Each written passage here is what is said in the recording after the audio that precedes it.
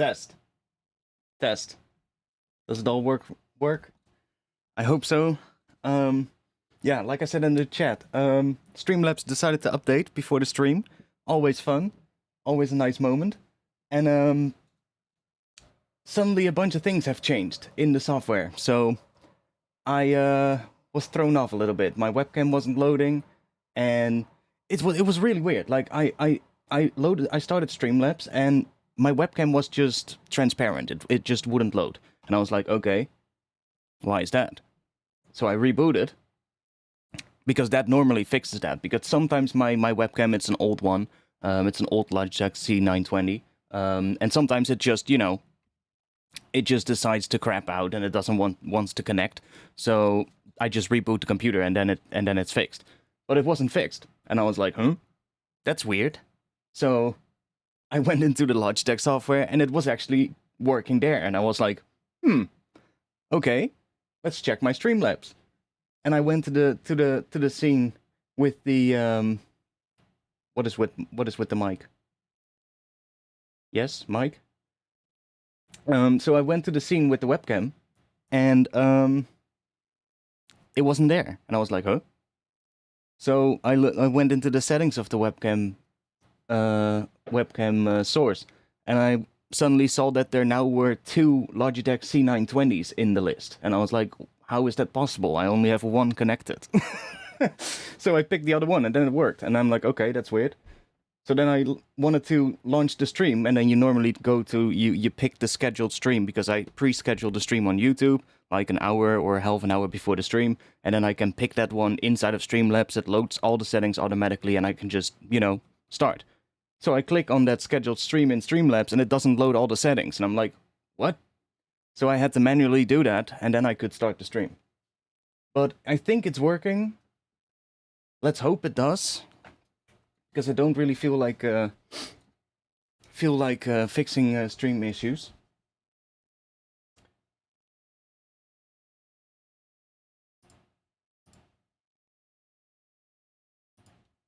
Okay, well, I don't know what you guys are saying about the mic, or what Sefia is saying about mic, but let's just hope it works.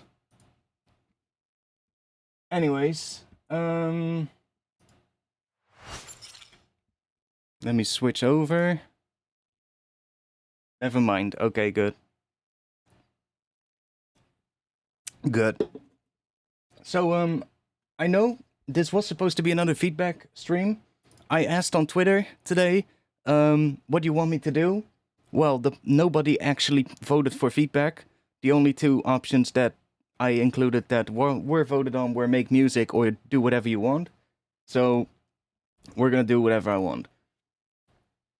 Which is, we're gonna make, or at least try to make, a drum bass drop. Come up with some kind of an interesting drop. I'm not gonna work on the intro first, I'm gonna make a drop right away. The thing is, kind of like as a New Year's resolution, I guess, I've set a goal for myself to just make drops. And because I have so many intros, I have so many things that need drops. And when I start working on those projects, usually I just kind of get stuck, right? I'm like, I don't know what could fit this, right? And I'm like, and then I'll start trying stuff, and then it doesn't end up fitting. So I was like, why don't I just start making a whole bunch of drops, and then see which of those intros fits them? And I already came up with one good one that I really like. That is, in my opinion, one of the better drops I've ever made. It's not completely done, but it definitely sounds really, well, basic. I had an idea, and I started making that drop, and it came out almost exactly as how I had it in mind, so I was really glad with that. So yeah, let's just do that again, and see what comes out. Good evening, everyone. Good evening, Budni. Welcome. So, why not working? Everything's not working today. There we go.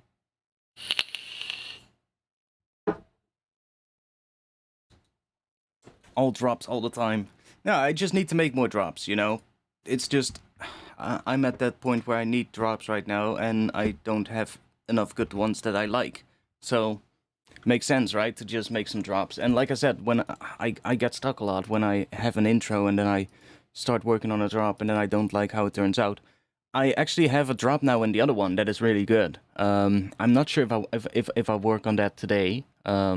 Maybe we'll switch to that project if I feel like it at some point. Kind of depends how this one turns out.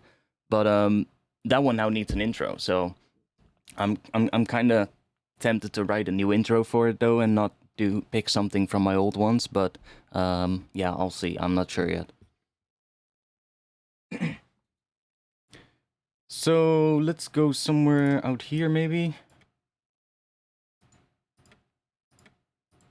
And let's start with 2 bar, 4 bars. Let's start with 8 bars.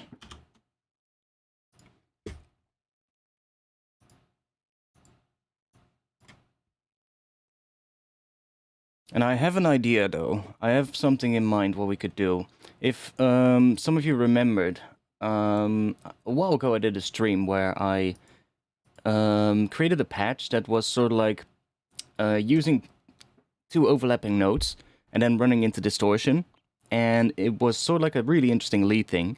And I was, well, I wanted to do something again with that kind of a sound. I wasn't really able to find the old project that I did for that, so I decided to just make something new, because I do have an idea as well, because I remember for that one, I got into a problem when I started making a drop with it, where it was really difficult to control the low end, and I think the reason for that was because back then I used the sub from the patch itself, and I think it's going to be a lot better of an idea if we split the different notes up over 2 patches, so that we have a separate bass patch and a separate patch for the higher notes, layer those together, and then distort them together so that they create some really interesting tones. Or even have like a layer doing the sub, and then have a top layer that is doing both the sub and the higher note, running through some distortion, and then high passing that one so that we get rid of all the sub in that one. That way it will probably be a little bit easier to control. And the reason why I think that would be a good thing to do is because that's actually what I've been doing in the other track as well, in the other drop that I wrote. I could play that one real quick, just a tiny piece. I could play a little tiny piece for you.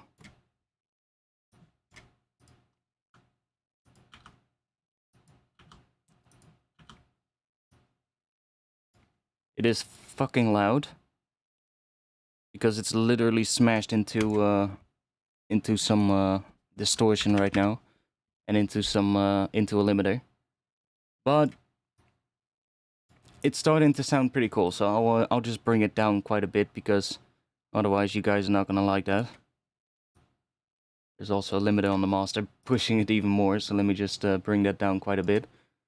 But I was making a drop with kind of like what I tried to do earlier in the previous stream as well, where I was trying to make a sustained bass using a low subnote or a low bass, basically just a regular bass, and then a higher note on top, creating a chord together with it. And I was trying to do that on a stream. I don't exactly remember which stream it was, but I just remember it didn't really work the way I wanted it, and I was just completely, I didn't like it in the end. But I tried it again, like a couple of days ago, and I came up with this thing, which, let's hope it's not too loud, but there we go.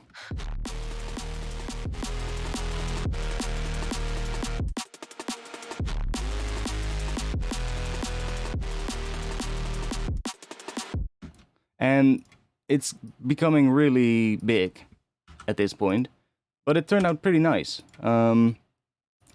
And I also separated the patches in that one, and it was so much easier to control at that point. So I think that's what we're going to do today as well. If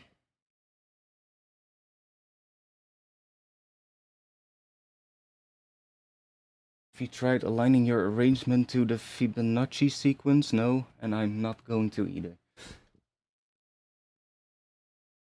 The stream is really pixelated.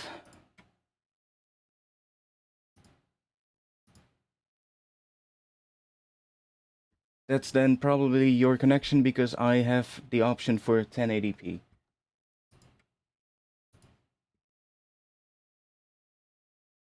Make sure that you're not watching in 360p or something. that happens sometimes. Yo, nice, Adukan. Nice one. So, let's see. Why are you not making sound? Because my MIDI controller is turned off.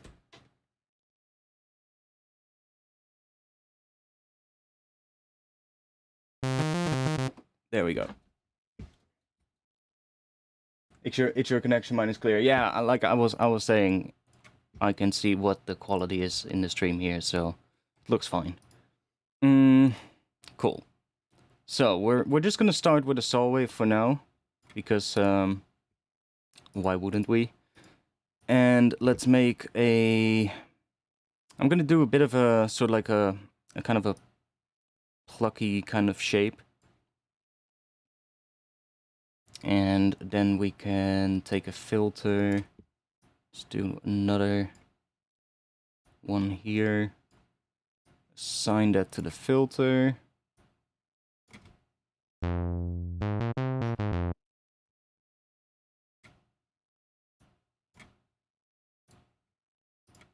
Take some distortion.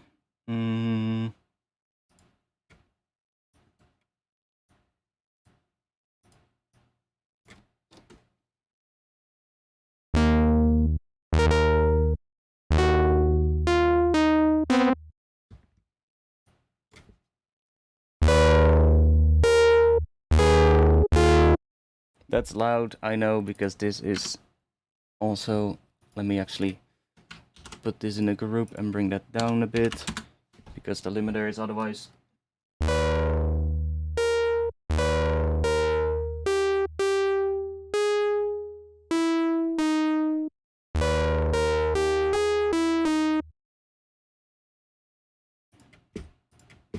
Maybe we should make the sub-bass patch first, actually. That might be nice. Let's take another pigment.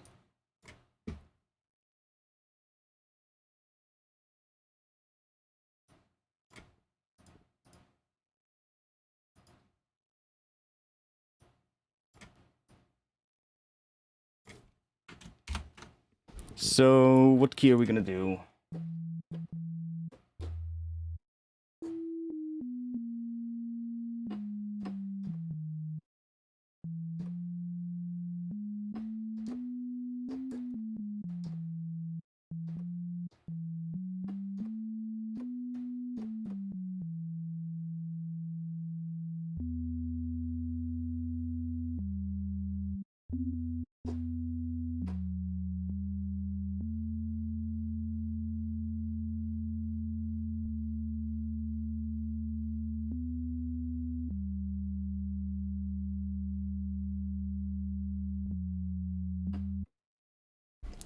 Could do E. Let's just try E. Doesn't really matter. Can always change it later.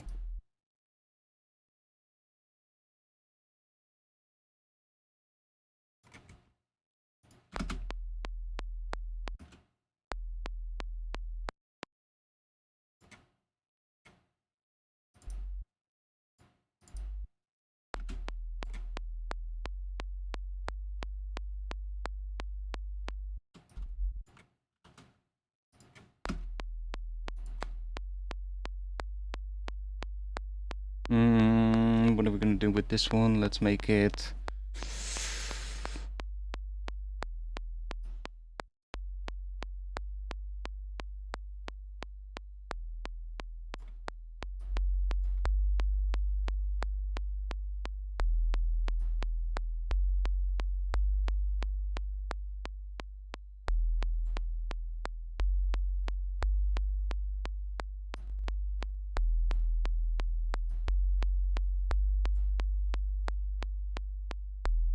Yeah. And let's do some... I'm gonna take another wavetable here. Let's set this to engine 2. so that we can use this one to FM or phase mod or whatever all these other ones do with the wavetable here, which is kind of nice. So we can say, I don't know, bring the chords to 12 on that one, and let's bring the volume down right here, right there. I'm not sure if that matters. Let's do that one. And if we now see, we can use this one, so let's see if we can find something cool.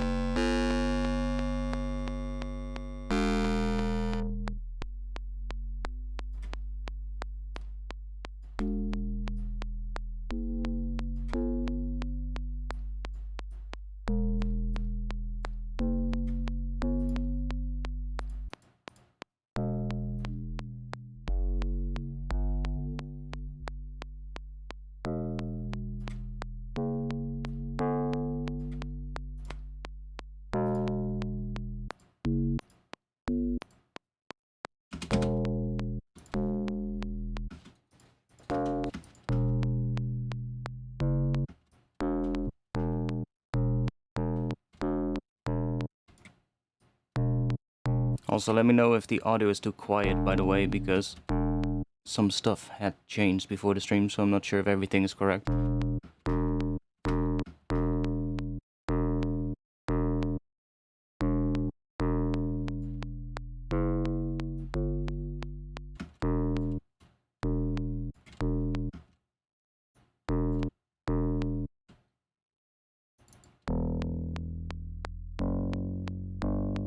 I think I'm gonna keep it on a lower.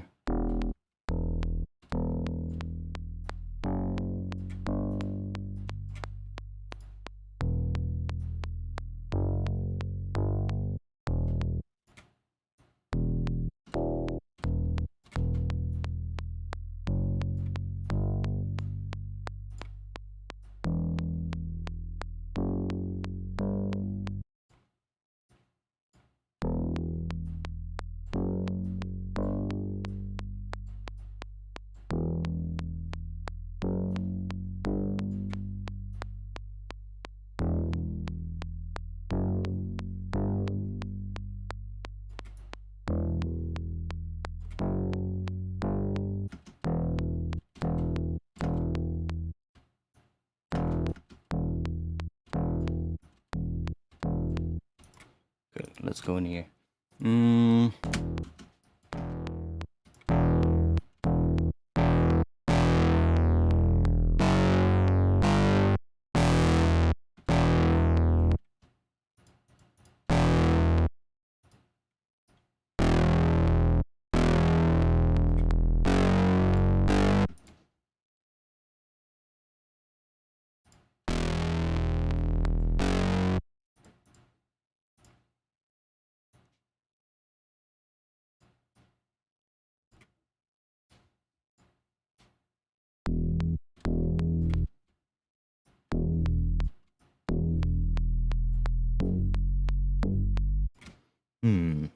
I don't like this one. Let's make one with serum instead.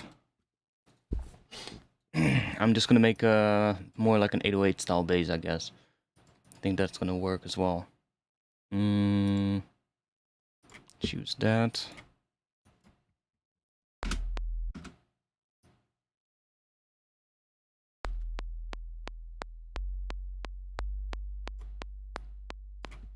Start pretty similar. And then let's use U.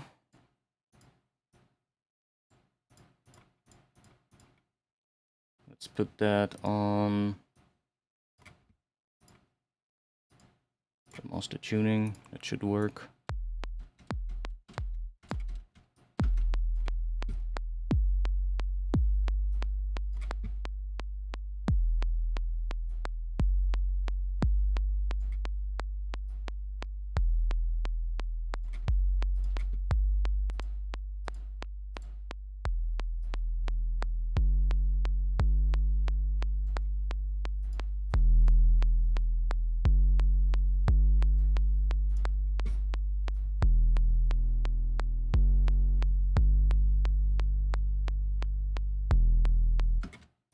Can also try one of these.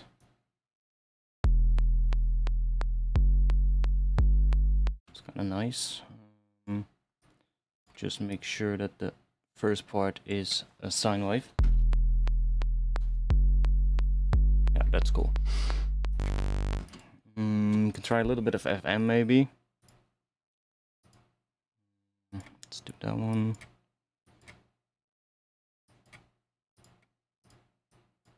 Just to maybe give it a little bit of a slightly different tone.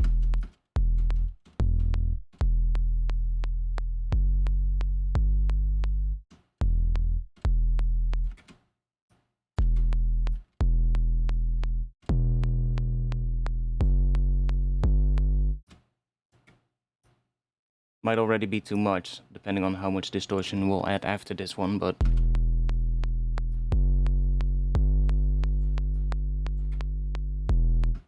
Okay, that works. But I kind of want that to drop down, so what if I just add this one here?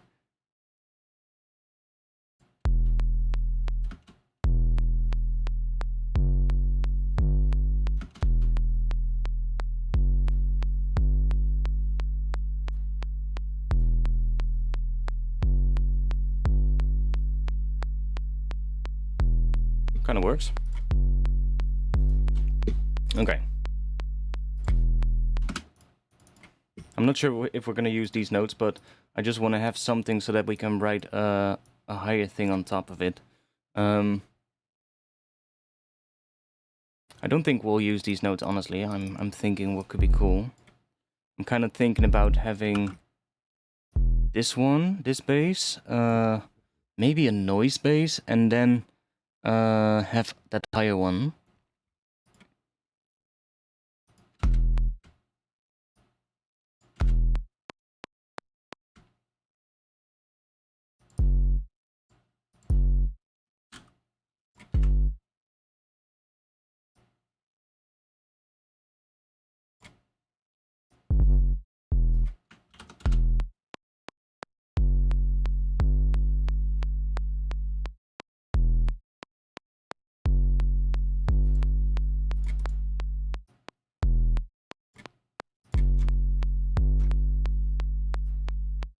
I'm not sure if the noise bass is gonna be the right choice, but let's just try. That's gonna be easy to make. Just take some noise here. We can use white noise. Doesn't really matter. Send that through filter 1. Set that to a high pass.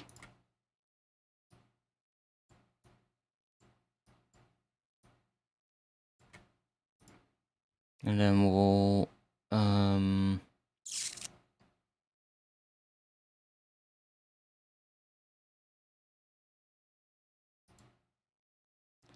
take this one and let's leave that as at -12. I think that's gonna be good. Instead of sending this to filter 1, I'm gonna send that to effects bus A, so that it bypasses this high pass filter. And then let's set this to split, so that we get 2 different effects buses here. Let's add some distortion to this one. We don't need that. And then right now, this is gonna modulate that. So if we add a note here, now what I'm gonna do, I think I'm just gonna add basically this note right here. We're gonna do that. And I think we're just gonna fill this up. so that it's basically the same note. So instead of just sustaining that note, we're going to have this, and then we're going to have that higher thing come in on top of these sub bass notes and not on top of the noise bass. So that one is going to be a different bass, so like I guess a call and response between the two or something. And we'll see how that works, if it turns out cool. Yo, Jim.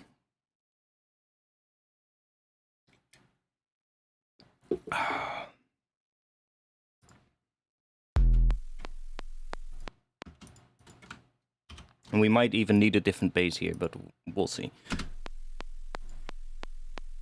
That needs to be louder.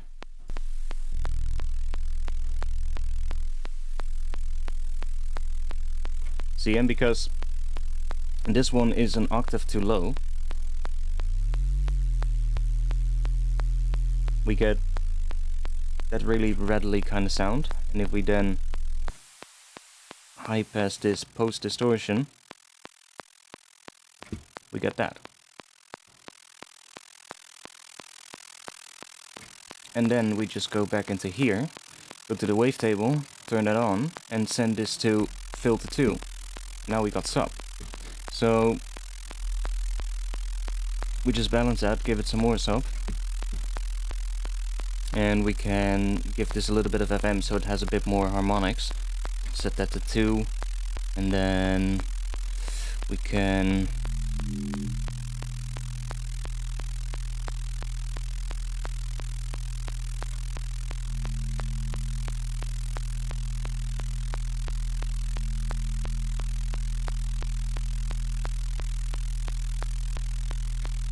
there you go. Start to a noise bass. Okay, let's grab some really simple drums for now.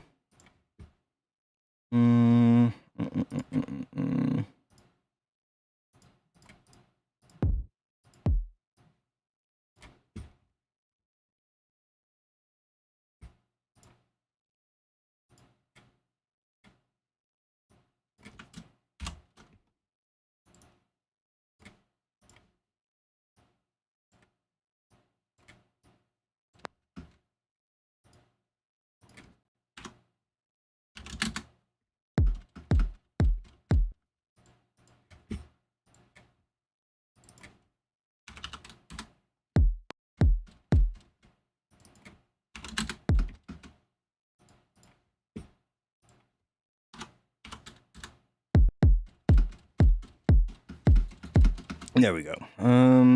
Let's see.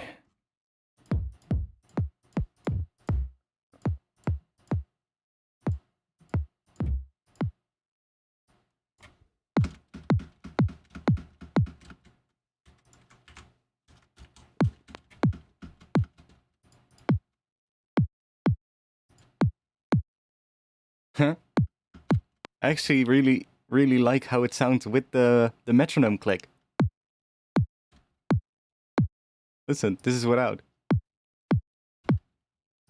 And this is with. Huh? Okay, one moment. One moment.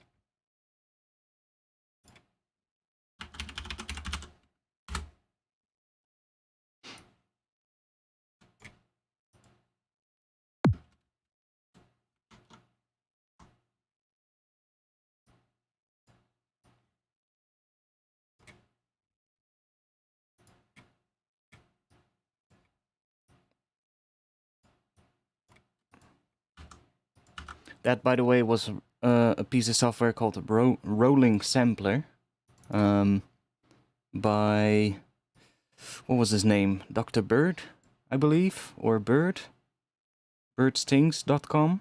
It's a really nice little sampler that allows you to basically just sample anything, and it's running at all times. So it's just basically if you have it open, I already closed it, but if you have it open, it's just gonna basically just take the audio that goes to your speakers, and it records that into a buffer that is, depending how long you set it, anywhere from 30 to 120 seconds, and that is stored in your RAM memory. So you can have that just on, and it will just record. So if we start playing stuff, like if I play this, and it's a bit annoying because it's, do we have... I don't think there's an always on top mode for this. So I'll just have to bring it up after I play this, but... See, it's just gonna record the audio.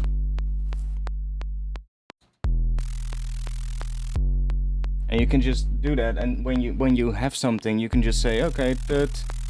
You just stop, and you just go into this one, and you just select whatever part sounded cool. You can preview this as well, I believe, some way. Like that normally, but I don't think the output is hooked up. Normally I would use this as a VST plugin on the master track, because I won't need to sample anything, but I already opened it this way, so... but normally if you hold Alt and then click somewhere, it will play back the audio, so... Might actually be smarter for me to just put it on here, because it's also available in a plugin. Rolling sampler. So if I put that on the master track here, for instance, and put it before the limiter, I can even record without the master limiting. So I can just play this. See, and now it's also staying on top.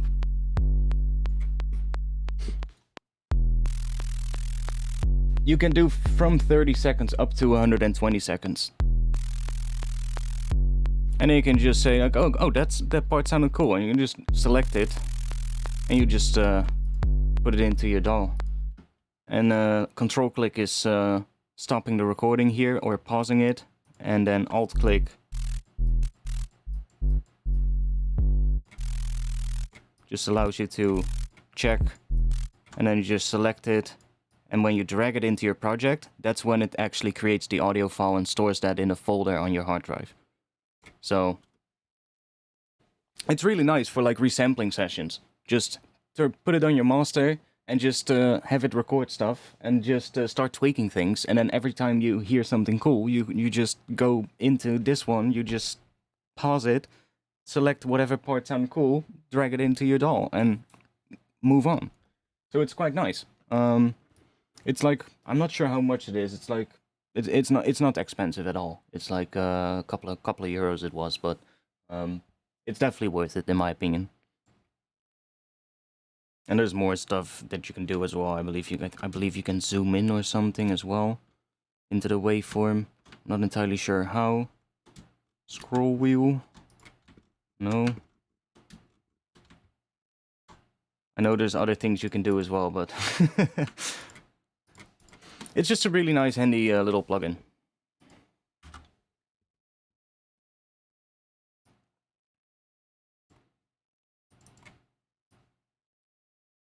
Okay, let's do this. Let's put that in here. I quite like it with the with that extra click. But what I'm gonna do is I'm gonna group this in a drum rack.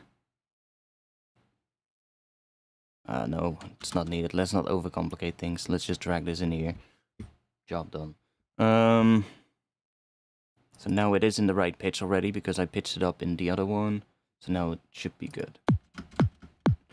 Quite like it with that extra click on it. It's just that it has a bit of weird low end now in that start. But whatever, it sounds cool. See, there's like, if we look at the spectrogram, oh wait, you can see that. No, you can see that.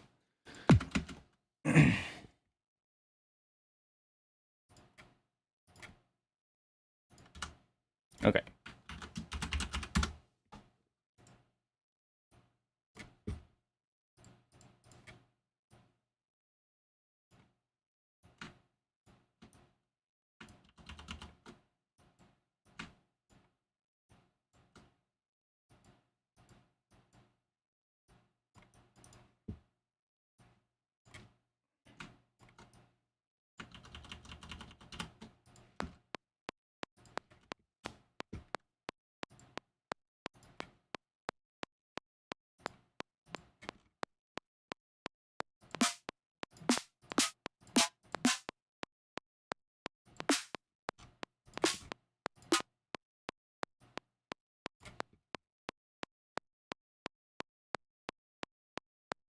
What?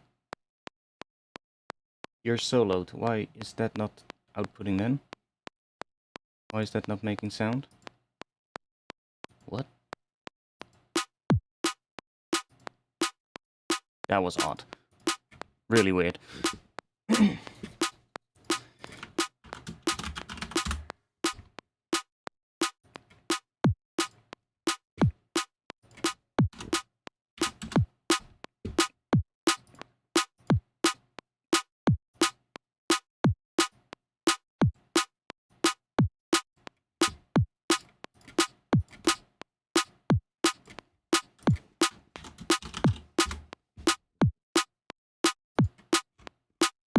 Oh wait, I have a better idea.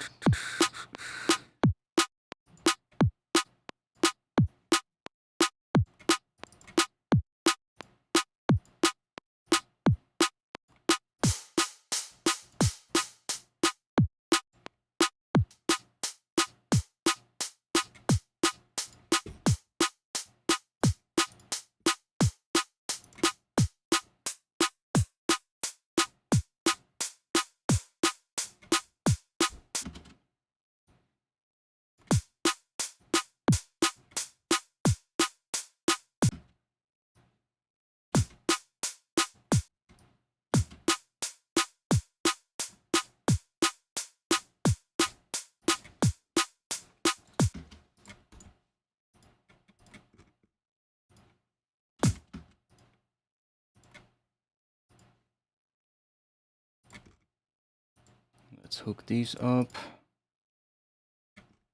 Kick. This one snare.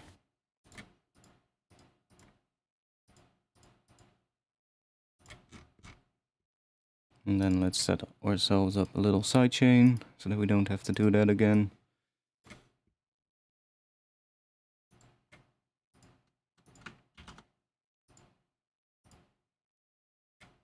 Okay.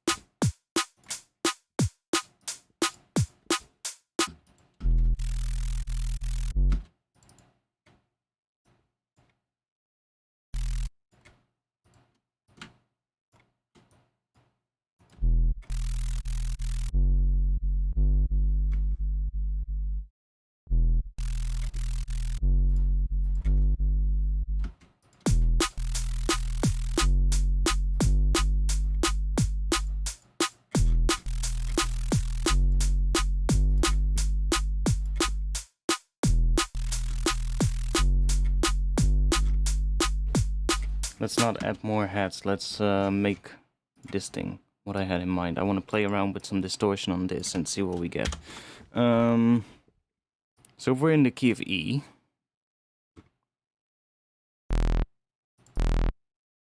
and that's gonna have sub, of course, but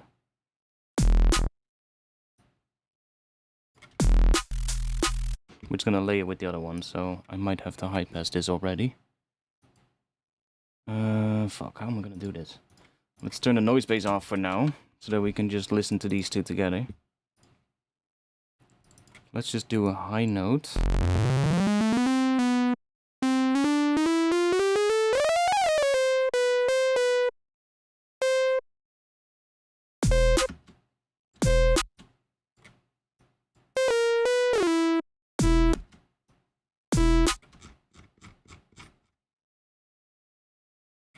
I need to have a low note as well, otherwise I'm not able to hear what it's gonna do.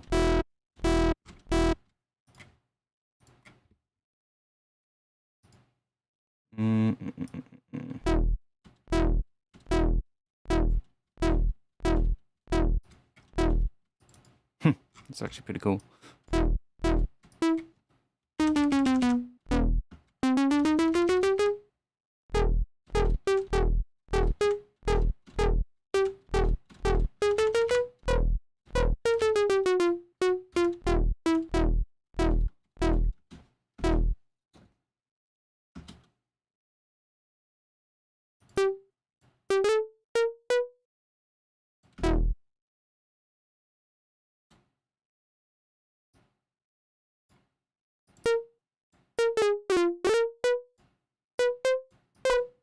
I need to think. We're in E.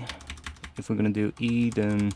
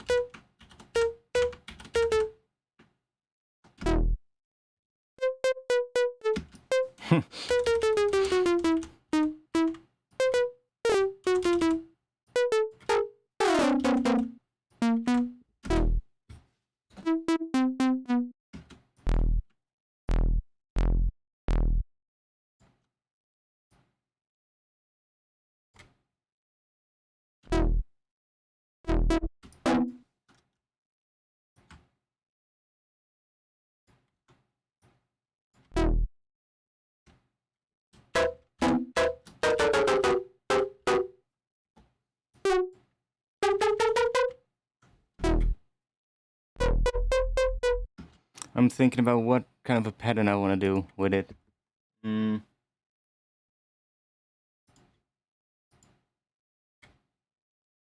do metronome. Let's try using this one. No. Classic. That one is a little bit louder. Okay, let's see. Where do I want this to come in?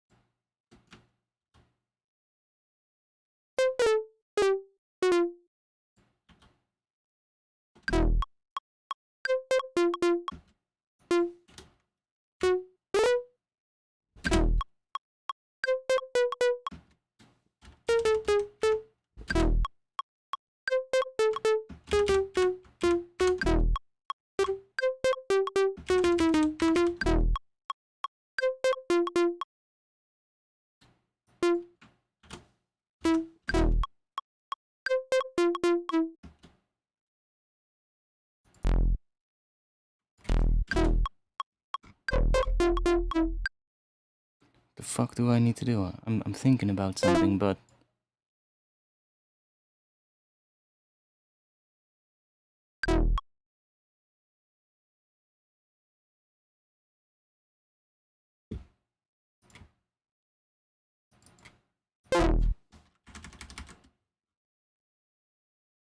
Okay, let's see. This one was going to F sharp. Let's see what we get if we do F sharp and then go to G here. That follows the same thing. And then F sharp would be that.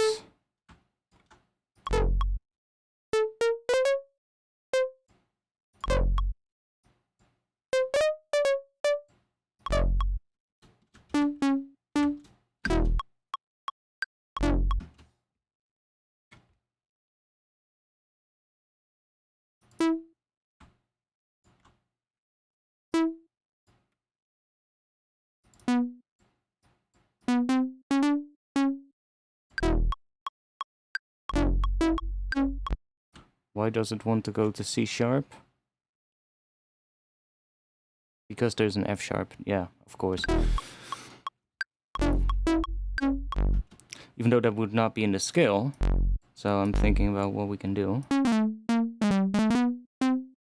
On G, that would be, I guess, B.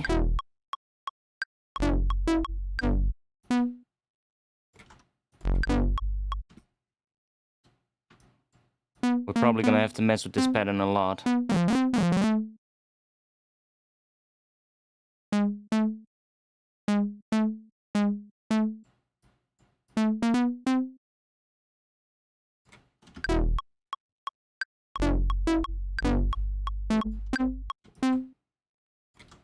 And that's fine. We just need something to start with.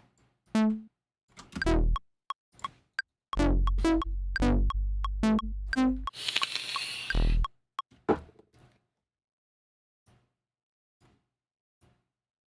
gonna have to do a lot of processing on it.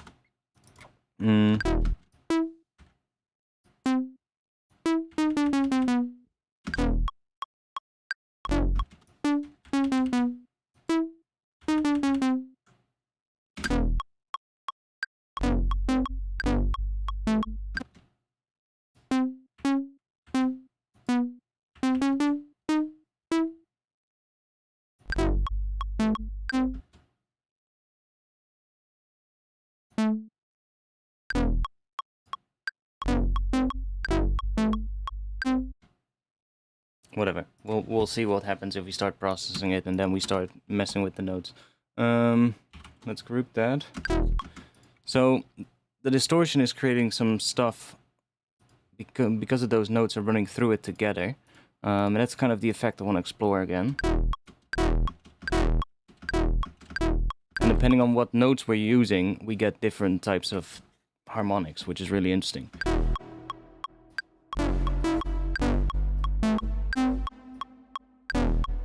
Now, in the previous one I was using a long release on it, but that's going to make it maybe a bit harder to control. I can try it, but... See, I was doing stuff like that.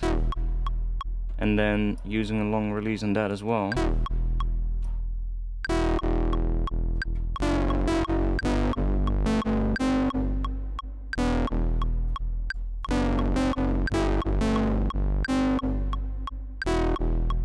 But it's a bit...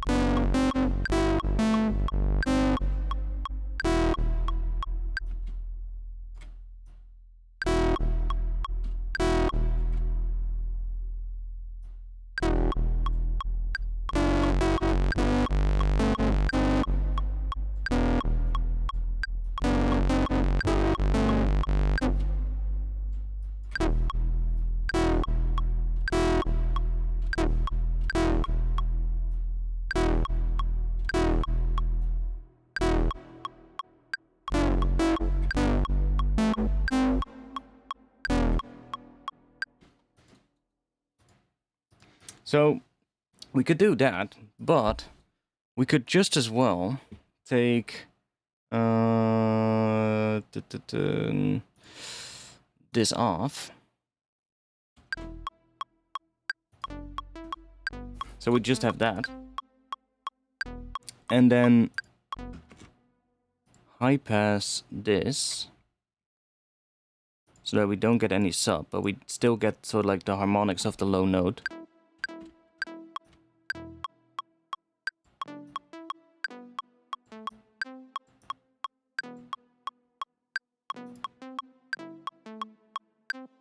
And if we then group that with this one,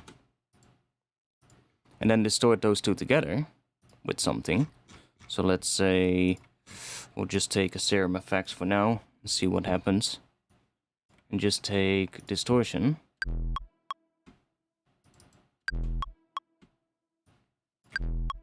I think it's because that one is so quiet. So let me go in here and just boost that.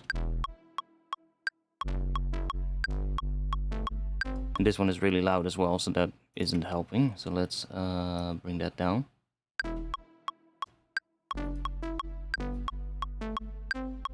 And then probably bring this one down as well.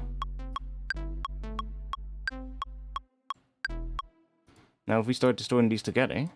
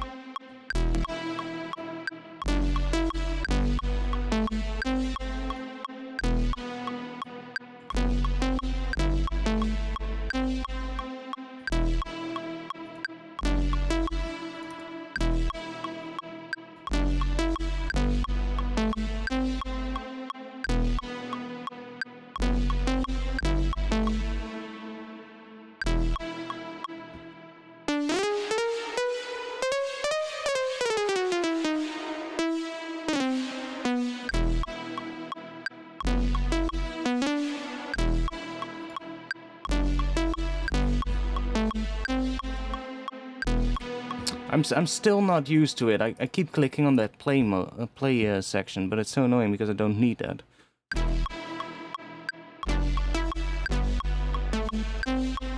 Let's leave that one the same. Let's go in here. Let's do another saw wave. Let's bring that up maybe. Let's give that a ton of voices.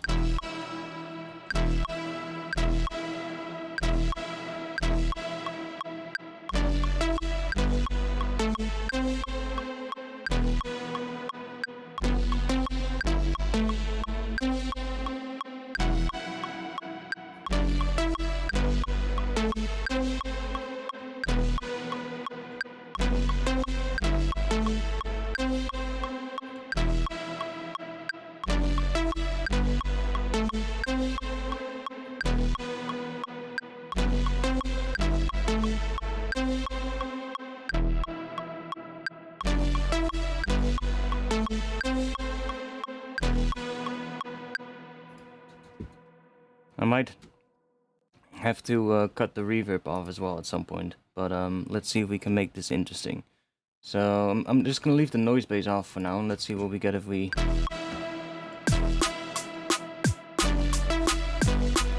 Because I don't like this pattern.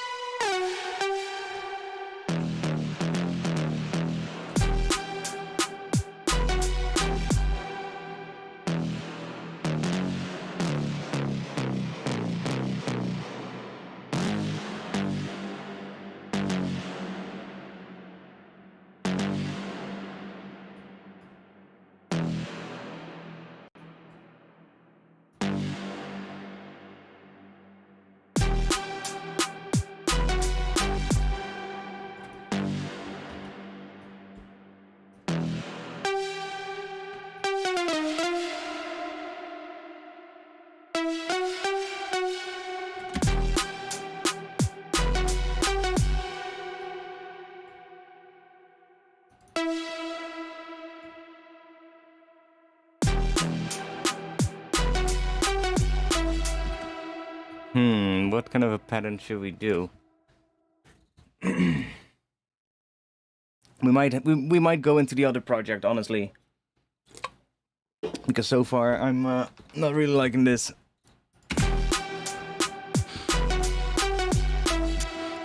Fuck it.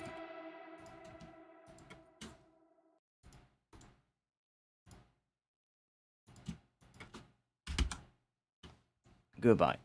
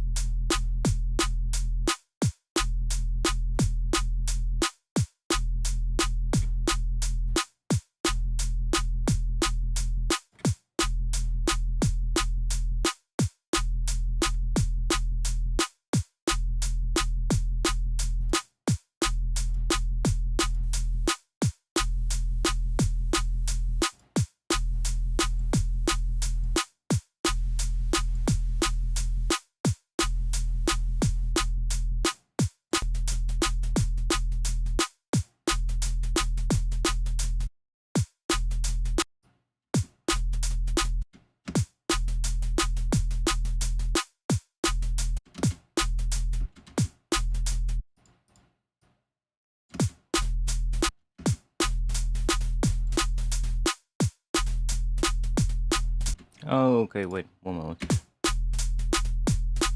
I was like, why is it not in time?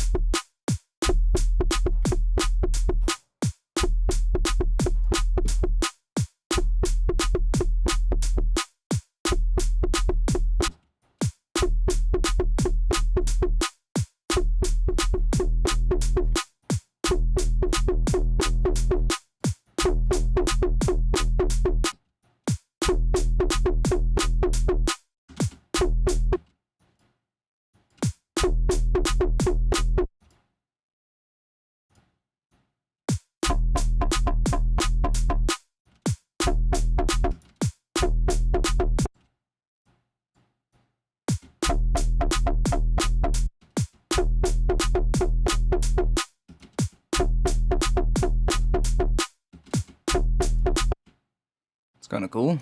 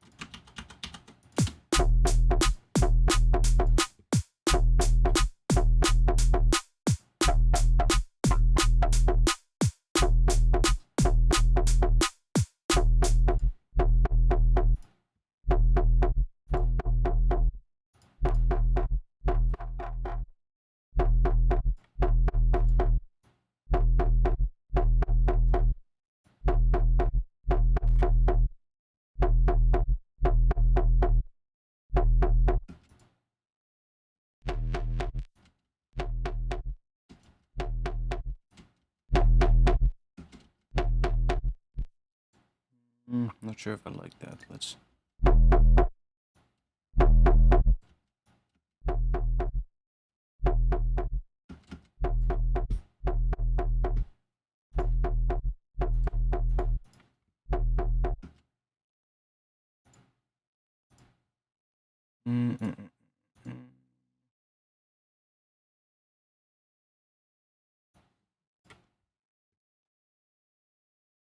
See if this works. This might be way too much.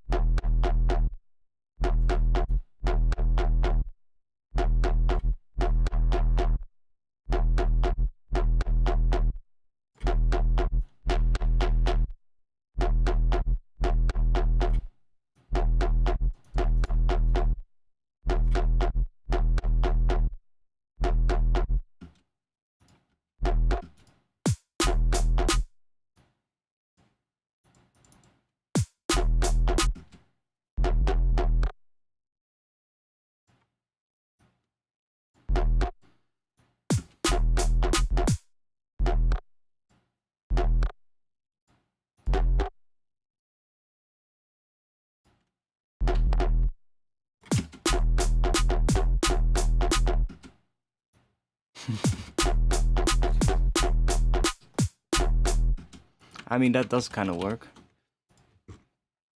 And then let's add some more drums to it.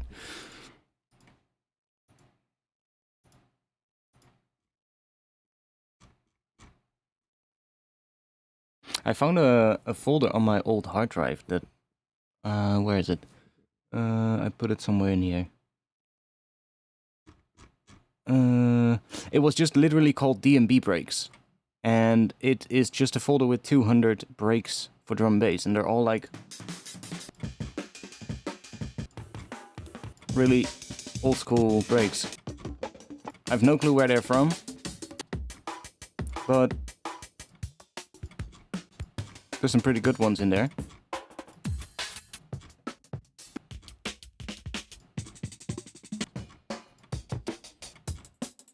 I've basically just been moving breaks from my old hard drives into my organized folders. And that's always going to be handy.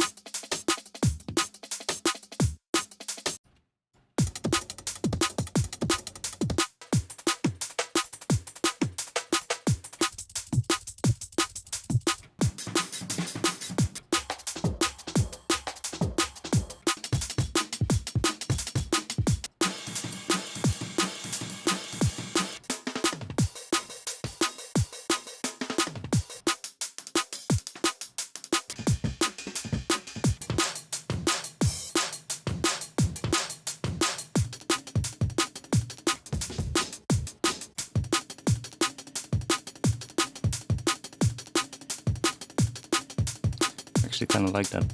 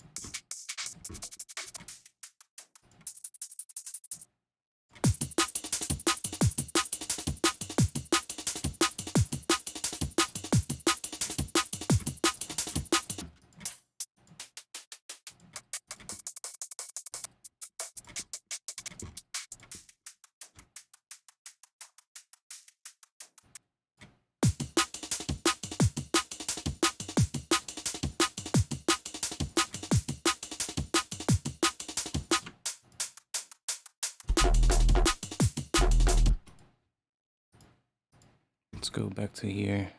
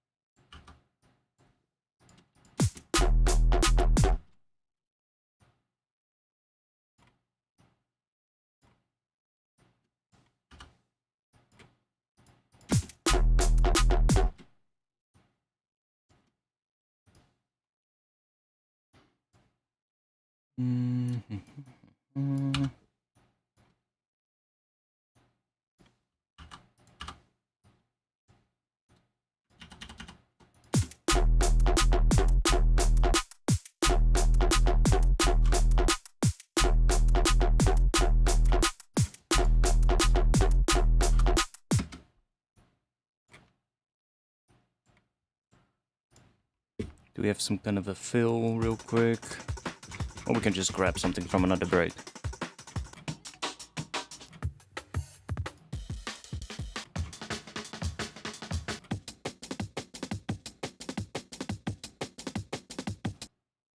Sure. Let's see if that works.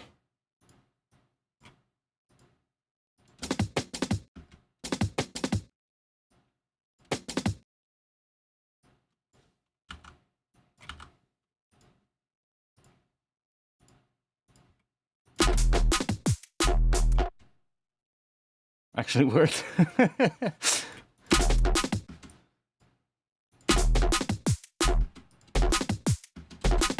I don't know why it works, but it works.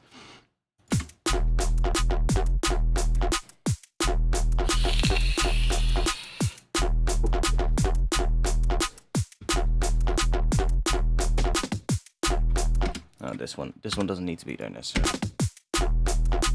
That one works though.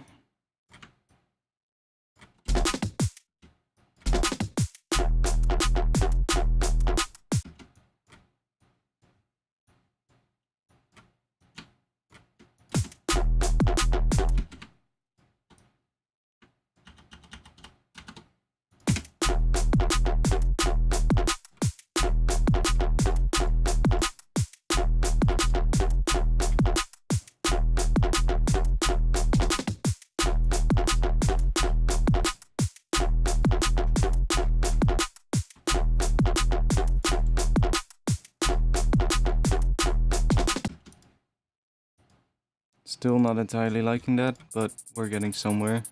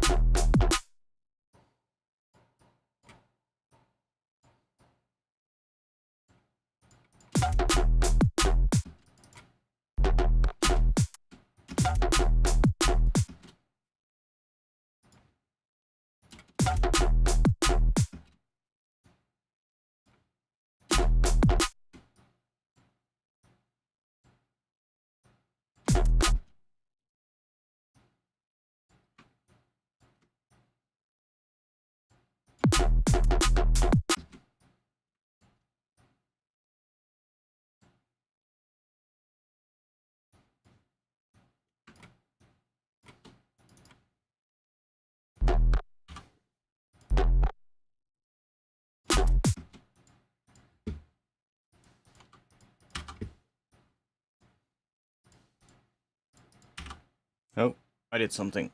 What did I do? I moved. Teleported to the end of the project file.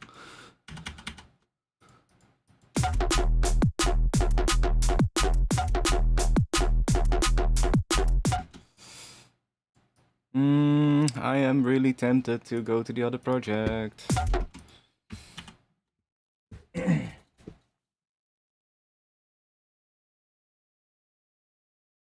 You're correct out today with energy and you're in 10 streams including NASCO. That sounds like a bit overkill. 10 streams. I'll just quickly load up the other project because I feel like this is not really getting us anywhere. Let me go to the other project because that one is already quite a lot more taking shape. We do need to do a whole lot of sound design for that one. So let's see. Yeah, sure.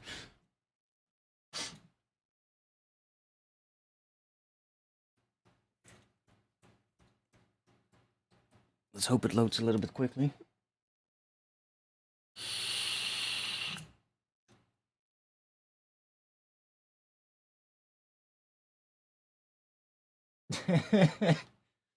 So, do you also have like some kind of a box that allows you to switch between the different audios, or what?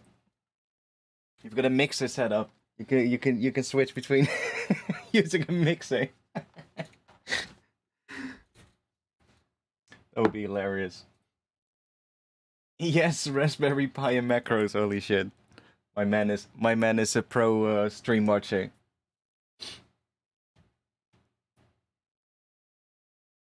So the thing I was working on earlier on this week, it's getting pretty loud. Let me okay. I also stole a vocal, so don't look at the name of that track and don't tell them. What is here is not really important. That's gonna be removed. Let me bring that up. This thing is fucking loud, by the way, so let's see if it's not too loud.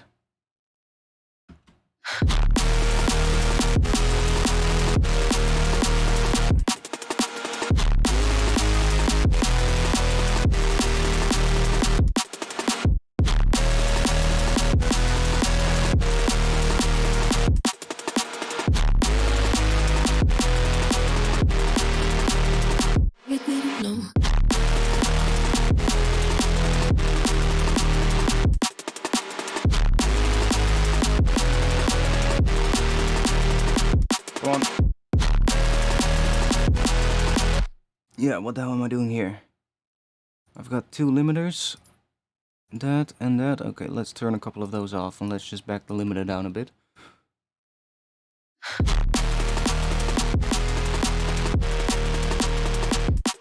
The bass is just really fucking loud, and it's kind of, I guess, the idea of this bass. So I made this bass.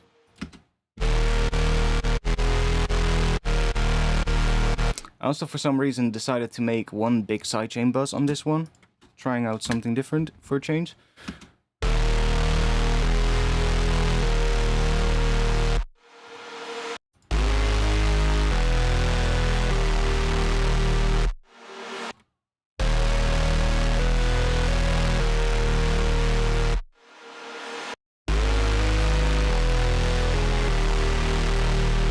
And I really like sort of like the tone of the bass. In fact, the tone is really similar to the what is it called? Matthew's Hear Me. If you arrange this with the same sort of like notes that Matthews does in the track Hear Me, the sound is really similar. I'm in a different key than that track, and I'm doing a different pattern, but the tone of the bass is really similar. Because I was making it and I was like, huh, that kind of sounds like that tone. And I was like, wait, let me check. And I was like, okay, let me check. Because I remember that track did something like What did that track? E. That track is an E, I believe. Why is it high passed?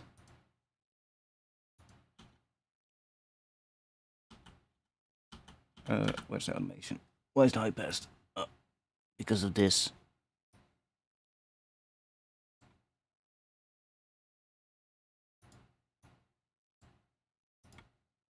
We're missing an automation there.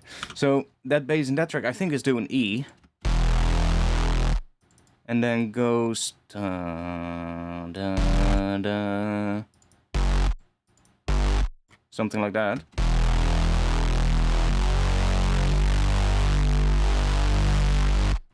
That's kind of what that does. And then there's a higher note on top of it that does something similar.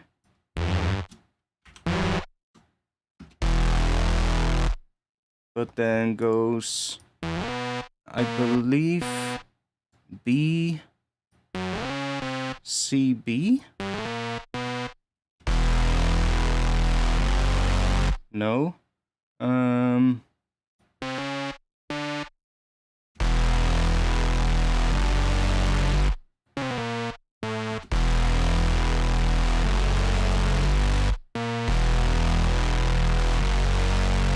There we go. Second note goes down one semitone, yeah. So that's basically the whole tone of that bass. And then there's another, I have another secondary layer, which I'm not sure if that is in.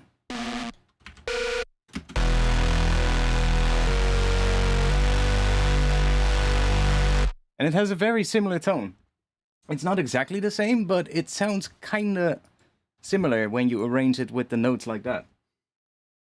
Which I was like, oh, that's interesting. I can show you how I did this. I know that, what was it, the DMB Academy channel did a tutorial about it, and I'm not doing it in the same way. Let me tell you that.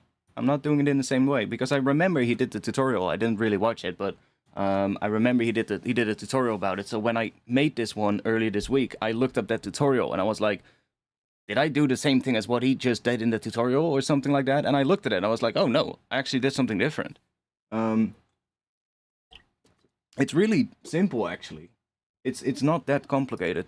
It's just that the processing does a lot. Because if I turn all that processing off, and there's one extra thing here, it just sounds like this.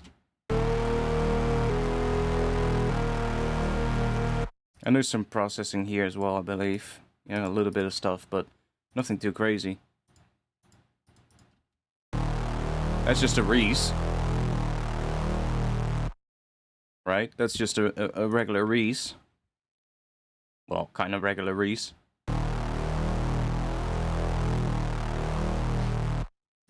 And then the high note is a synced saw wave. And with that in it, it creates a really interesting tone, because if we take the sync out, it just sounds completely different. I can, I guess, show that if I do this. Let's pick the same one.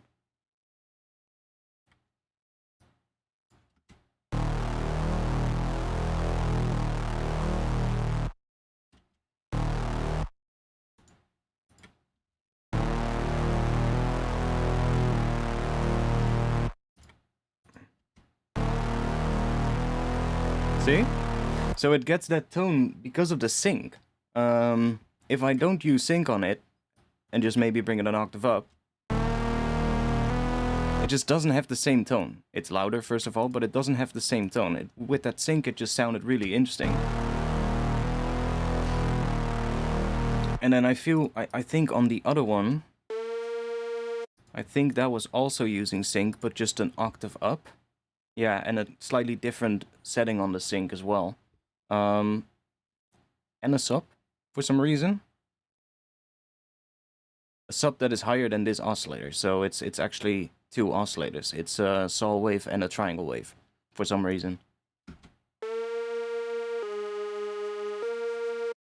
And these are creating kind of like a chord together. So if we look up what these are doing, you can see that I have a D sharp and an A sharp, and then I have another A sharp here. So we kind of get two notes of a D sharp minor chord, but we're not in D sharp minor, by the way. We are in G sharp minor, I believe, but we're just using D sharp as the main note of the bass. The bass just goes between D sharp and E. So that would be D sharp major Phrygian or Phrygian dominant. And that kind of creates a chord together. So here it goes to E, B, and then this one goes to G sharp. So that is the major third. So here we get the full E major chord. Then we go back to D sharp minor. Yeah. This is major, yeah. D sharp, no, D sharp major as well, but we leave out the major third. We're just using an A sharp instead, which is the fifth. And then after that, it goes to G sharp on the bass, with a C sharp on top going into a D sharp. So that kind of implies that it is a C sharp, what would that be? C sharp minor, but with a G sharp in the bass, so that's the fifth in the bass instead of the root. But then it switches up here to a D sharp, which then turns it into a regular G sharp chord, because that is the fifth of G sharp, right? So it's like, and it's really subtle, but... And then here we start going to some different things. Here we start introducing different notes, because here we have a B. So here we... Oh, damn. Itch in my throat. One moment.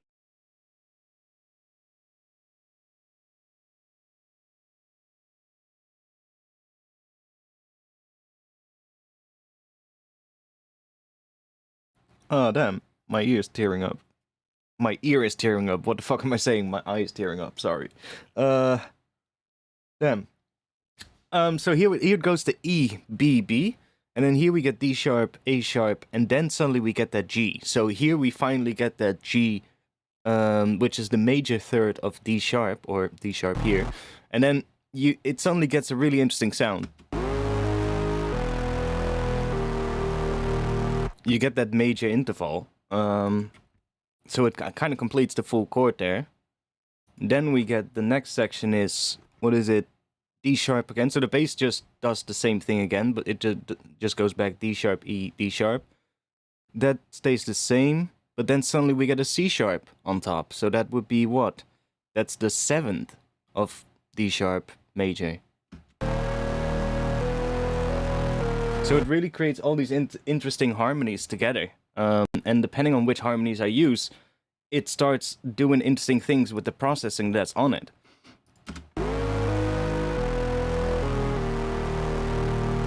And I'm kind of thinking that I only want to use it this long, because it's quite a big bass, it's quite in your face. And I feel like having it this long is maybe a bit overkill up until here. So I might shorten it. And then here it does something different as well. Here it goes into some other things. Let's go back here.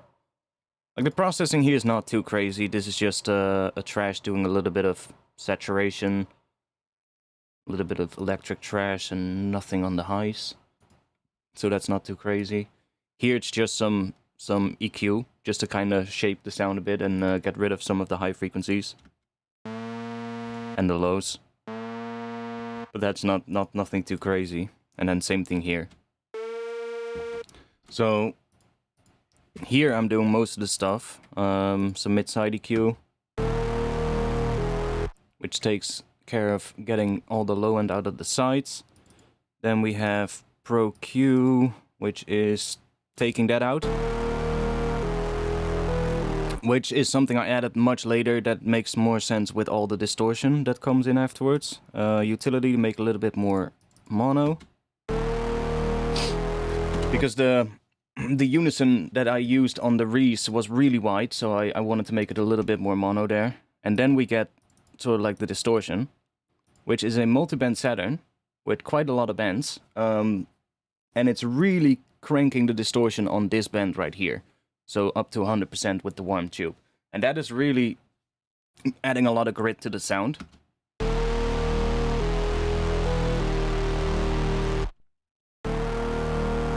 See, so this is really smashing that. And then we get another EQ, which is doing some more mid-side EQ. Then we get another Pro Q with a rather elaborate EQ shape. Holy shit.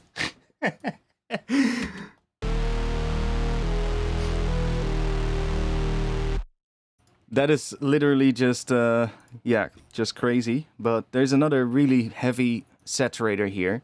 And I think I just did that after the saturator was added, so that I was just basically just shaping the sound going into the distortion, because it's really boosting it with like 10 dB into the saturator, even though it's already almost at 0 decibels at the end of this Pro Q here, right? So it's like, it's really smashing it. Some reverb.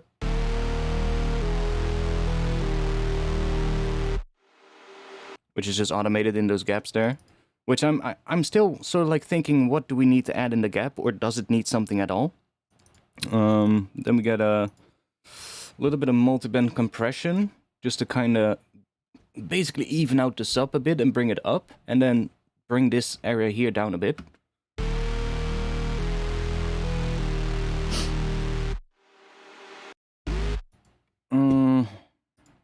Another Pro Q. Again, some really subtle shaping, and this makes not much sense because it kind of sounds thinner. But it makes a lot more sense with the saturator on. So that saturator is really smashing it. Like, without that saturator we lose a lot. But if I now take out the Pro Q here, this Pro MB, this Pro Q, then we get something completely different.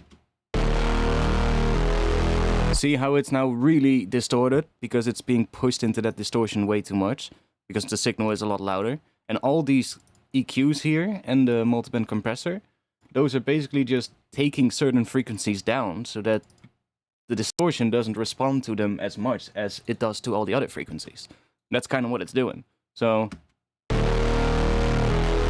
and if I back this down a bit, let's say 5 dB.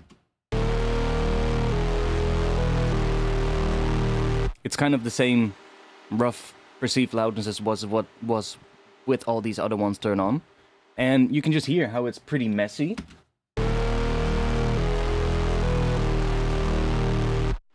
And that's what I kind of wanted to fix, so that's what all these are.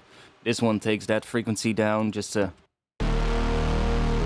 because the distortion was reacting to that quite a bit, and it was showing up... It was making the sub feel less loud. With all the distortion, so... And the same thing goes for all of these.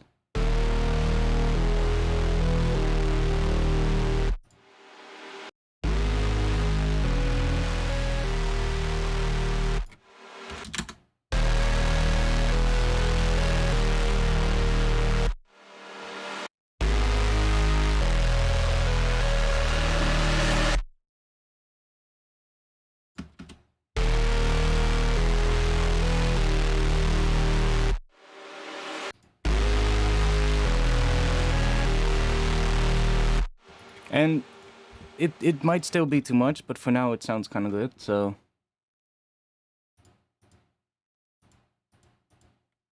We have a little, really loud stab bass.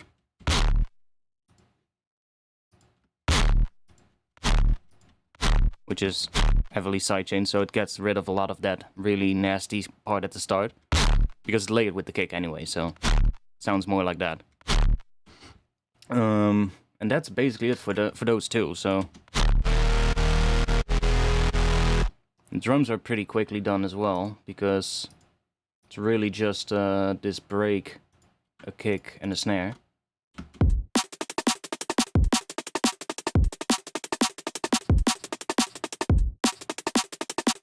That's basically it. Those were these two. I just...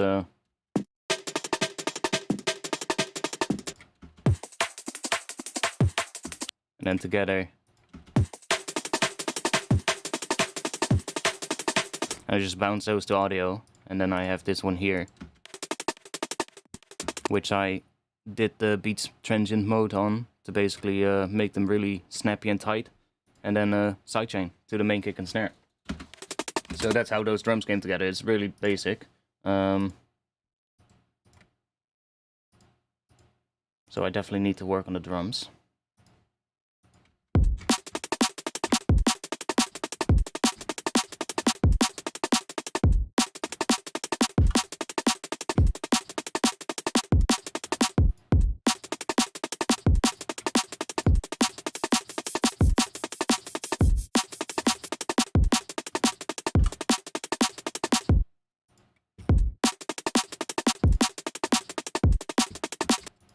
Okay, let's see.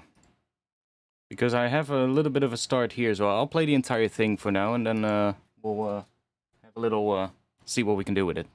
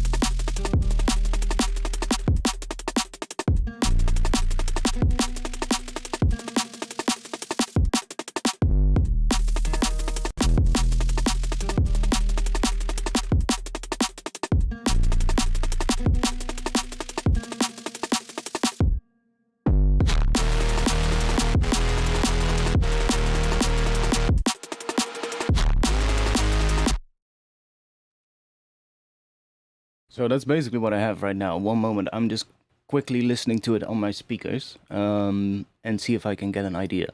So I'm gonna have this playing on loop a couple of times, and then I'll be back. So I just need to get some ideas. I think what we need to do for the intro is basically follow along the same sort of like pattern, so that D sharp to E to D sharp chord structure, basically, because that way the whole thing will probably feel cohesive.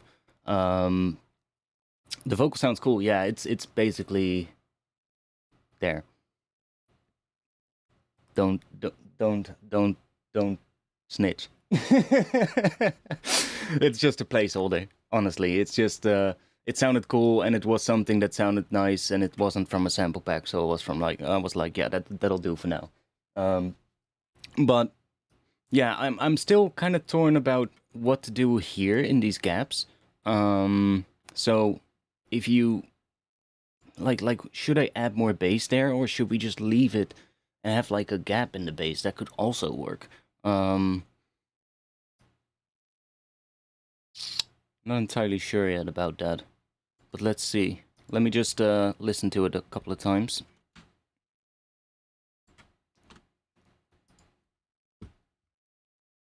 It's called recycling.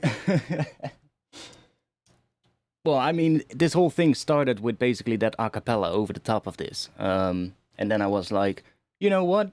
Those few little parts sound actually really cool by themselves. Let me just only take those and put them in. No way it's gonna get the copyright. So if I then use it in the stream, so that should be good for today. At least fills that section up, you know, so that we have a little bit of a vocal and I don't have to spend like hours searching for a vocal. Okay, I'll be back in just a little bit.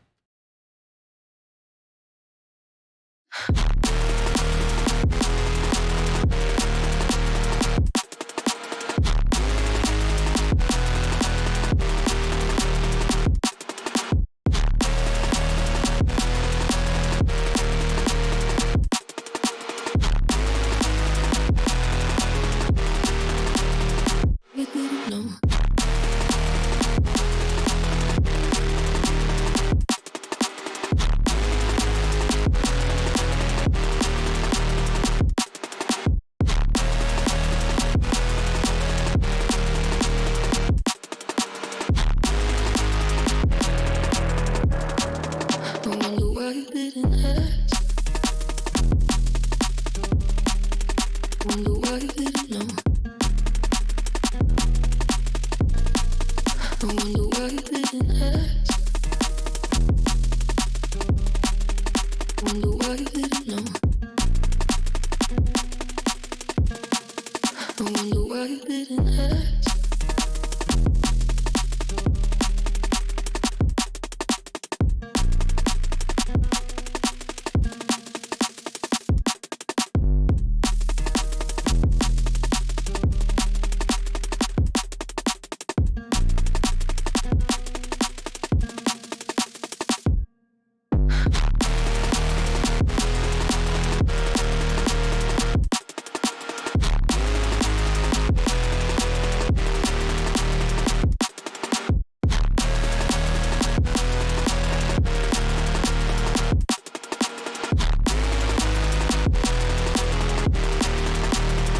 You didn't know.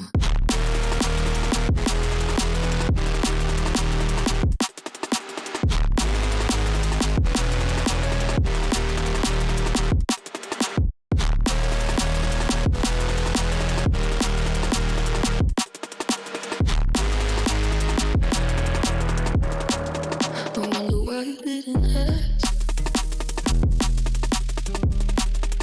Wonder why you didn't know. I wonder why you didn't ask. Wonder why you didn't know. I wonder why you didn't ask.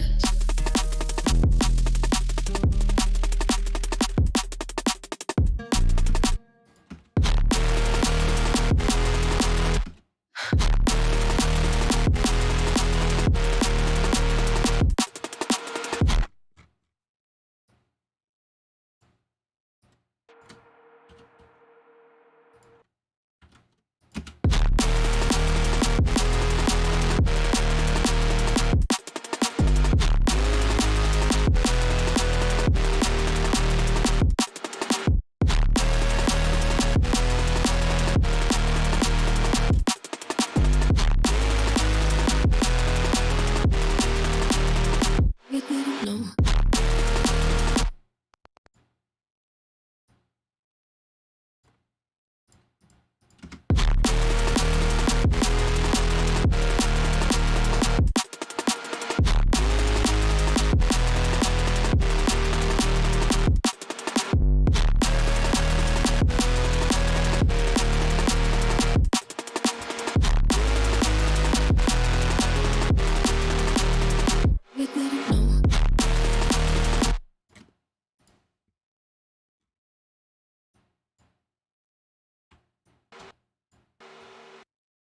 You didn't know. You didn't know. You didn't.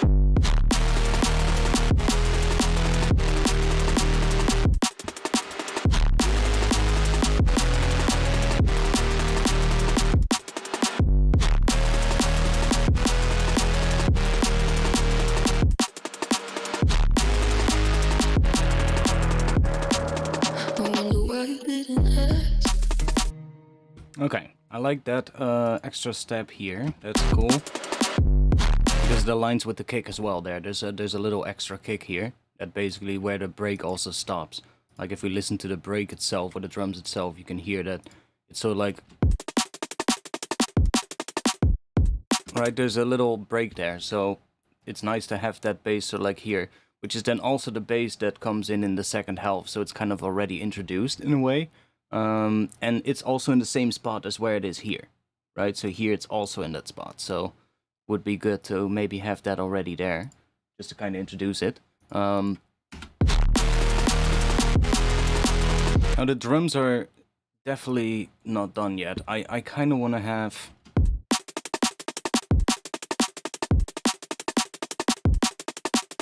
I think I want to have that break not everywhere, if you get what I mean. I just want to use it as accents in places and then have like some other stuff filling it up instead.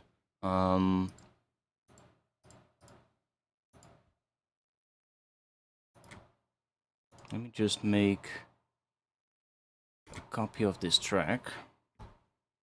Wait, before I do anything, let's just save. and let's save the project under new version name. That's probably smart to do. Let's just say version 3.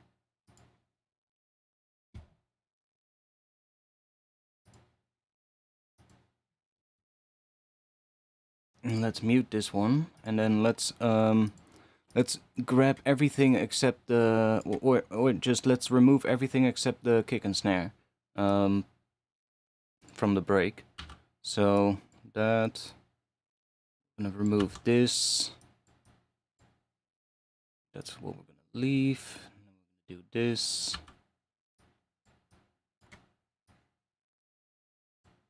We don't have to do the entire thing, by the way. We can just do the first couple of ones. And then copy it over to the rest of the project.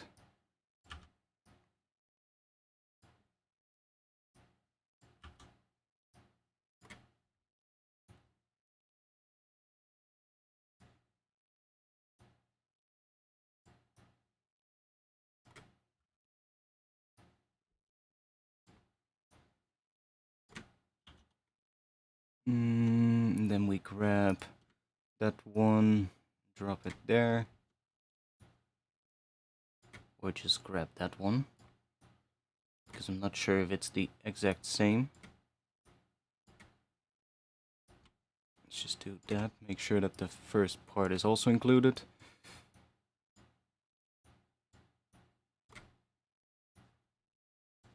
And then we copy this.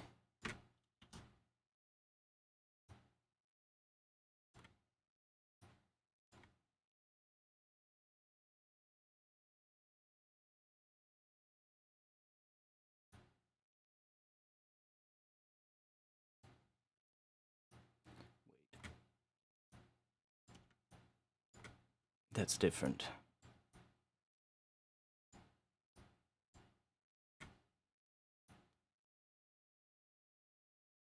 Yeah, that's how it needs to be.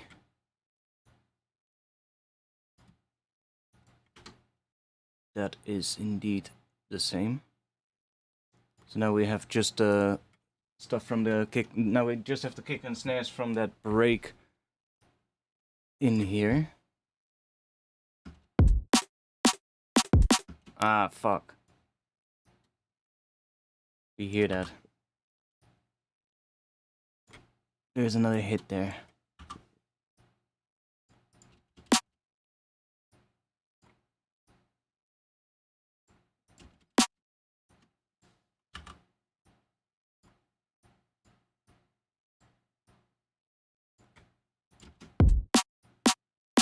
There's one here too.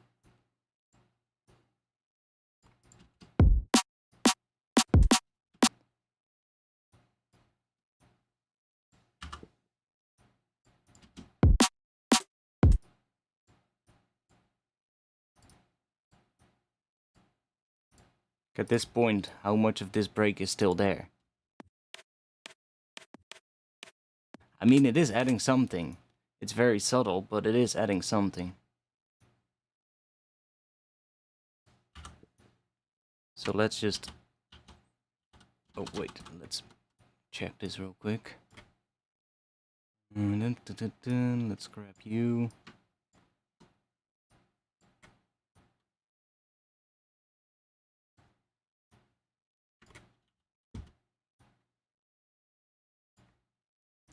Need to have this one because that one is a different kick, which you literally almost don't hear, but it's fine.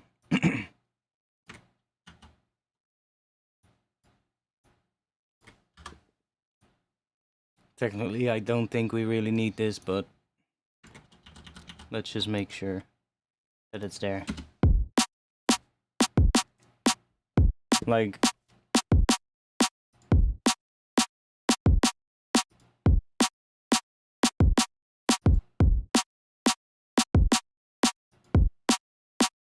I don't hear much of a difference.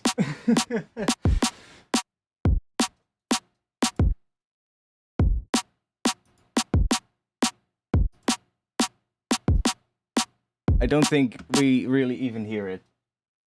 Does anybody hear a difference? I don't.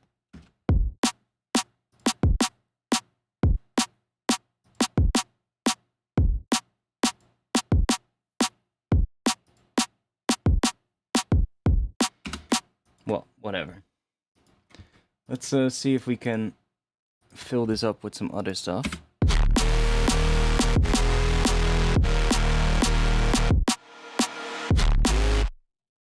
And then the break can come in every now and then.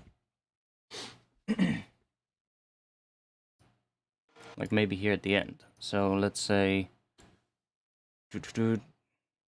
yeah, I guess if it's really not doing much of a difference, then I can just as well just do this.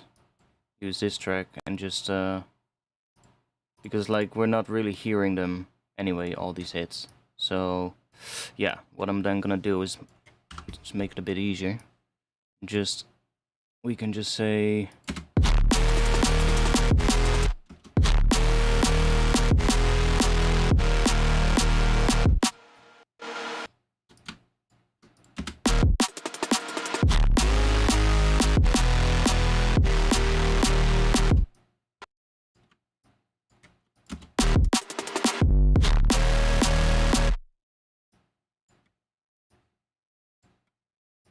let's include that.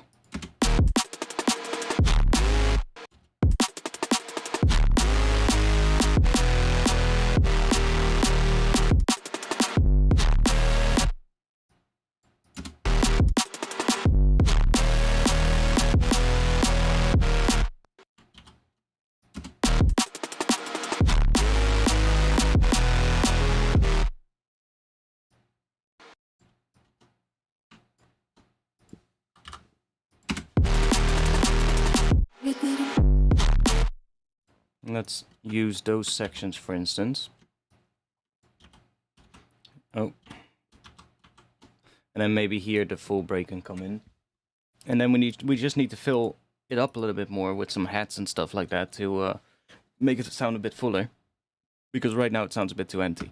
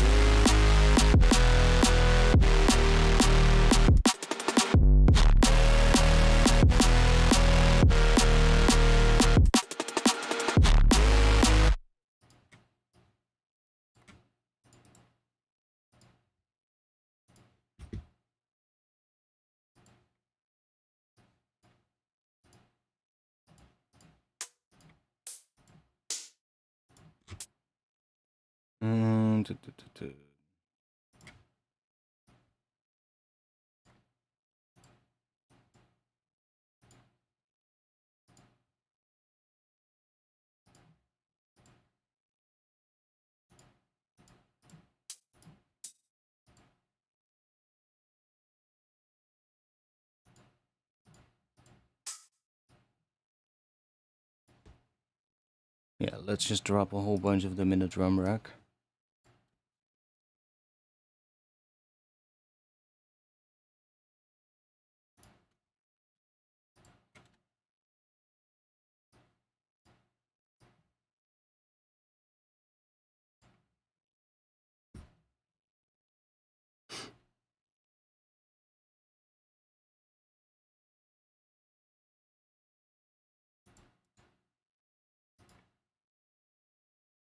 Let's do gate.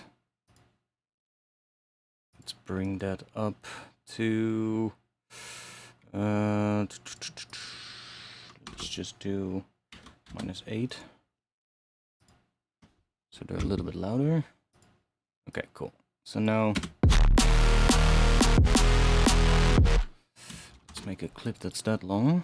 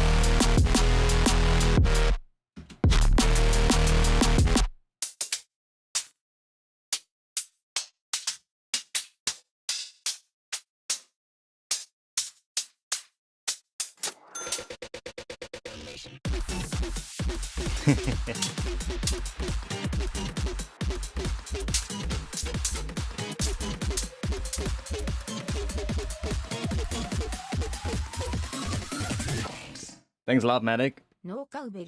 No cowbell. We could maybe. I'm not sure if a cowbell will fit. Honestly, maybe in the B section. In the B section, it could maybe fit.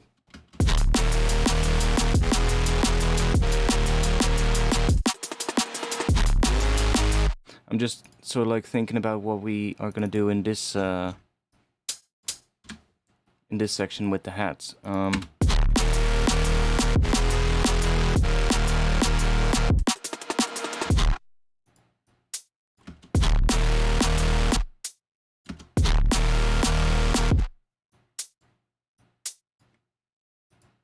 I feel like we need an open hat on this section, but I need to. These are closed hats, so I need to make another one. Another one. Drum rack. And let's grab. I think there's also open hats. Yeah. Oh, that's not really that many, but okay, that's fine. Let's just chuck those in there. Let's grab this MIDI clip.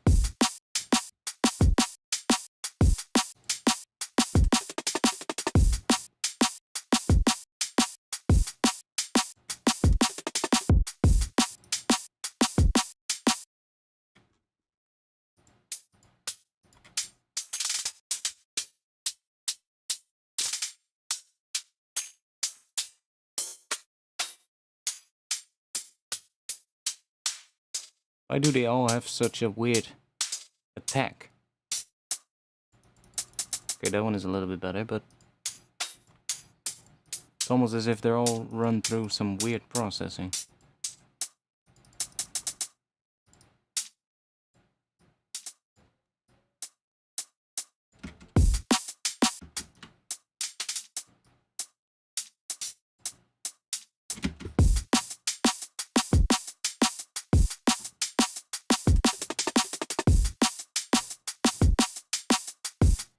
Yeah, we're definitely gonna have a lot more percussion, because like it's just at first I think we don't need as much in the first section, and then we just need to fill it up a little bit towards when it, well, in the next sections. But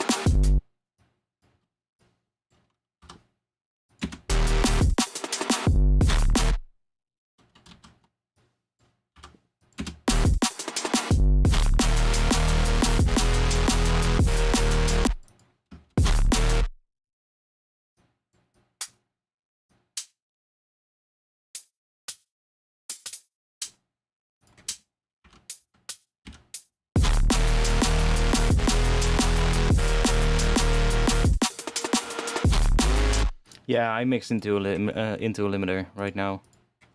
We've got this here, but I actually turned a bunch off already because we had this as well, which kind of makes it the loudness it needs to be, honestly. But I feel like when I have it running into a limiter and it's already loud, it kind of helps to hear things that are wrong, which it's hard to explain that, but because everything is pushed into the limiter, it kind of reveals a lot of the issues, and that makes making certain decisions a lot easier, especially when the end especially when the end goal is to have a pretty loud track, right? Like if you want a track that's really clean and really like vibey and stuff like that, and it's maybe not as loud, it's going to be more dynamic, you probably don't want to do it as much, right? But for a track that is already going to be quite loud, it makes more sense to mix into a limiter that really squashes it, so that it reveals those issues a lot easier, and you can adjust for it. It's the same as like what I explained earlier with the processing on the bass. A lot of this processing with these weird EQ shapes that I ended up having, like that thing, whatever you want to call that, that was all because it was done after I added this really heavy amount of saturation with the saturator. That extra stuff that I did after it, all was after I did this thing. I started tweaking it with the EQs to kind of try and clean it up. And just by taking certain frequencies down with the dynamic EQ, I was able to do it. So yeah, that's kind of how that took shape, but that's the same thing.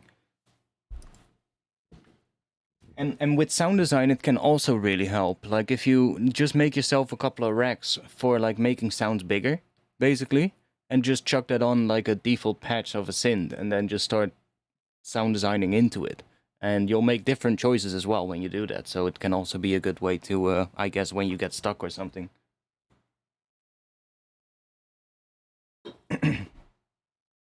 But with these two, it's like, it's fucking loud.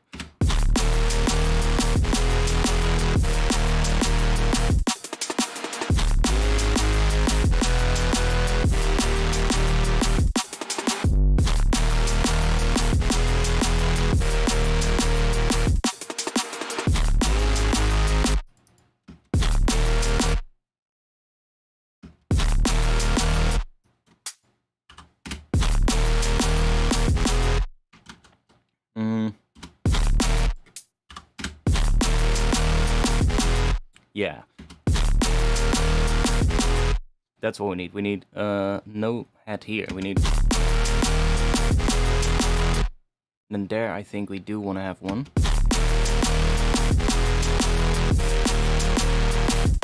And then here we want to change it up a little. So we want to have a pattern that's longer.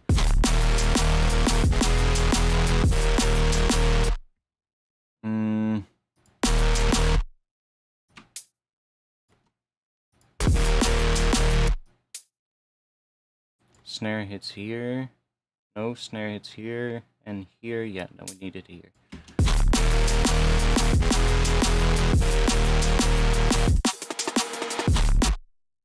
And then on the end, so we need that as well. And on the end, we want...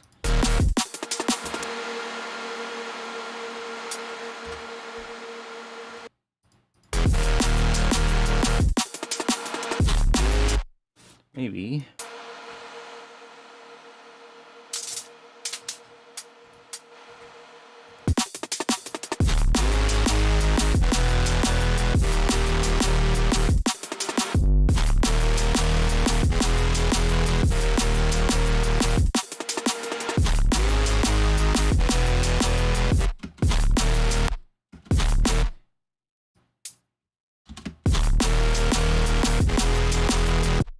yeah, I might even take some of these out as well. Like...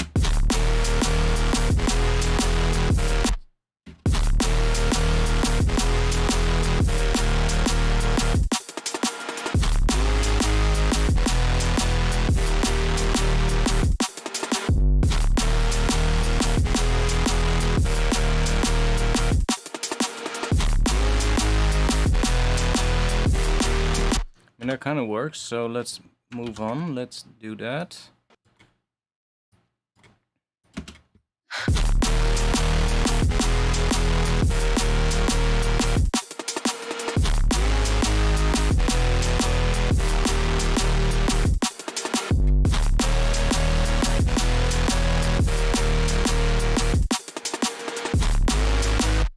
Now, here, let's try...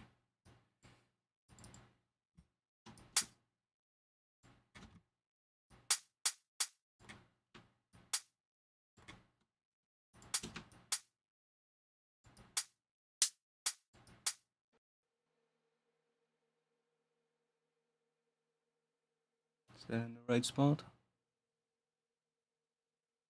Yeah.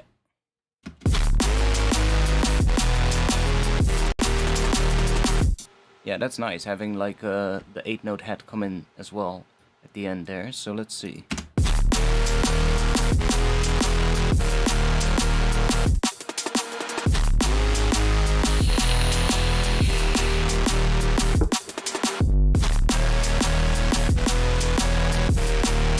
Okay, I don't like that.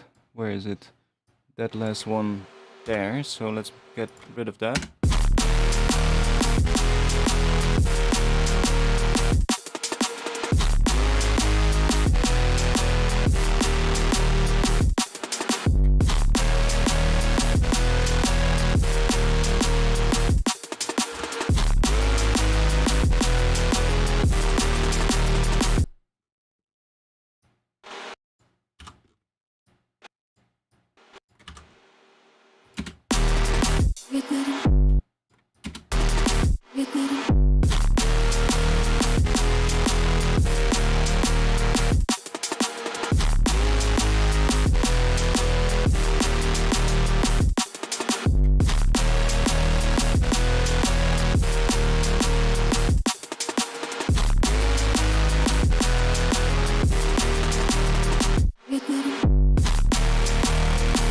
What are you talking about? There's a ton of room for musicality in this. It's just that you need to be smart about it.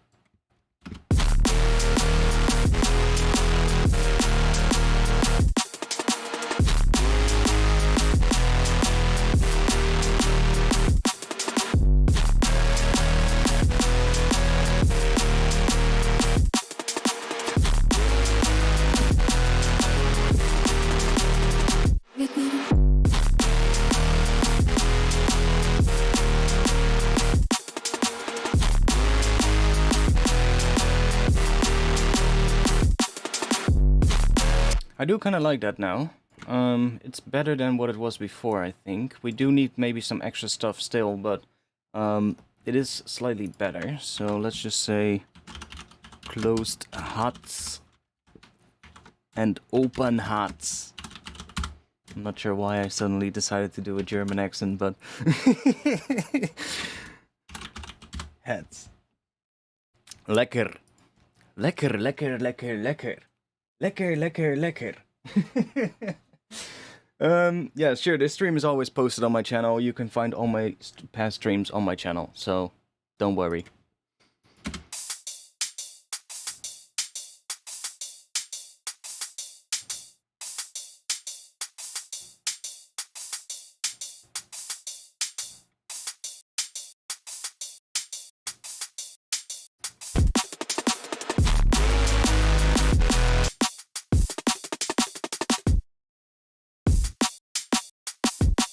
Oh yeah, by the way, if anybody's wondering why my CPU use is so fucking high, that is because of the main base here. This main base is taking up a lot of fucking CPU. If we go to this channel right here, you can see that it's already, at idle, it's already with 2.5. And then if I play, it's still 2.5. But that is using a lot of CPU there. And the reason for that is because the Saturn on the group here is running in like ultra super high quality mode in linear phase, because otherwise it would throw the phase off for the sub. So it's like, and it's in super high quality, in superb quality. So it's like, yeah, it's taking a lot of CPU use. So I might turn that down if it really starts crackling at some point. But I had to do it kind of to make the bass retain the sound. It was getting a bit messy if I didn't have it on those modes. So, and I think the reason is because we're having multiple notes feeding into the distortion, right? It's not just one note; it's multiple notes that are forming a chord together. So if we, it has to, I don't know, it does it. At least right now, it sounds good. So.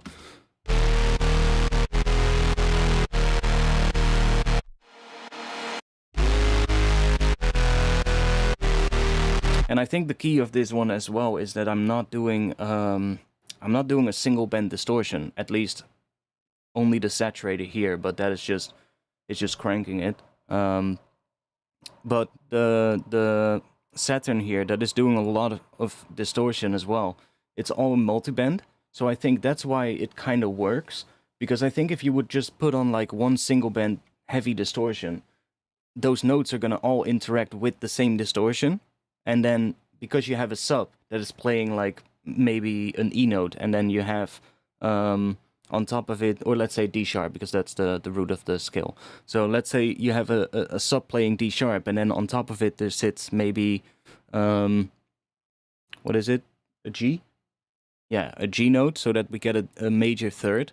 Then that is both going to interact with the same distortion. Even though they're maybe an octave or two apart, they're still going to interact with the same distortion. And you're going to get a really weird modulation sometimes, or really weird atonal harmonics, because it's going to create harmonics based upon the difference in hertz between those two notes, as opposed to taking the note itself and creating harmonics based on that note. That's what you get with multiple distortions. Like if you have, or with multiple notes feeding into a distortion, because you have two notes, then suddenly the distortion is going to create a completely different set of harmonics that are based on the distance between the two notes, which is, yeah, and those usually sound a lot less musical, a lot more atonal. So that's why it works, because we have because we have multiple bands, right? So we have the sub in this area with all the stuff from the low note mostly, and then here there maybe sits a little bit from the two higher notes together, but because the sub is not included, the modulation that, or the harmonics that they're creating are closer to the actual note that is feeding into it. Because if the sub was also included, which sits all the way here, then suddenly there's a huge gap between those notes here and the sub, right? So then it's going to create completely different harmonics, and it's really interesting.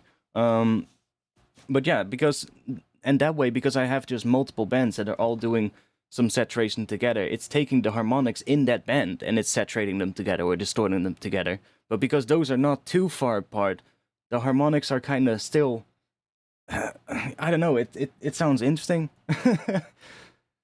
Like I can really quickly check. Just turn the Saturn off and let's just chuck another Saturn on it.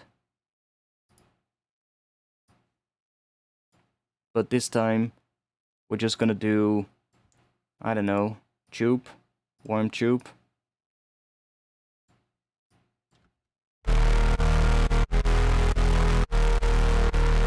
See how messy it gets?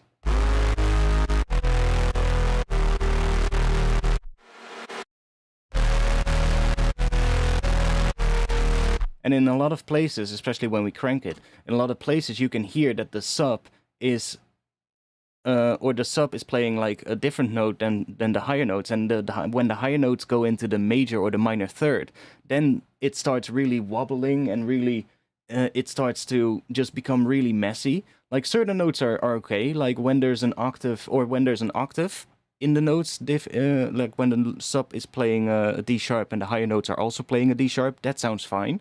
Or when the sub is playing a D sharp and the higher notes are playing an A sharp, which is the fifth, that sounds fine too. But as soon as it goes into that minor and major third, it starts to really become an absolute mess.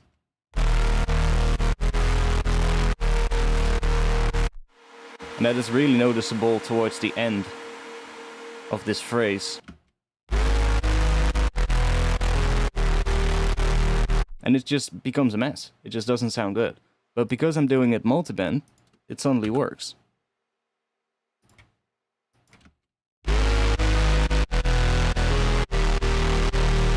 And it still creates a little bit of that movement, but it's a lot more subtle. And it's a lot more confined into just a single band. And it's only basically this band that is cranked up to 100% with the warm tube. The other ones have a lot less. Like this one is set to only 64. This is 50% on the clean tube. That's on a tape. So that one is cranked quite a bit as well, but on the tape. And then that one is also on the tape. So it's like there's different distortions all interacting with those different harmonics. But I spent so much time tweaking the Saturn, by the way. Like you can see all these tones are also tweaked and shit, and the levels are different, and I tweaked all of these things here, so it's like there's well, except the frequency and the feedback here, but the mix might be down on one of them. Yeah, on the one that is cranked up to 100, the mix is also down, so it's like parallel with a dry copy of that band. So there's like a lot of tweaking here, but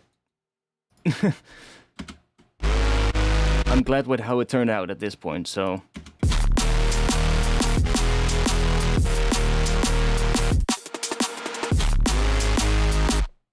So I'm still thinking here, I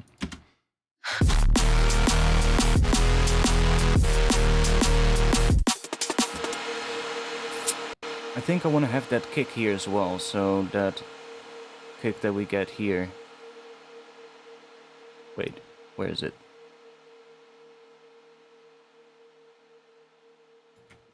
Oh, my bad, I'm on the wrong track. Since I saved on a new project, let's remove this entire track, because I'm getting confused. And let me do the same thing for this one, because that's basically the same break, but then before I resampled it.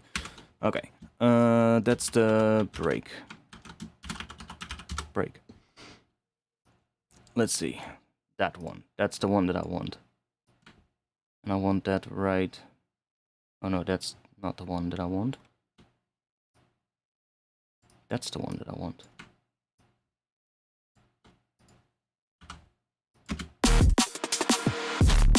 And then I want to have a kick as well, so I want to have that one there.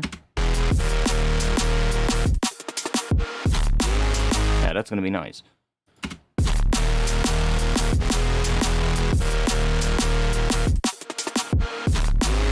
Now I can also try using these here.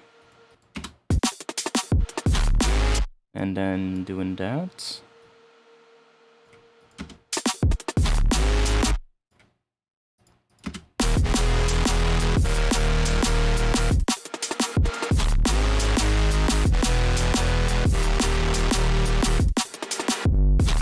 And then have the break there. That could be cool. just having an extra kick in there. Right there.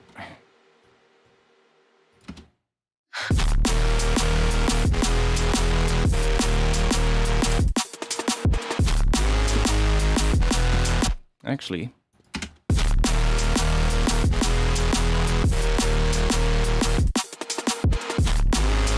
I don't like it.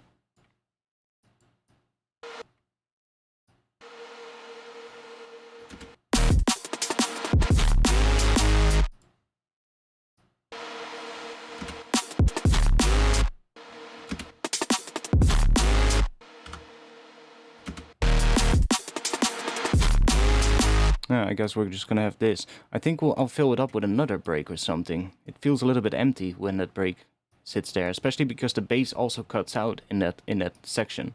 I do like the kick here, so I'm gonna leave it there.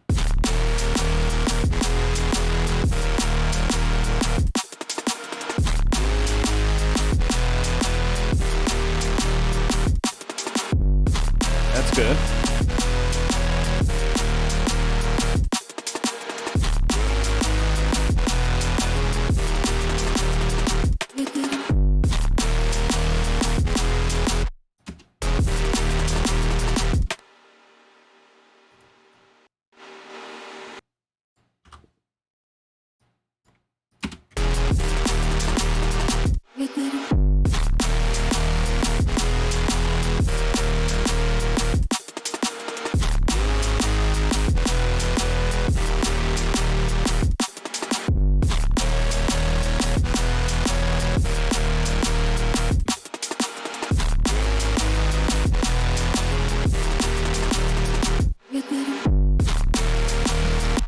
That's starting to sound pretty good like that. I quite like it because I felt like with the break the entire time it was a bit much. And I feel like this way it's a bit, I don't know, it sounds a bit nicer.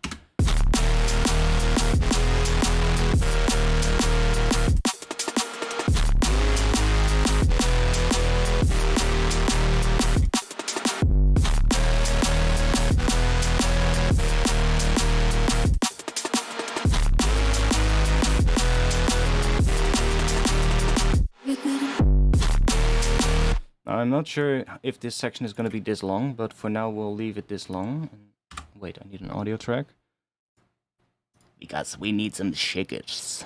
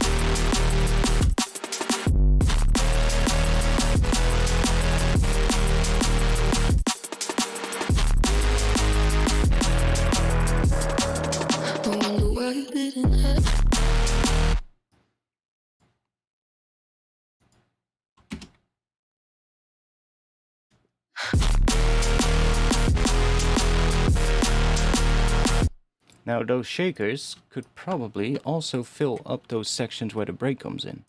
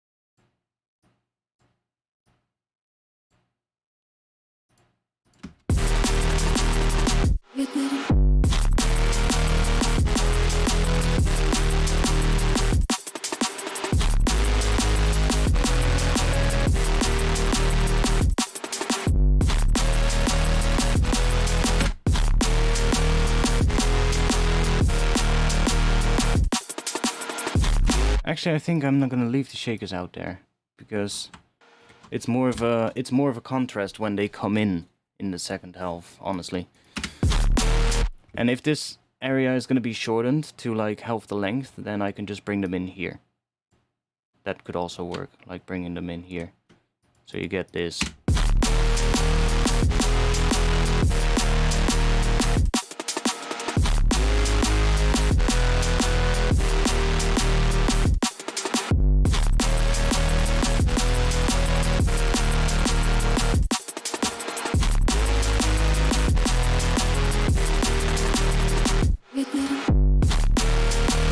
I mean, it actually works. But that is only gonna do. We're only gonna do that if this section is gonna be half the length of what it is right now. Kind of depends on what the rest of the track is gonna do. So we'll see that later.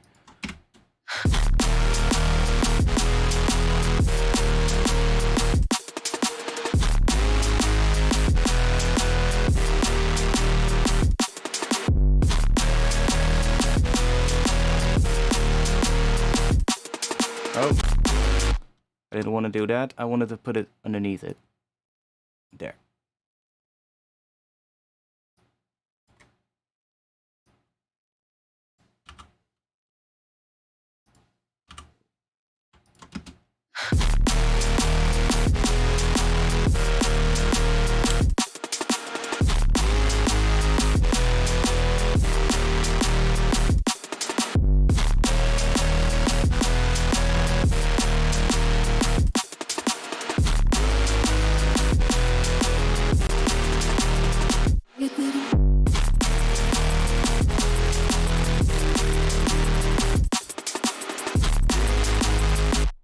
So, what can we add? I want to add something else. I feel like it needs something at the end here. Some kind of a fill, some tom roll, maybe. I know there's some ones here somewhere. Where... Packs, loops,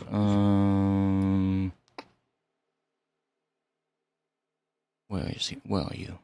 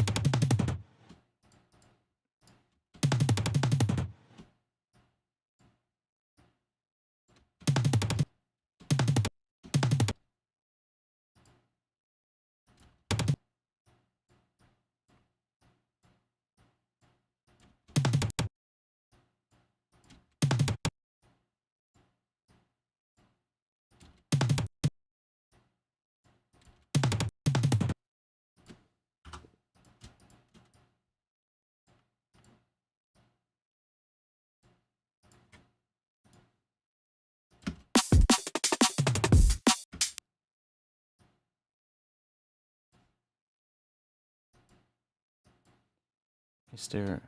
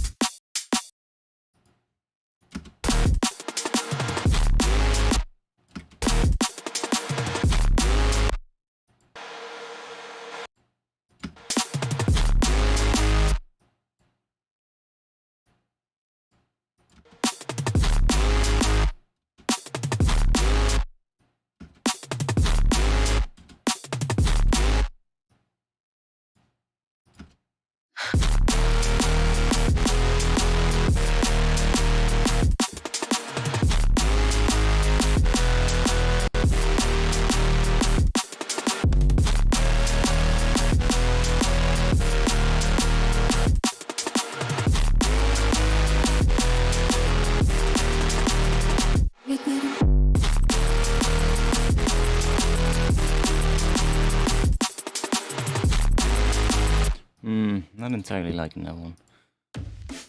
Can we make that one work? That one sounds pretty cool.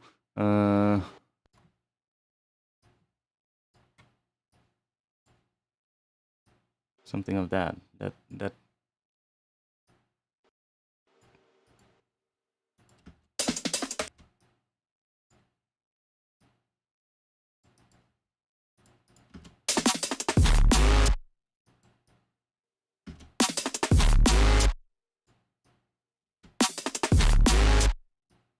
actually doesn't sound too bad.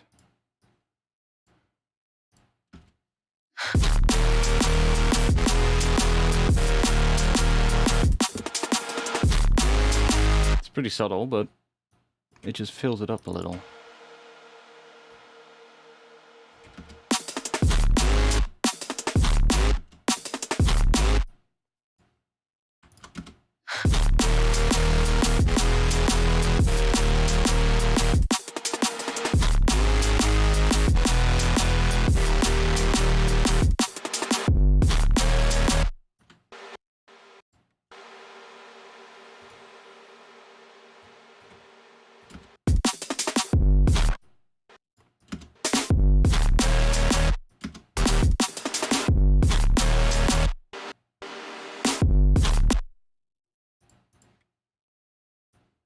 That could actually be cool, having a big snare on the end there.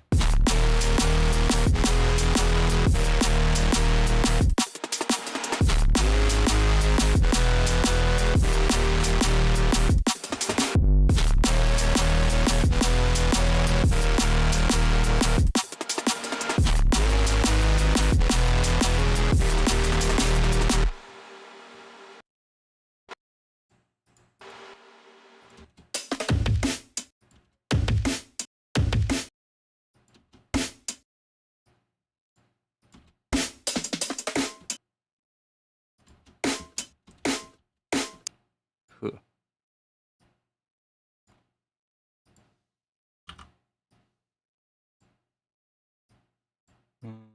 Let's try that. And do... Well, I guess we can do that, maybe.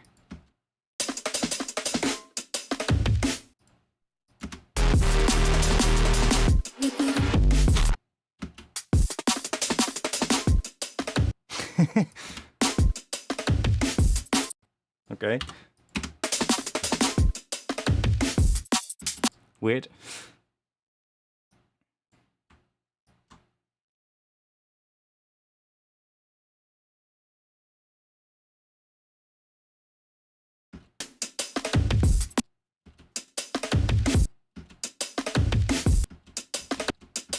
Was supposed to have something there actually, but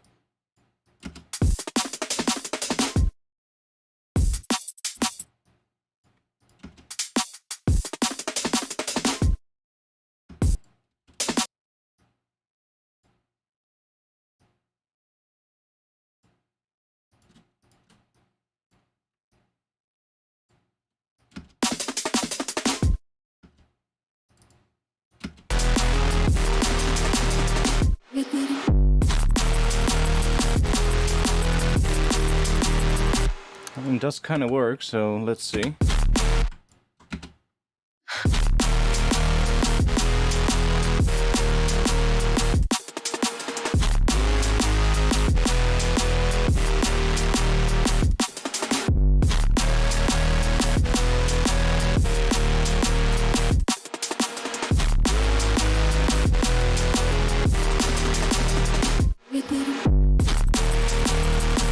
That's a bit much in this area.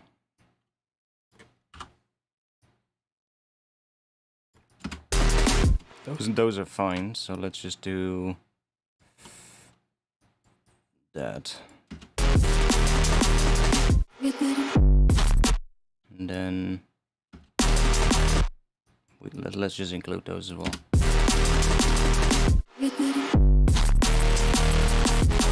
It's a little bit better.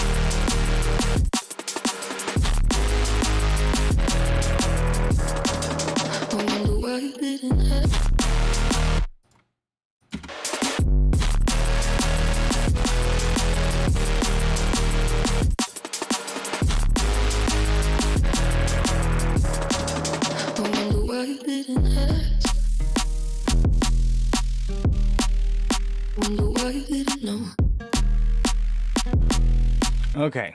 I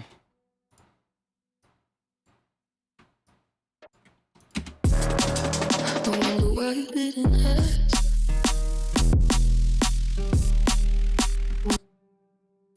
Let's just take this for now. I wonder why you didn't ask. Wonder why you didn't know. Or maybe this one even. So we get the...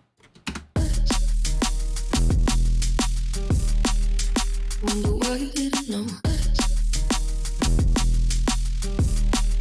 And then we probably want to have these as well. Wonder why you didn't know. Wonder why you didn't know. Wonder why you didn't know.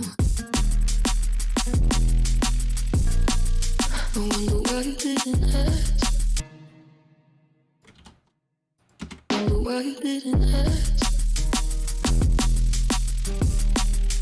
Wonder why you didn't know. Wonder why you didn't ask. Wonder why you didn't know. I think we're gonna have more of the break in this area, honestly. I wonder why you didn't ask. Wonder why you didn't ask. Don't really need that one. Didn't ask. Wonder why you didn't know. Let's remove this. Didn't know. I wonder why you didn't ask. Wonder why you didn't know. I wonder. I wonder why you didn't ask. Wonder why you didn't know. No. That could be cool. I wonder why you didn't ask. Wonder why Saving. You didn't know. I wonder why you didn't ask. Why you didn't ask. Wonder why you didn't know. I wonder why you didn't ask.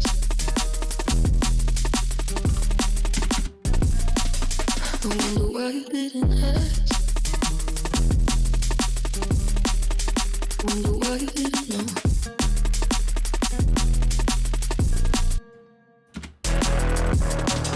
I wonder why you didn't ask.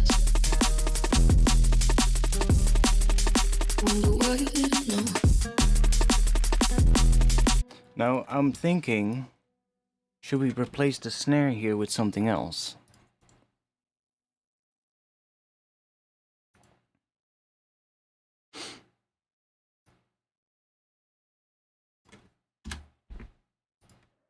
I wonder why you didn't ask.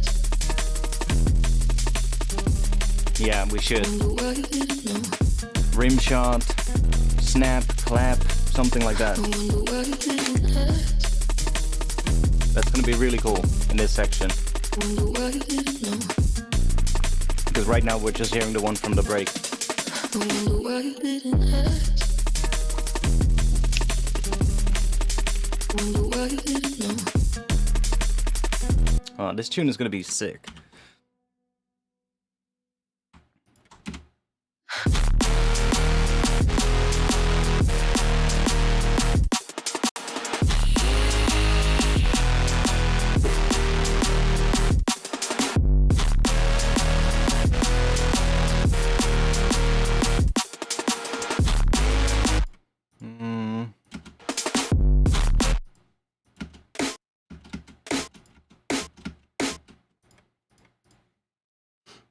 if we do... Let's grab a mix rack.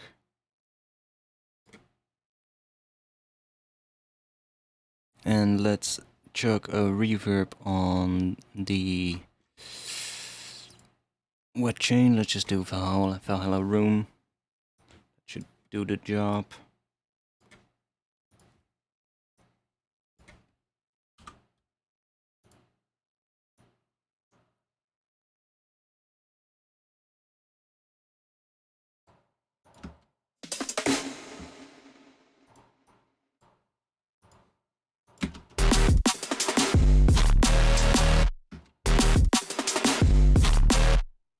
Kind of cool. What if we do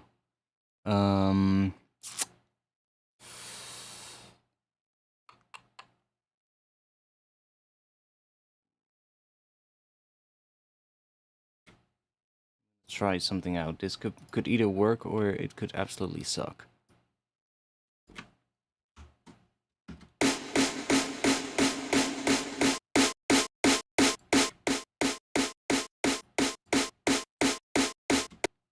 Yeah, that's fine. I just want to hear this one for now.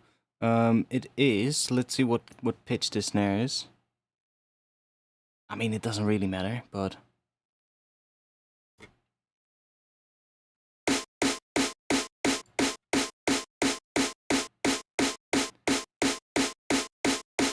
it's C.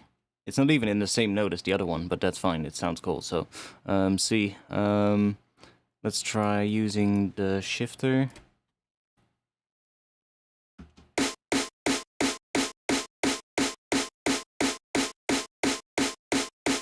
Let's just see if we play it with the other one as well.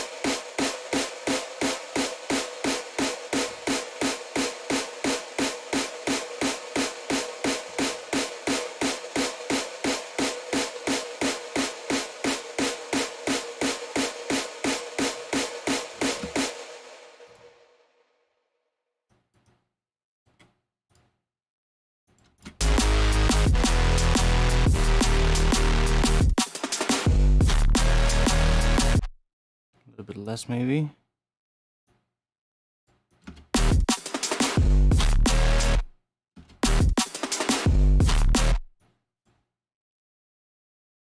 I can also do that. Then it's adding some reverb to this section. See? It's kind of cool.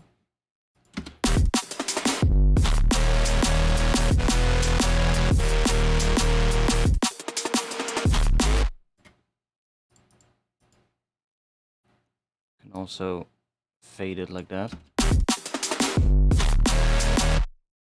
We can really decide where it ends. But I kind of like it like this. That's a bigger contrast, so let's do that, and then let's copy that.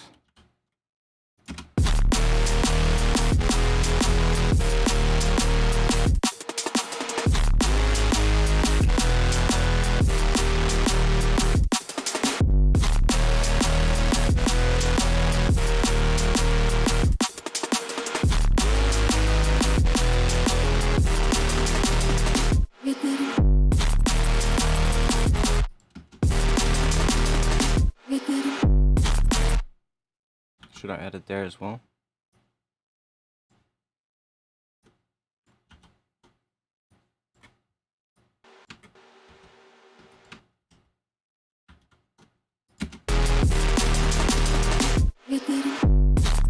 Yeah, I should.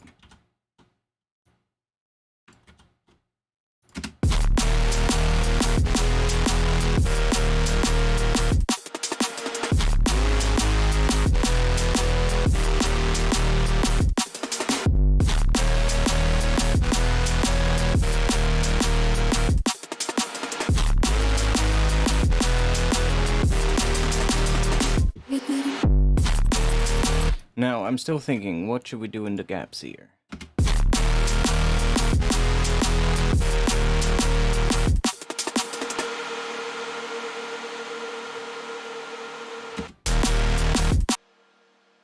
Because I'm feeling like we want to do something. Not everywhere, but...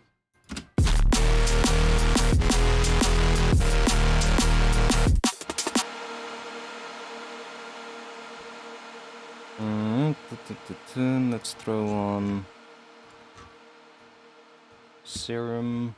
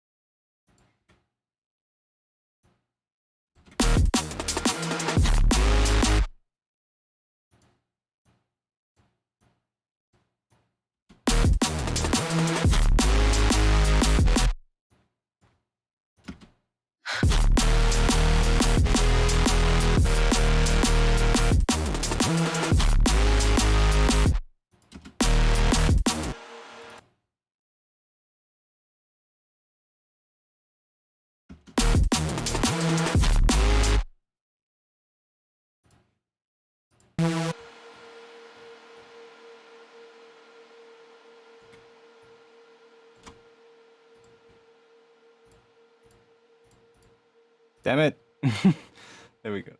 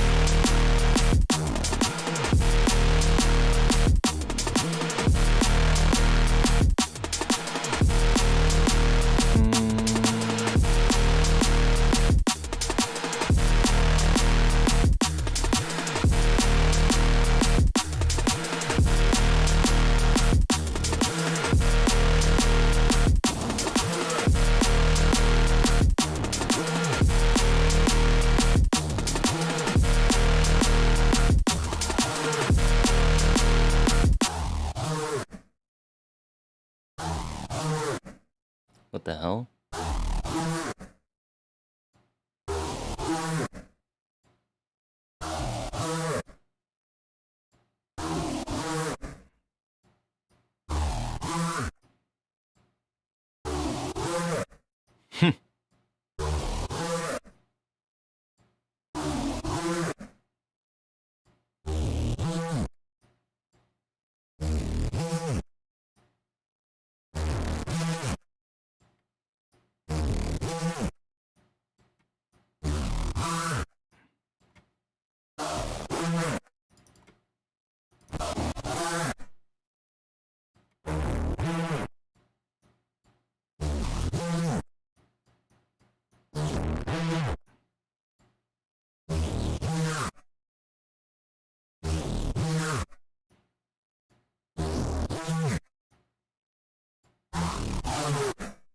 Whoa.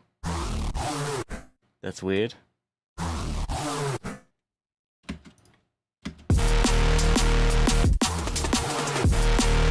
That's weird.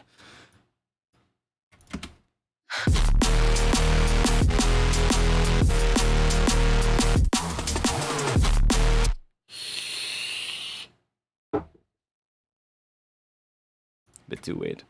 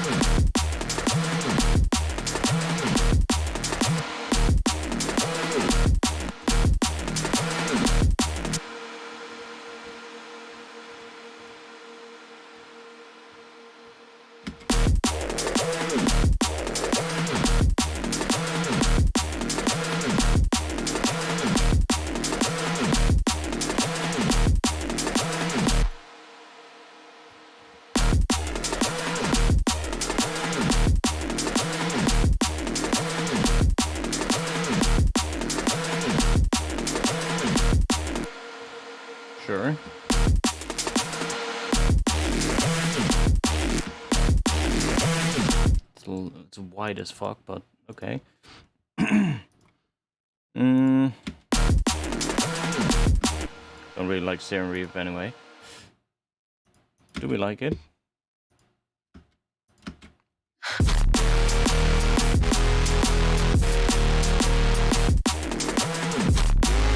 I don't really like it, honestly.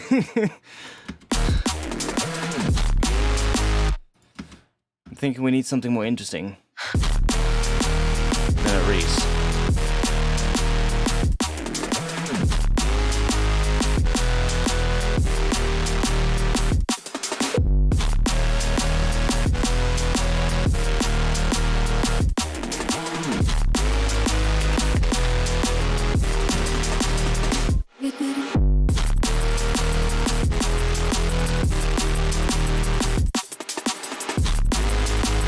But what?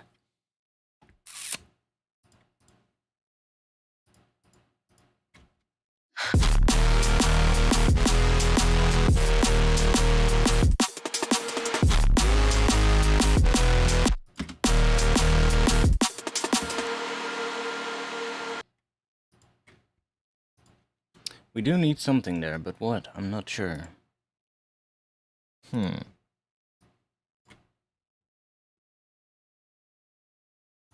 What does the... This ends on D sharp. What does the high note end on? A sharp.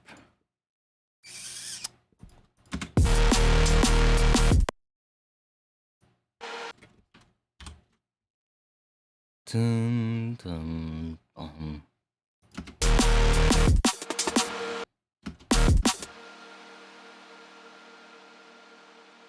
Where does the snare hit? Snare hits here.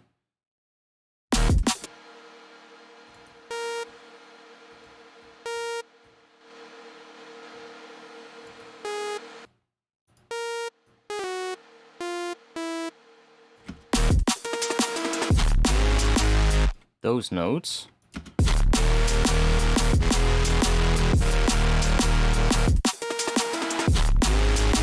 I think.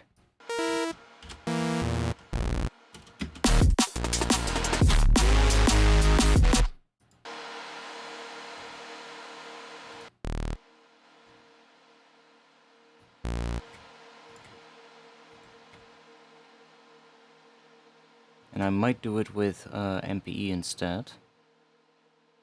But let's try this out.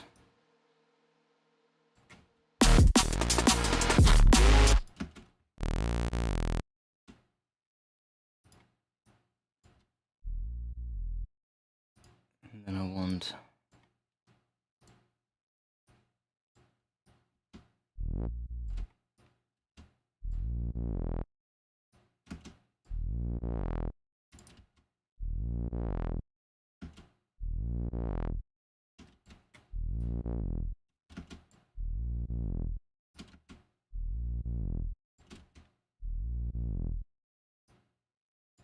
Let's first check on the distortion before we do anything. And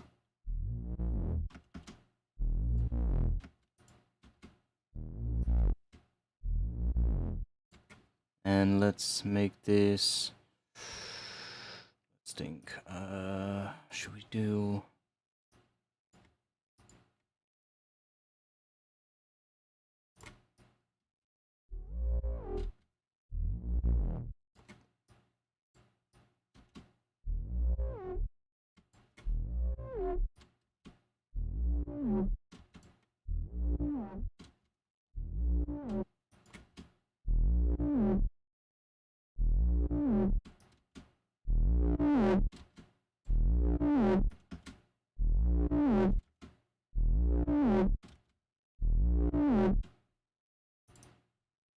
So I can look, because we have this. So if I, let me set this to 16. So we have one step there.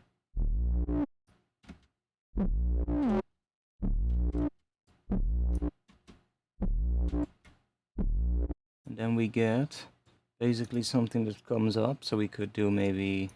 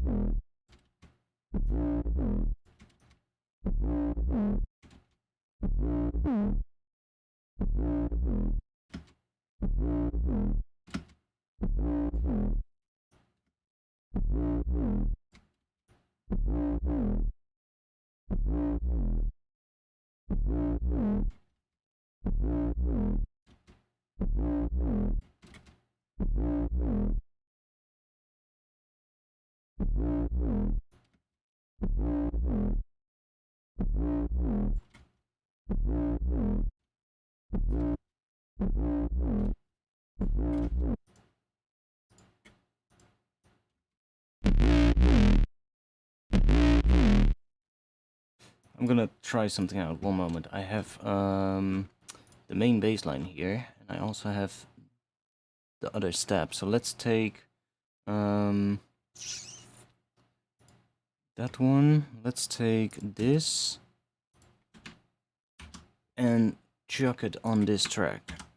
So we're just taking the same processing as the other things, because that's what I did for that downbeat step as well, this one, which is really fucking distorted, but it has the same processing as this one, but just tweaked. So let's do that for this one as well. Now it's going to be a lot because there's also processing here. So let's take this off maybe. Okay, that's back to something a little bit more subtle. And then we can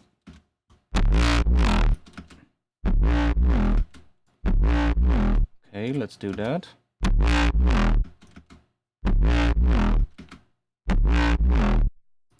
Let's try using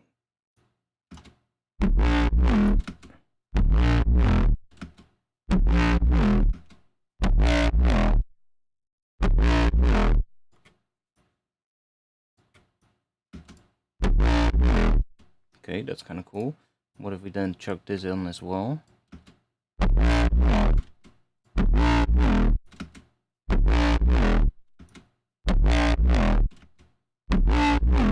Can also oh, that's the wrong one. We can also do this. So it's gonna take that one down. What if we do it before the distortion then? And it's going to affect how the distortion sounds.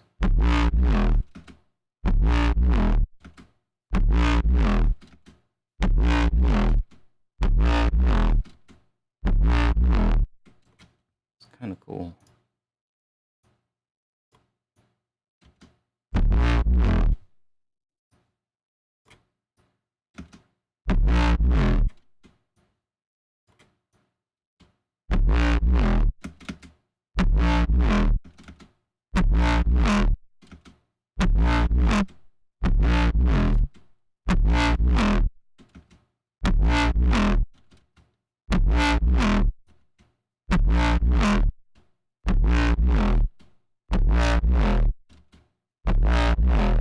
It's also kind of interesting if we bring this down a bit.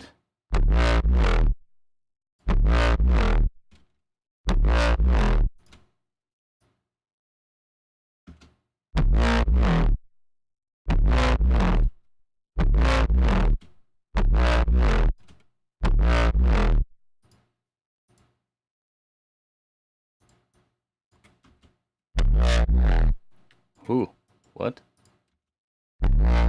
Oh, it's not gonna be the same. Damn it. That first one was really cool.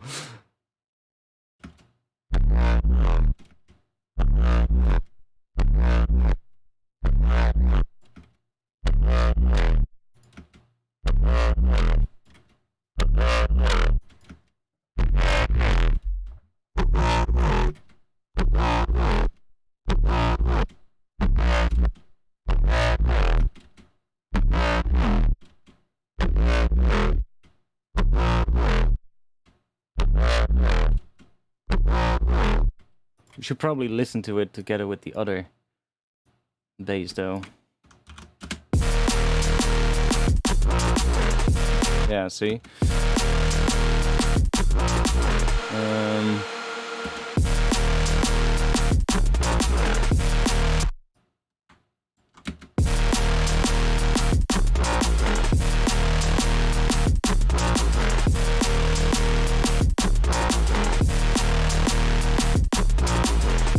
A little bit better.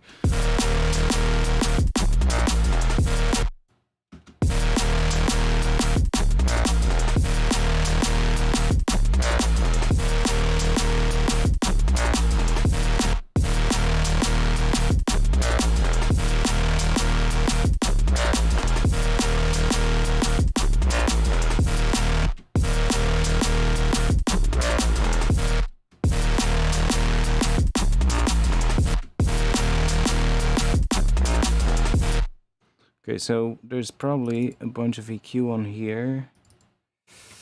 Let's take this off.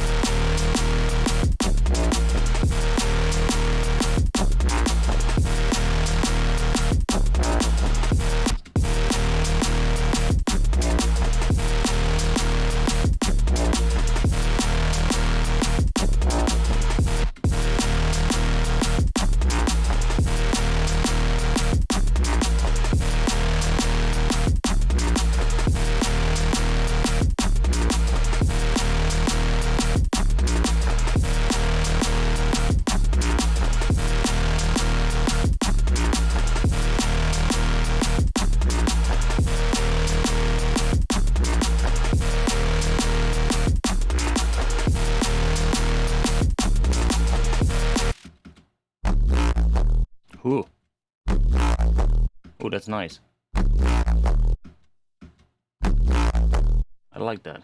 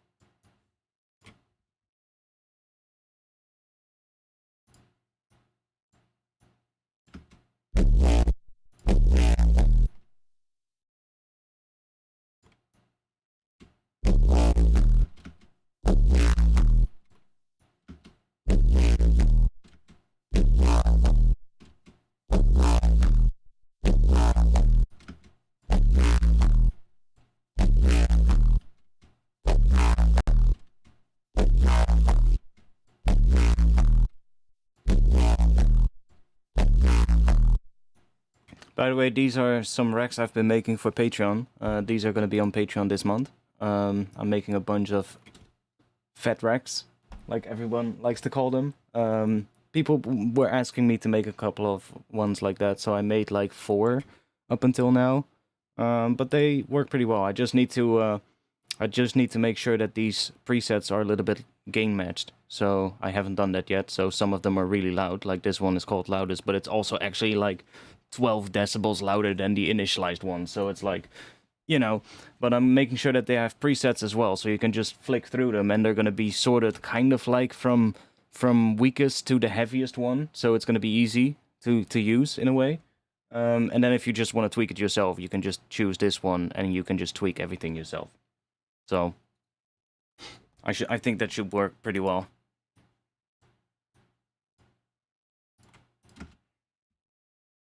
Oh.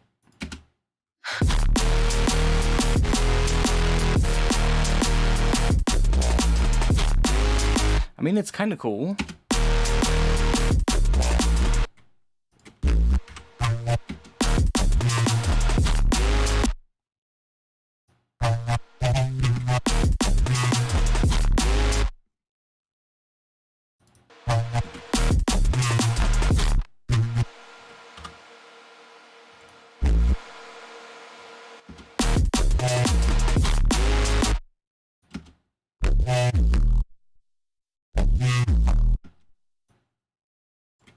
Okay, so what have I instead?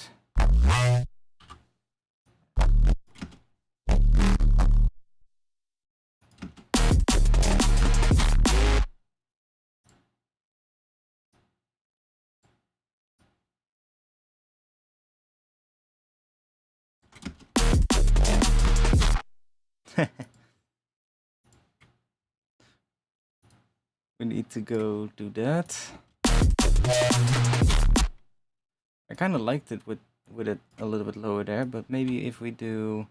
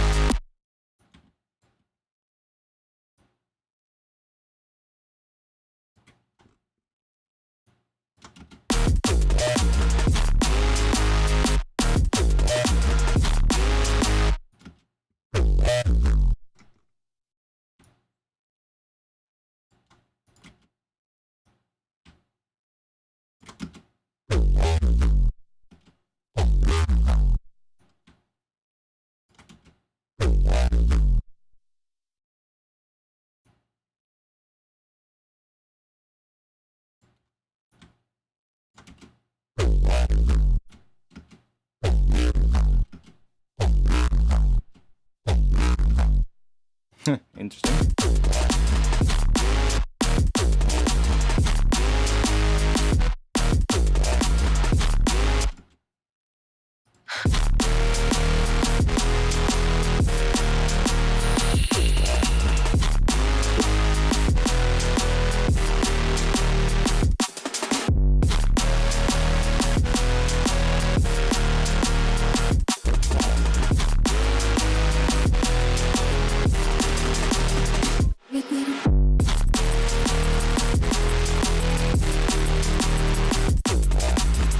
I don't really like it, so another one that we don't like. I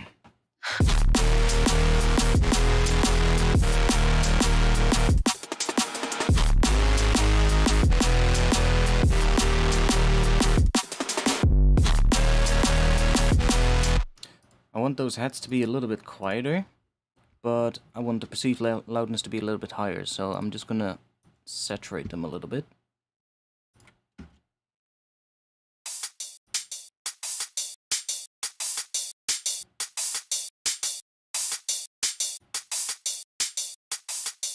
Then just take them down a bit.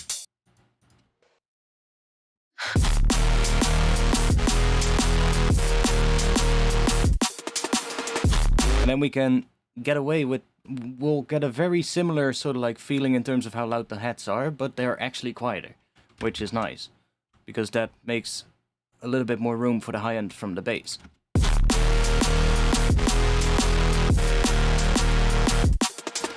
Like I can even leave these at 0 and just bring this down. And then we can actually A-B it properly.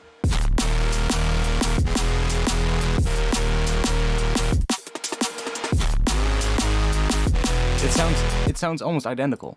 But for some reason it will work better with the bass. Yeah, mini meters, that's what it's called.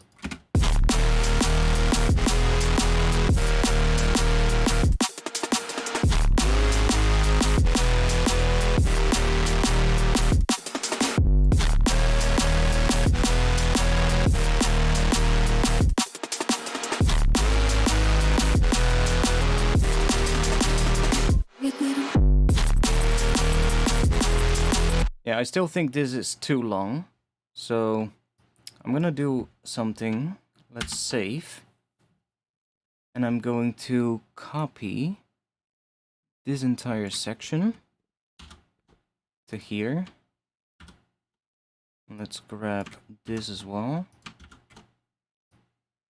And let's grab our shakers.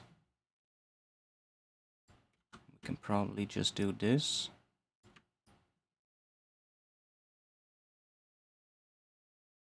Right? No, we need to take this one. Without the edit on the first kick. So, do that.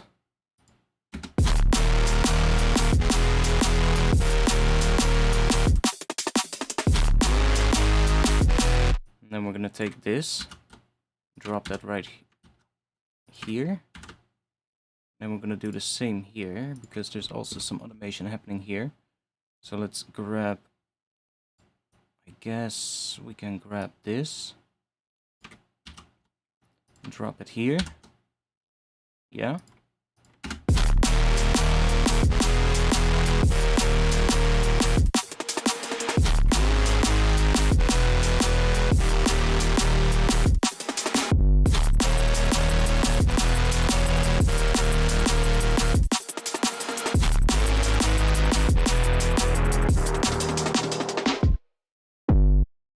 And then we're going into this.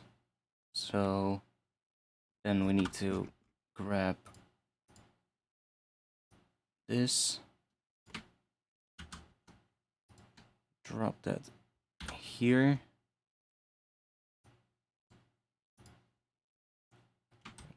Actually, before I do that, let me just do this. That's a bit smarter. So that we have the automation included. If there is automation. And let's grab these. Drop them there. So this would be the other option.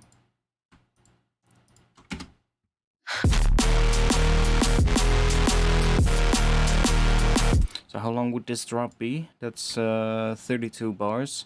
So that's 43 seconds.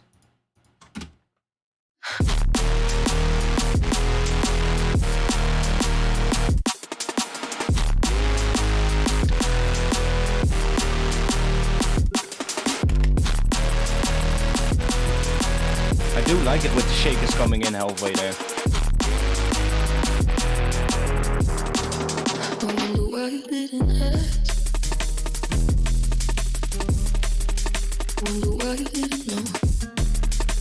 And then here we're gonna have like something, yeah, we need to add something else on the drum here.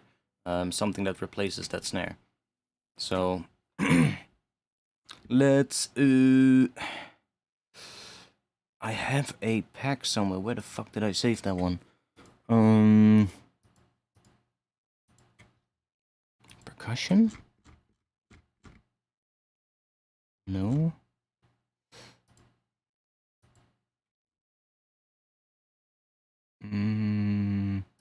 Is it here?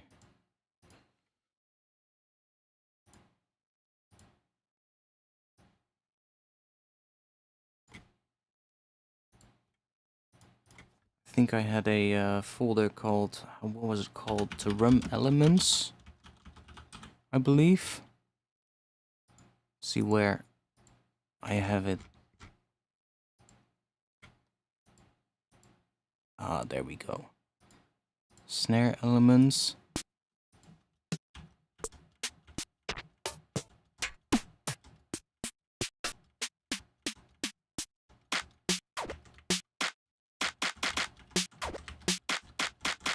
And it has all kinds of sort of like short little sounds. So let's see if we can make something work. We can just grab these and just drop that here.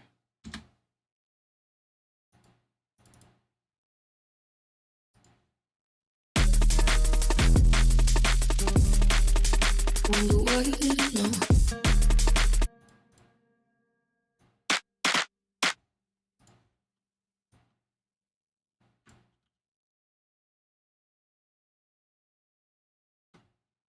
Didn't hurt.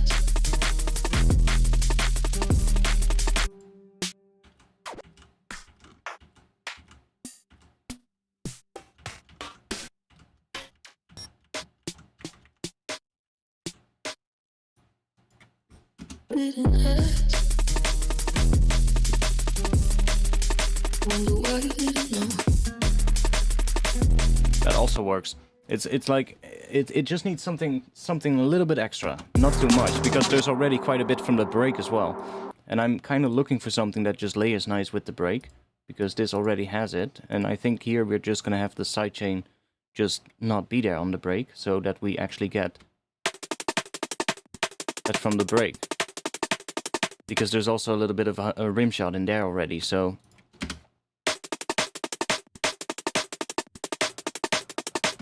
it kind of layers nice.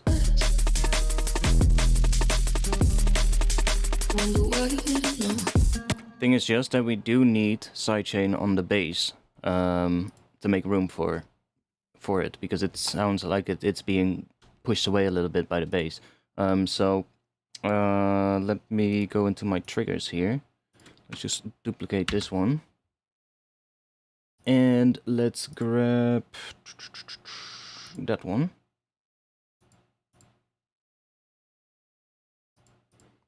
So that now I can just duplicate this sidechain and choose that one. I'm just gonna call that sidechain snare B or something, that I can see the difference.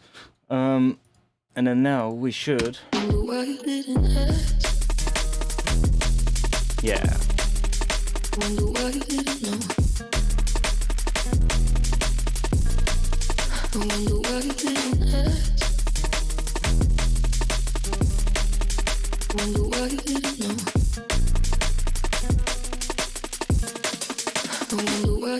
hurt. Wonder why you didn't hurt. Wonder why you didn't know.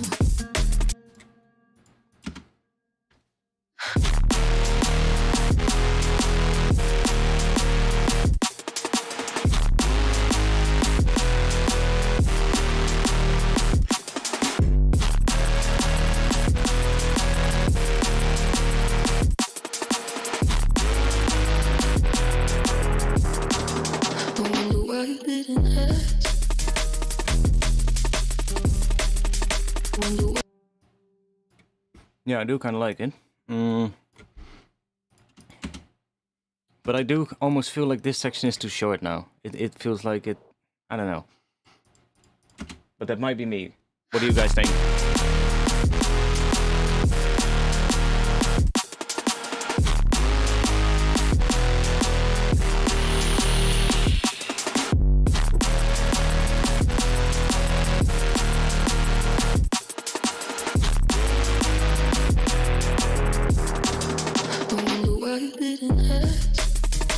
I mean, it does work. I can also take these maybe. Just a slightly different pattern.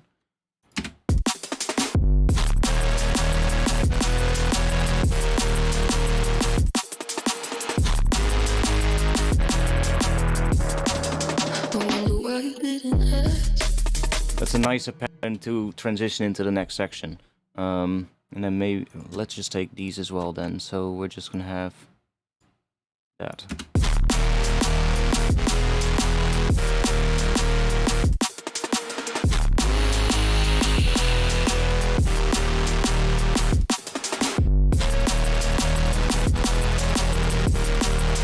Wait, it's fucked.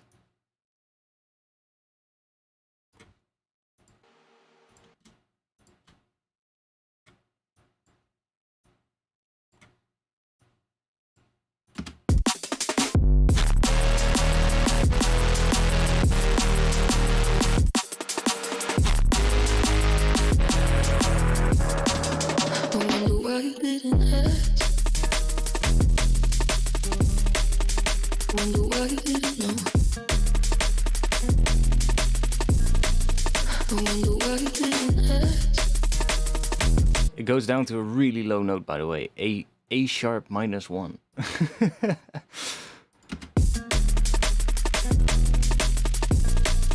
wonder why you didn't ask. But I kind of like it, so I might leave it. Yeah, I think it might work having it short. Let's see. I guess we should start thinking about an intro as well. Let's save. And just to make sure we don't lose anything, let's save under a new version. And let's just do that. Do that. And drop that here. Yeah, I know. That's also the one thing I was thinking about. That snare was a bit much, and I'm still thinking of having maybe a different snare come in during this section. So alternating between maybe 2 different snares. So we could maybe do, and then here you could maybe have a different snare, or only on this last section.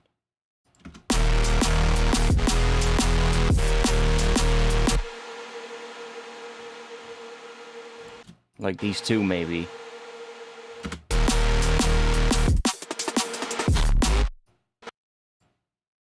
Like, let's try that out real quick.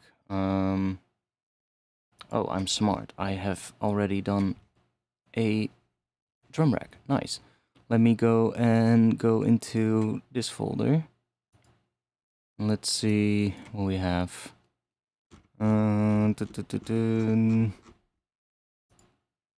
Snares. I think these are all pretty short. I haven't made the longer snares yet, because this is all from, like, you can see it because it's in behind the chat, but the snares that you're hearing right now, those are for the pack that I'm working on, which is gonna be my new bass drum pack.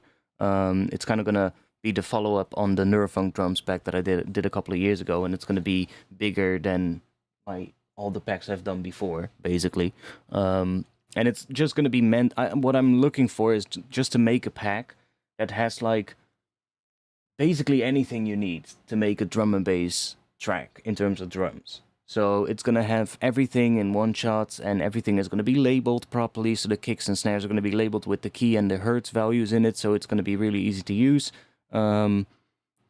It's going to have hats, percussion, rides, shakers, tambourines, crashes, Foley. I'm gonna do, like, all kinds of stuff. I'm recording a bunch of sounds for it. And then I'm gonna have, like, all kinds of loops as well. So basically breaks and head loops. And those head loops are also gonna be made in a way that you can... that they're not, like... because that's sometimes what I hate about packs, is that sometimes they'll have a head loop. And then the head loop is basically, like, 5 or 6 different heads patterns combined. And that's great because it sounds good all combined. But if you're making a track with it, then you probably want to introduce them one by one, right? You might not want to have the full head pattern in the first section, and you don't only want to have that in the B section. But when it's all in one file, you can't really do much with it, especially when the tills start overlapping of the hats, right? So if there's like an open hat in it or something, then it's going to be really hard to chop it up. So I'm making the head loops as well in a way where, for instance, there's open head loops and closed head loops, so you can combine them really easily, and then combine it with, like, a shaker loop and stuff like that. So it's like, that way you'll really easily be able to mix and match them. I think the whole pack is probably going to be... The previous one was 1700 samples, I believe, or 1800. I think this one is probably going to be somewhere between 2,000 and 3,000. So it's going to have a lot. And it's going to be a really big pack. But yeah, it's going to have fills as well. I'm going to make like fills for it and basically everything you need. I don't know how much it's going to be yet. That's also up to Black Octopus Sound because they are probably going to release it. So I'm going to have to talk with them about the price as well. But that's still, I haven't done that yet. That I first need to make the pack and send it to them so they know what the pack is, right? But I need to make like a ton of snares, so I have already done quite a lot. Like, what is it, 50 something, but I need to do like 300 or something for it. So I've already done like a lot of like shorter ones that are relatively short and all relatively like sort of like tight and snappy and have like a really loud transient. But I also want to do like some of those really distorted longer ones, like the pen snares. Those are really good for like a transition section, for instance, like a section here. Like if you layer one gigantic distorted snare underneath here that's like a little bit longer, you're gonna have a really cool effect. Just to demonstrate, if we just grab, do we have an acoustic snare somewhere? Other snare drum.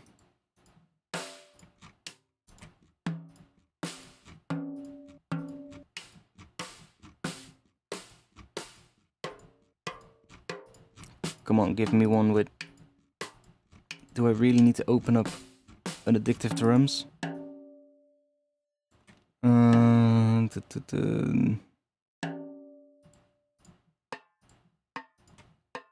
God damn it.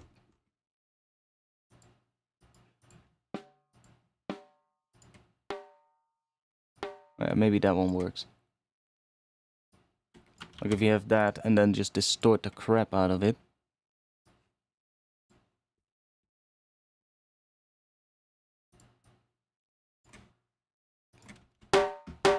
Yeah, it needs a different till, but you get what I mean. One of those really distorted ones. Layer it under the snare. Let's see if this works.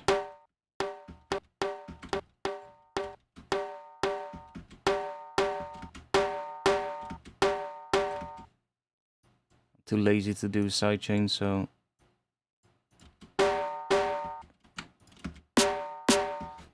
it's not the right one, not the right resonance, but yeah, you know, one of those big, they call it a pen snare for a reason. It sounds like you're just hitting a fucking pen. It's one of those really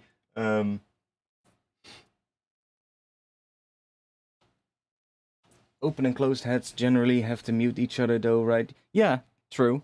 But I mean, there will sometimes it will. I mean, maybe not like open and closed heads separate, but like there will be loops in there where so it won't be like a really full pattern, right? Plus, like when you're doing drum and bass, a lot of times people stack head patterns anyway. Like it doesn't really matter, you know. You just stack like as long as the heads are different, they're not gonna phase either. So and who cares that it's not completely realistic? Like drum and bass is not meant to be played by a drummer anyway. So who the fuck cares? You just layer your heads if you want it to be bigger, and that's perfectly fine. There's nothing wrong with that. Like, if you were writing for something that will be played live, then yeah, sure. I mean, then you want to be as realistic as possible. But if you're making a drum and bass track, that's not really the case. Maybe if you're doing, like, a really minimalistic drum and bass, where, like, the drums are pretty minimalistic and the basses are really low-passed and it's more vibey, then maybe you want to do that more realistic feel because the drums are a lot clearer to hear in the mix, and then it would make sense. Or in like a liquid drum and bass track, I guess then it could maybe make more sense because, you know, you can also hear the drums more, and the drums also take up more of the forefront in the mix then, in that sense. So I guess then it could make more sense. Especially because then the hi-hats are probably the thing that are mostly taking up the high end, maybe with some synths, but there's not any like mid-range bass really filling that up. So I guess then you could probably do it a bit more realistic. But when I'm just doing like heavier drum and bass, fuck. If you have some heads and you're thinking like it sounds too empty, just add more heads, you know, and just see what happens, because a lot of times that's just what you need. Like how the amount of times that I had a head pattern with closed heads and I was like, yeah, this sounds good, but it needs something. And you just add like a 4 on the floor open head just in the background with like a low mix or maybe even a crash or a ride or something, and it just fills it up and you're like, ah, done. And who cares? I mean, we're doing the same thing here, I guess. Although this one does cut short, I think. It has no fade out, so it does cut short as soon as the note ends. So it is kind of muted.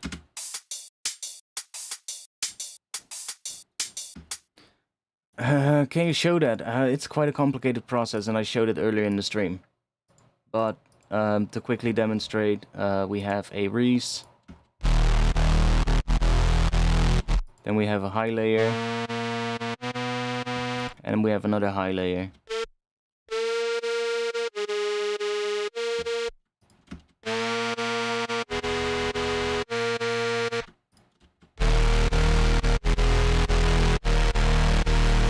And then a lot of it is coming from the processing, honestly. It's just...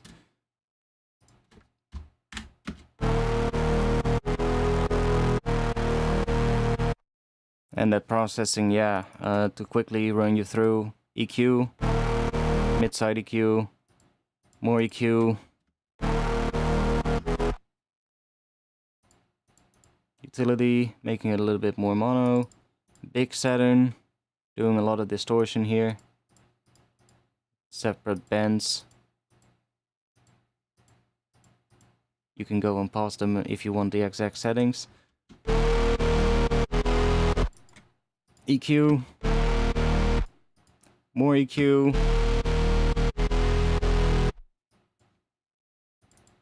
reverb,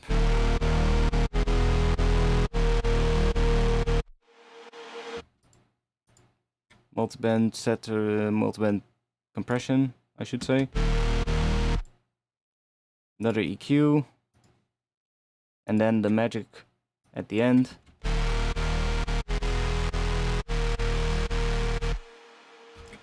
Decibels of saturation. And there's your crunch. Literally, so many people sleep on the fucking saturator in Ableton, but it's so goddamn good. It works so well to just make sounds heavy. If the processing in front of it is right, that saturator sounds so fucking good. It's just that you need to tweak the sound going into it. So, how I started is I started like this, basically. This is how I started. I just cranked up the distortion on the saturator and I was like, ah, okay, now it's heavy, but now it sounds like an absolute mess. Let's see if I can clean that up. And I first started with, I think, oh no, I think I already had the Saturn. I had the utility. I had this one as well already, and the reverb, and then I chucked on the saturator. So I had this. I added the saturator, and I went like, okay. And I hear, well, I'll do that while I sweep it up. I hear like right around here, it sounds already pretty cool. So because I'm already thinking I'm gonna put something in front of it, taking stuff away, I'm actually gonna crank it higher. So I'm gonna just go up to 10 decibels, which initially I thought was too much, but it ended up being just right. So just set it to 10, and it's really distorted, but that high end starts to get really crunchy. So I'm like, ah, that's what I need. And then I started messing with stuff in front of it, which I think was first the multiband compression, which was to even out the sub a bit.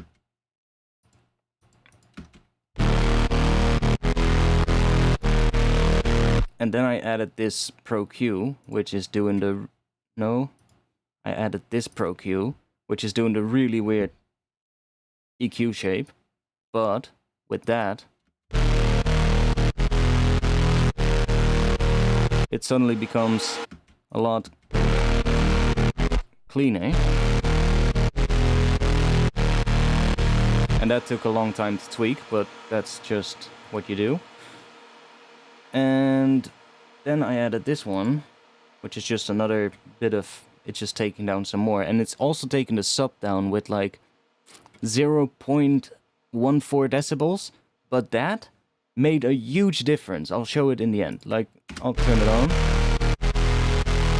Maybe you won't hear it, but I actually definitely hear quite a big difference. And then we have this one, this last one, which was just taking down that frequency. This was a bit much, and it was also making the distortion, well, it was affecting the distortion basically, and it just sounded a little bit off. But this one, like, at this point I had this without this one, and I was like, ah, that sounds pretty good, but it's still distorting a bit too much. And I was like, I could bring the saturation down here, the amount, and I could just decrease that with like 1 decibel. But I was like, I like what it does on the high end and how crunchy that sounds. So instead, let's just reduce the sub with like a tiny bit and see what happens. So I just reduced it and listened to the difference. This is with. So this is just with the sub at how it was.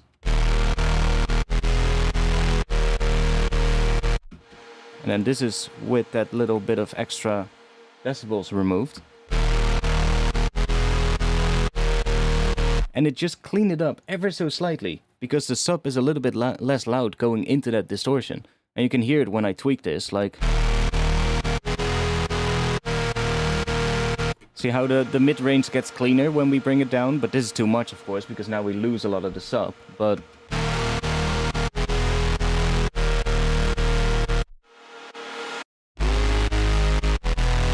Oh, it's actually not it's not that. It's actually just bringing it down a tiny bit, which probably I can just say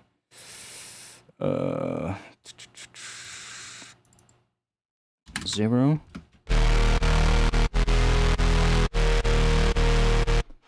And then by just having that sub duck down a little bit, it cleans up the rest of the sound, which is nice.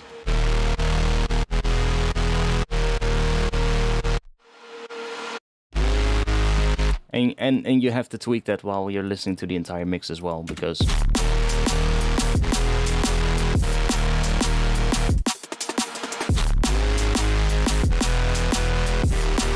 And this one as well, like...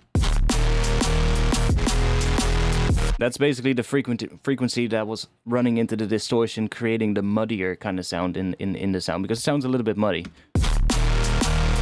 in the low end. And then this EQ ducks that frequency down, which then runs into the distortion, creating less harmonics on that frequency, which then the result is that it sounds less muddy.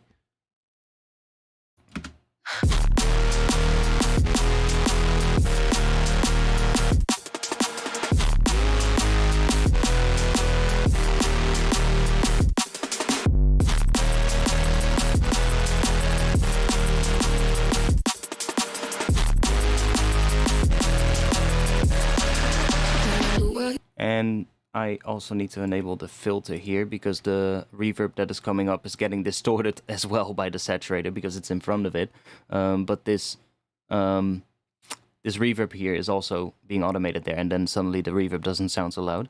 For some reason, when I bring this reverb up while the sound is playing, while the bass is playing, then it's like 20 decibels louder than when I bring the reverb up after the bass has stopped playing. I'm not sure why, because this rack is literally just a dry wet rack, but I used the chain selector, so maybe it's just not getting the reverb for some reason. I don't know. I guess that's the thing. It's just not getting the reverb. Ah. Okay. I know what I need to do. I see. I released a bunch of racks recently, last month. I'm gonna be doing an update this month because I noticed an issue with a couple of the racks, a couple of the utility racks.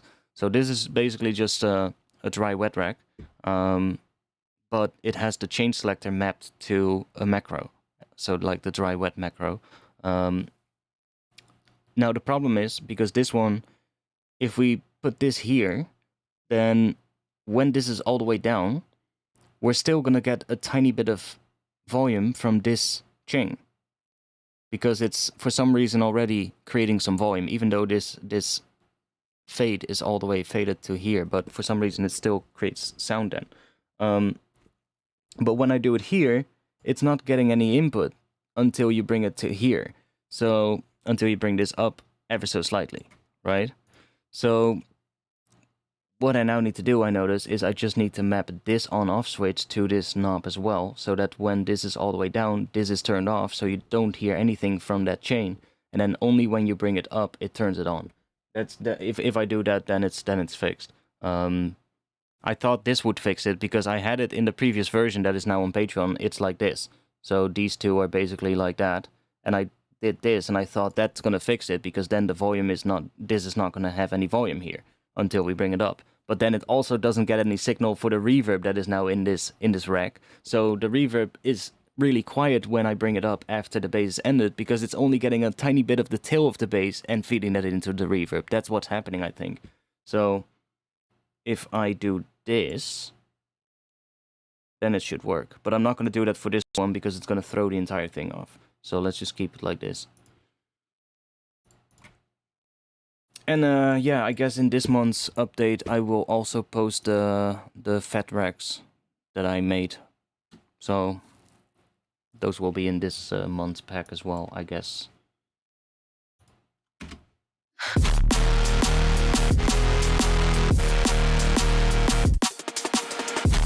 Thing is, with my Patreon, you can just download everything that I have uploaded up until now. So if you join now, there's like 6 gigabytes of samples, I believe. Well, maybe a little bit less, because one pack, I think one pack is not available anymore because it just kept getting removed, and it's fucking big, so I don't know where to host it. But most of the stuff is still there. So you can just basically download everything from the last couple of years, which is at this point becoming quite a big amount of things. And it's growing every month.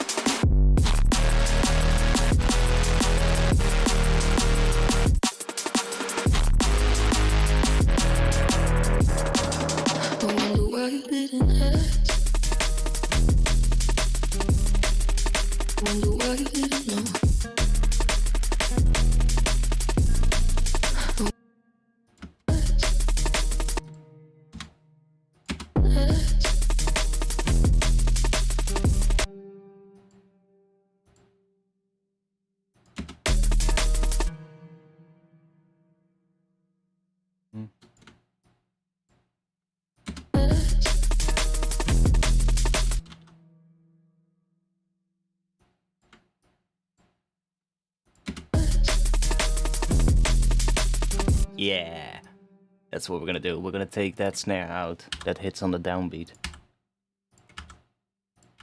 and we're gonna do a little roll instead, so we get that little ticka ticka. It's gonna be better. Where? There. There. There.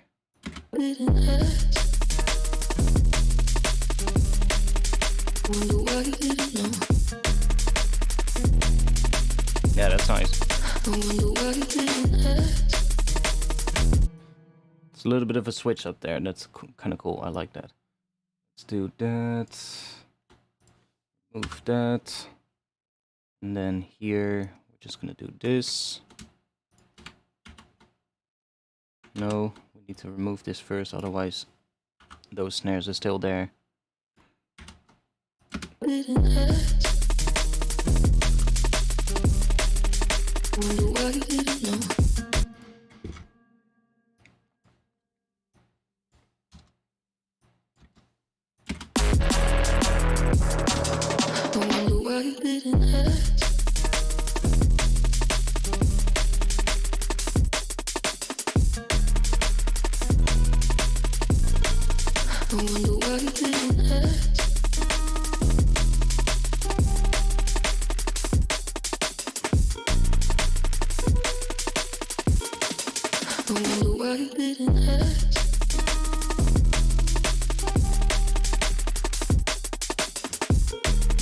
So what are we gonna do in this section? I have this instrument here, but I think I want to do something else. I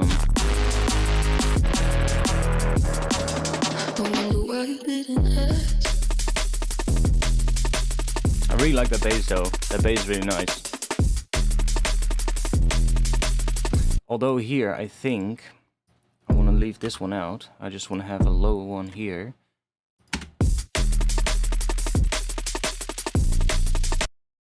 And then do that.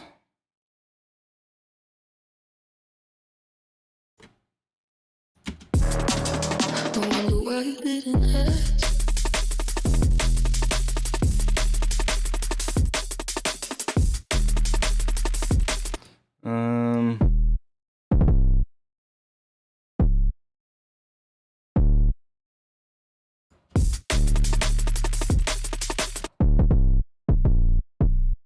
Go really low.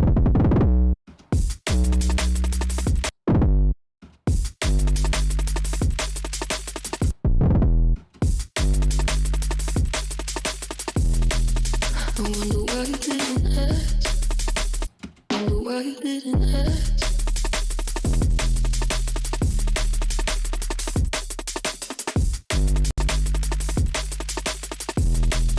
I wonder why you.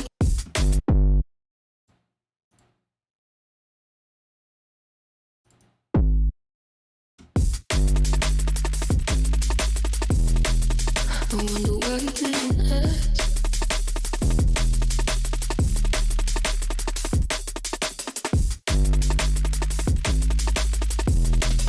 I wonder why you didn't ask.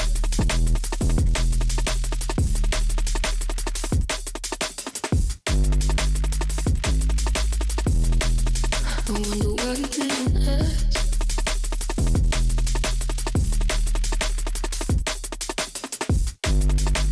I'm gonna take a piss.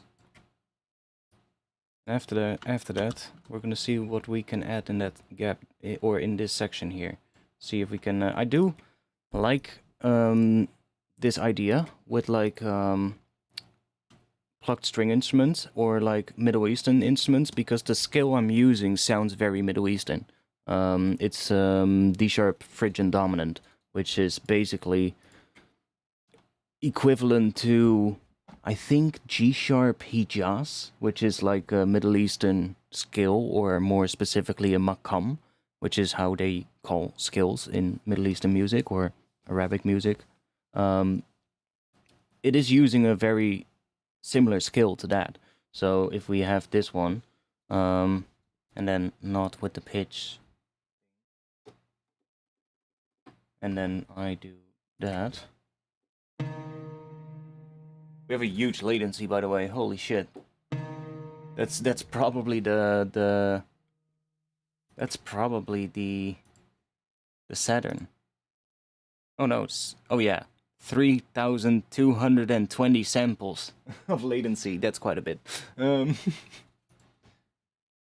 whatever. It doesn't really matter. Let me just leave it on. Whatever. So that would be, I guess.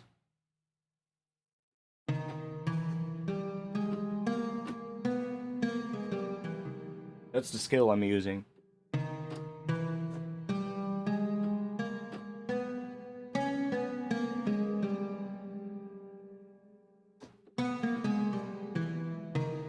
So it does already have that sound, right?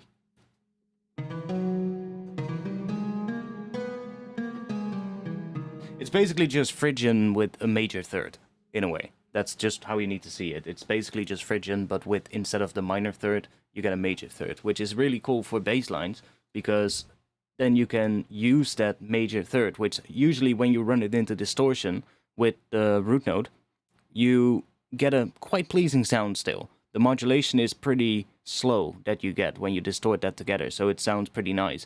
When you have a minor third and you distort them together, it just becomes a garbly mess. It just doesn't work at all, unless the notes are really far apart. Then sometimes it can work. Or if you use it for a really short section, then it can work as well. But with a major third, it actually works for longer notes as well. So in this bass line as well, I think there's one area where there's a major in the vol between these different ones. let's see. We got G sharp, C sharp, D sharp, G sharp. Okay, that's not. E, D, E, D sharp, A sharp, and G. Right? So here we got that major third. And that works pretty well. Well, if this would be Phrygian, then it would be this. And hear how much more garbly and distorted it sounds. It's just because those intervals just don't really work well when they run into a distortion. But with a major interval, it works pretty well. It's a lot more stable. Like a fifth is even better. See, that is even more stable, but that works. I'm not sure if there's a minor one in here. There is a seventh here. That's a seventh. And that works because this one is so far up. G sharp. Oh, here we have a minor. Oh no, it's E. E major. Yeah, that's E major. So we get another major interval, but here the major one is in the middle notes. And again, if this would be a minor one, it just sounds like a mess. See? So that's why the scale is so cool, because there's a lot of those intervals in there. We get D sharp major, E major, then we get G major as well, potentially.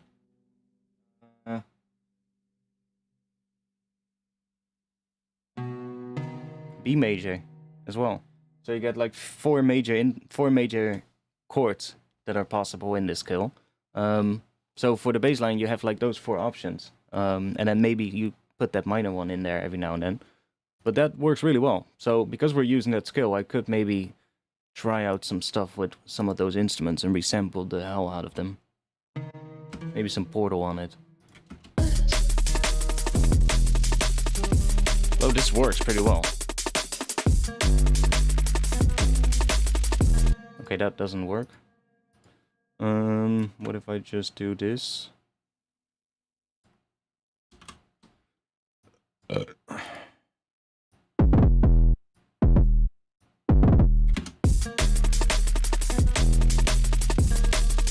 wonder why you didn't ask.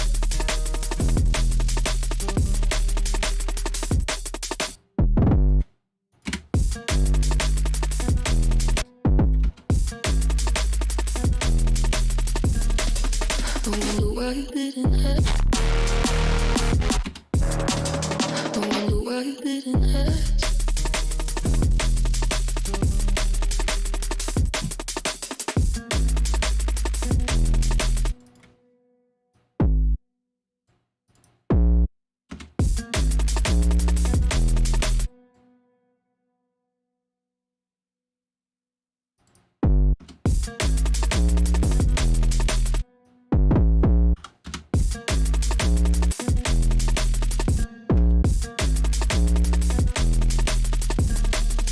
I wonder why you didn't ask.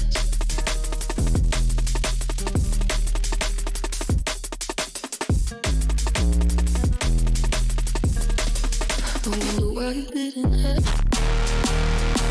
Yeah, okay, I'm gonna take a piss. And I'll be back in just a little bit.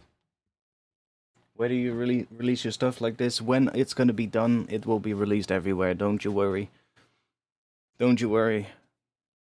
Long story, but short story version. I haven't released music in a long time, and I'm working on new stuff, and I have a thing in mind. My artist name is going to be different when it comes out, but don't you worry, it's all going to make sense when it comes out.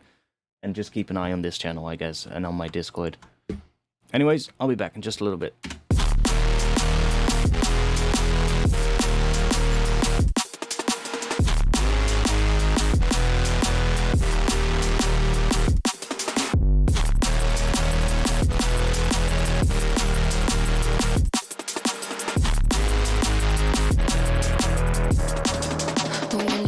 it didn't hurt.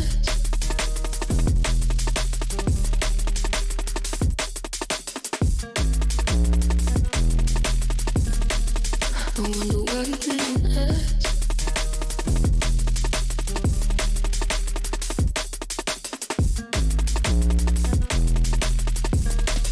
I wonder why it didn't hurt.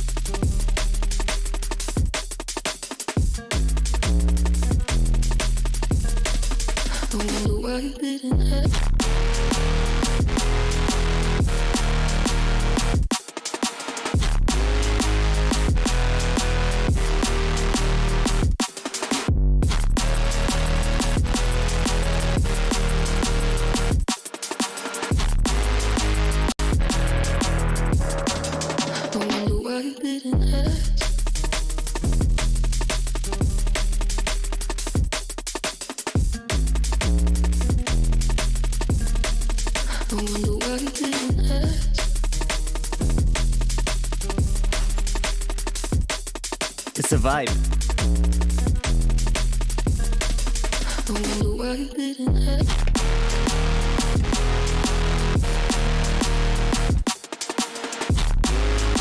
Time for a drink, boys.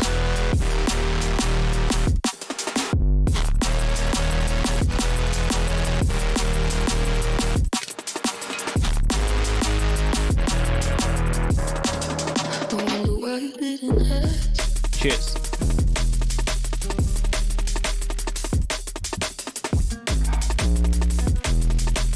Okay.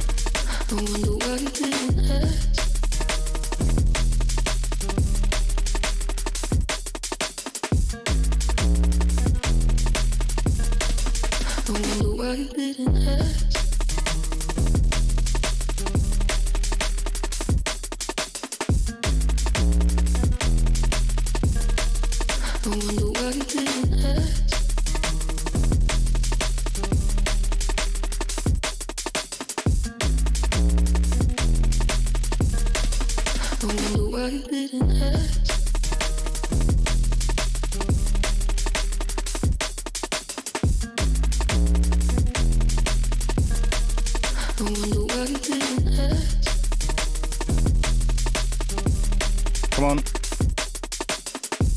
There we go.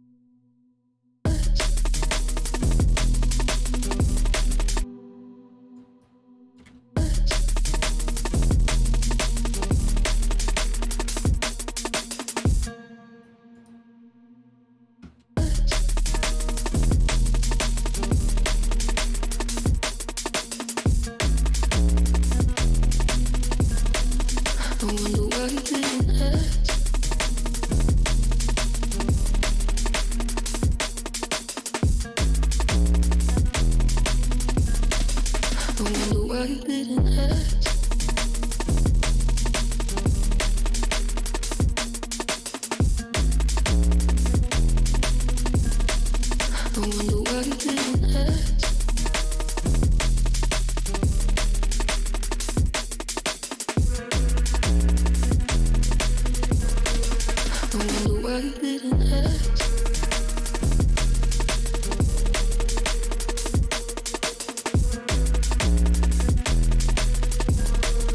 I wonder why you didn't ask.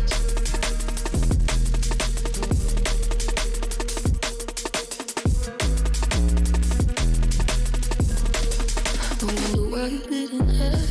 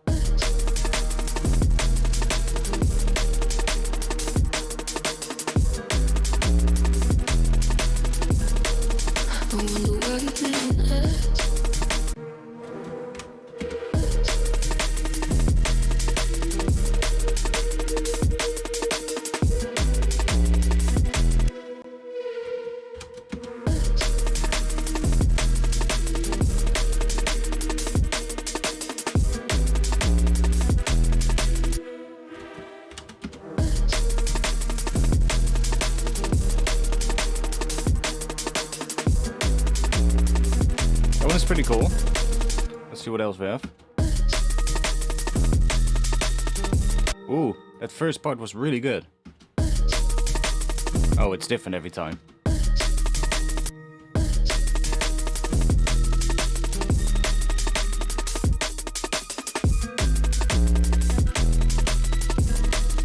I wonder why you didn't ask.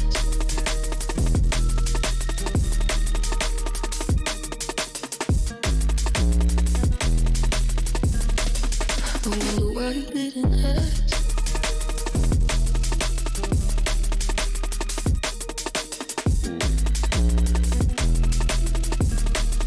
I wonder why you didn't ask.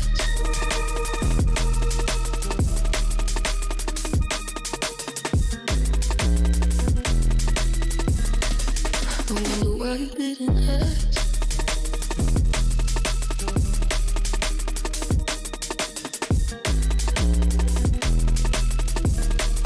I wonder why you didn't ask. That's kind of cool.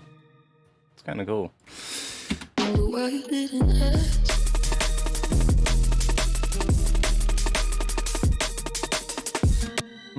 Let's move on. Let's see what else we have. I wonder why you didn't ask.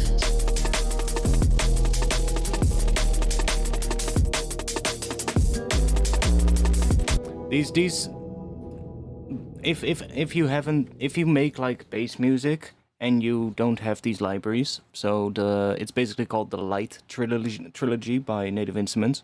Well, it's Native Instruments, but I believe it's made in combination with another company. I'm not entirely sure, but it's basically just 3 individual granular libraries. So it's what are they called? Stray Light, Far Light, and Ash Light, and they all have sort of like their own, I guess, sort of like sound. Ash Light is more like darker stuff, more like darker sounds, and like really haunting kind of stuff. Stray Light is a bit more ethereal, I guess, in a way. And Far Light is definitely, Far Light is made more on like vocal-based sounds. So there's like vocal sounds and other sounds as well, but Far Light has more like vocal-based stuff. But it's really cool. The presets are really good. There's like all kinds of really interesting patches.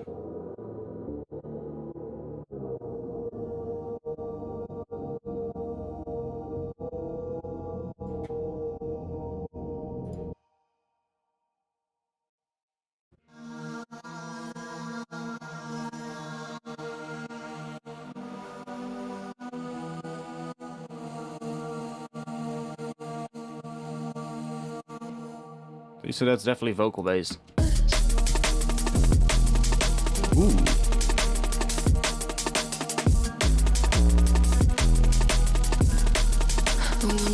See, there's some pretty nice stuff in there. Like, almost all of these work up until now.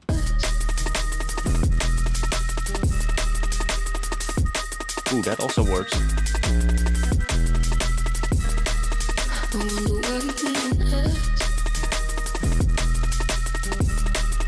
You know what I can do on this? I have a really good idea. If I take...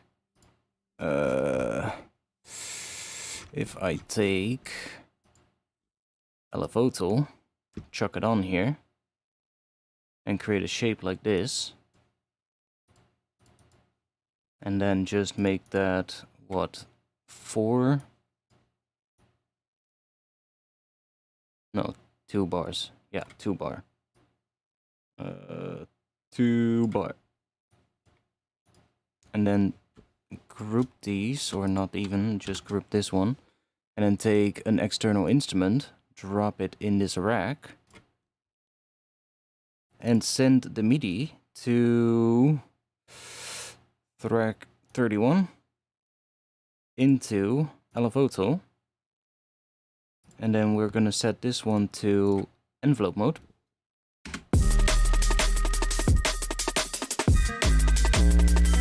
Now we have an amp envelope created. Now we've created an amp envelope on this.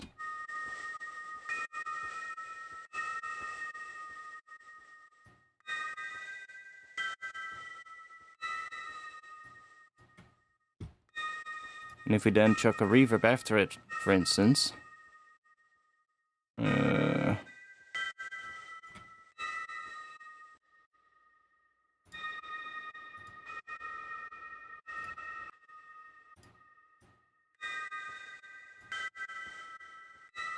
then we can, in here we can up the smooth a little bit so that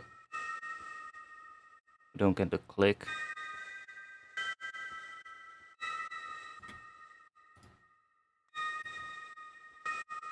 We can also do this.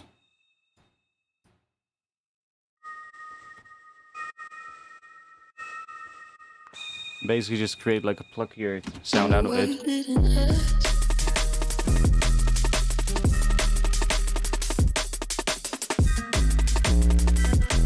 And now we can just go back in here and we can just start changing the preset, and it's still gonna have that same shape to it.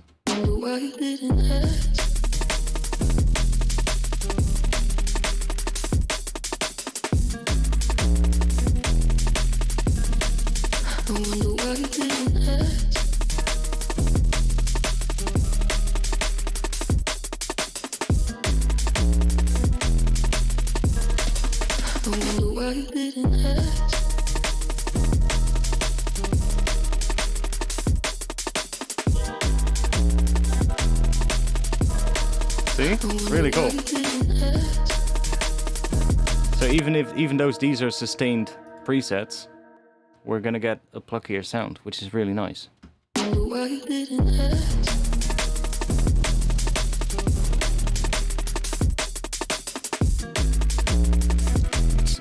Let's try, yeah, let's just keep going.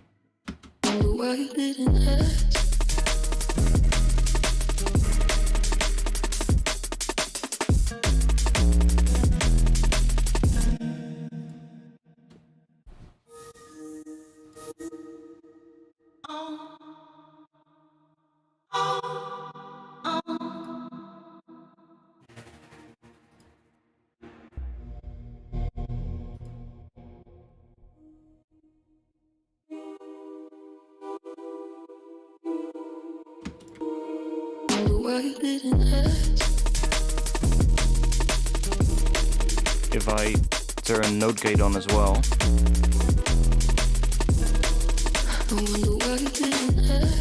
then it doesn't stop. I thought it would stop the release then, but it doesn't. Okay, doesn't matter. You would be able to do the same with the volume automation, yeah. The only thing is now that it just happens automatically. So I don't have to worry about it. If I change the note here, if I change the timing, so if I do this, it's still gonna start right here. See? So that's I guess the benefit of doing it this way.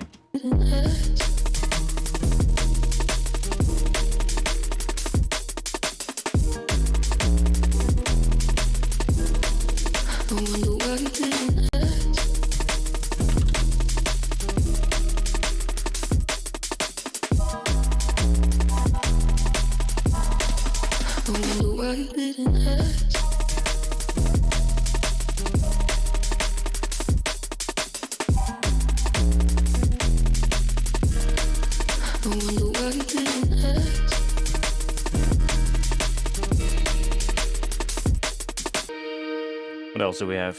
What is hook?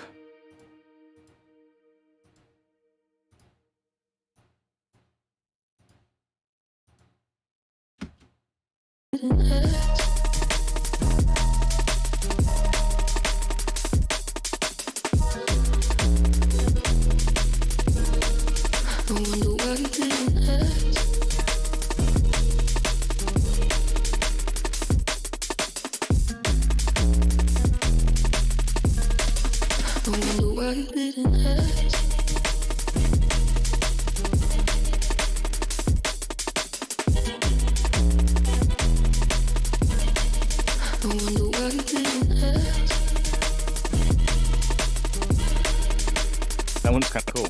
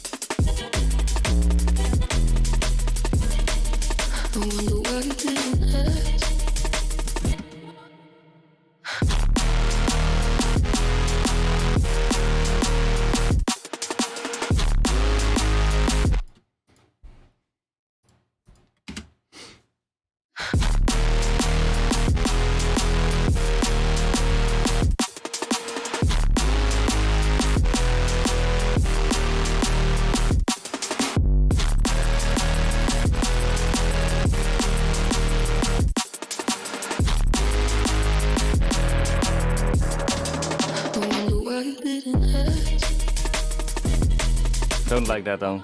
That one, it sounds good when we play it by itself, but I don't like how it comes in after that, so let's find something else. We need something a bit lower. Something a bit lower, for sure.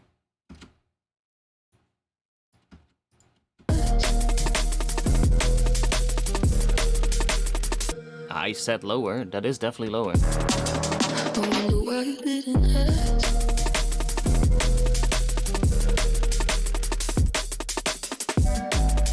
I mean, that does work better. Where are you there? So what if we...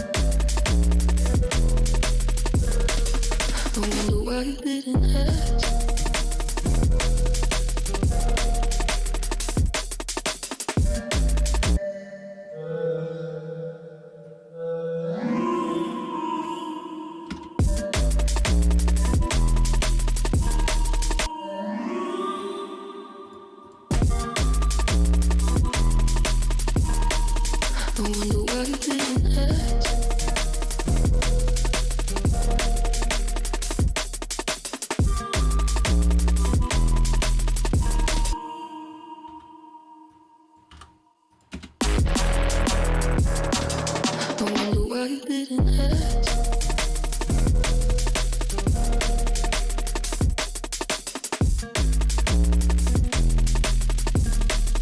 I wonder why it didn't hurt.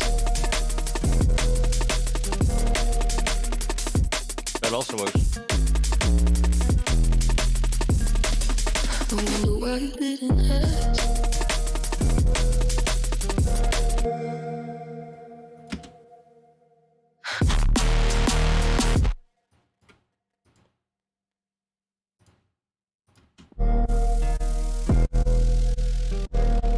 I love how it's, because everything is on one group here, and there's a little bit of saturation on this group with newfangled saturate. It's just 2 decibels, so it's not much, but it's just because the sub is already loud as fuck, so it's the hitting that 2 decibels. It is 2 decibels, right? So it's a little bit of distortion, and the sub is already at 0, I think, running into it, so it's kind of getting 2 decibels distorted, and everything that runs together through that sidechain bus with that sub is also getting a little bit distorted. So you get like... It's distorting the top layer, which is really cool. Or that... It's distorting that one with the bass. Or... Why are you...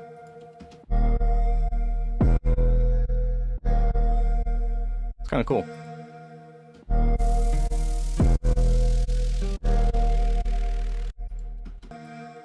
I wonder if we can do more of that.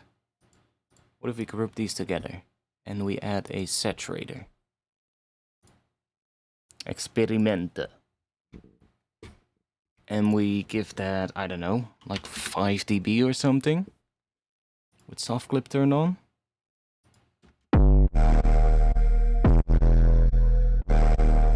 Maybe a bit much. Let's do 2. And then in the mix we need to hear it, so... I wonder why it didn't hurt.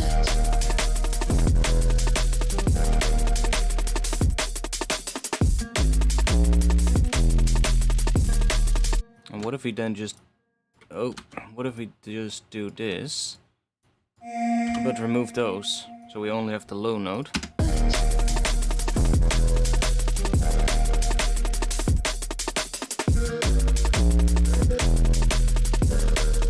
wonder why it didn't hurt. Let's do... I wonder why it didn't hurt.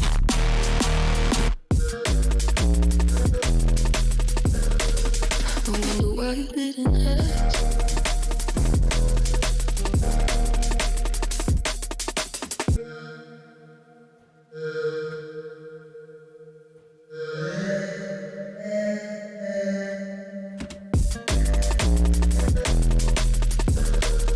I wonder why.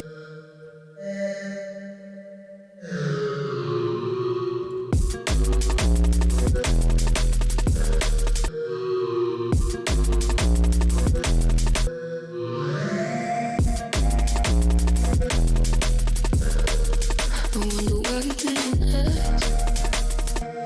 I wonder why it didn't hurt.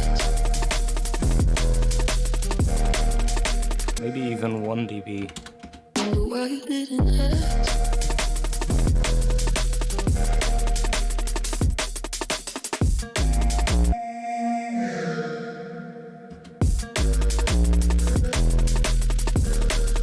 I wonder why it didn't hurt.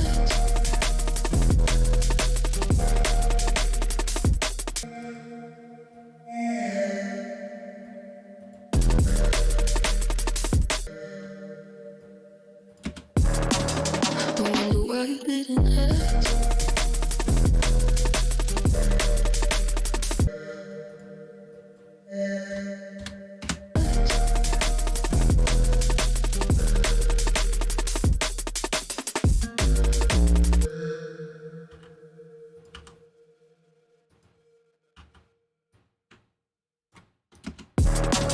I wonder why it didn't hurt.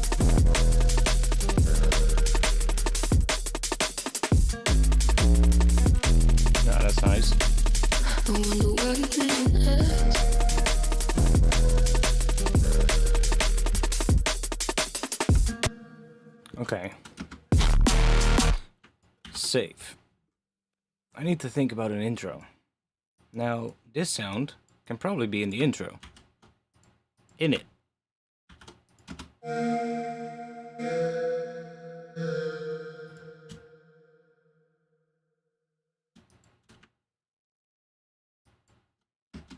I guess.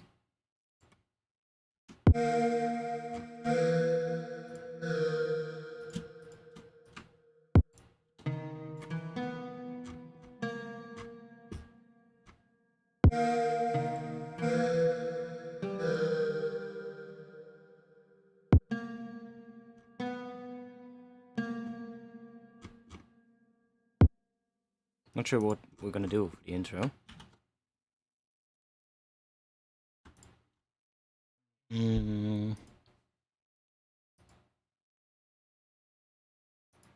Like I have this here, but that's just it's basically just a bass line, but then in pizzicato strings, which kind of works.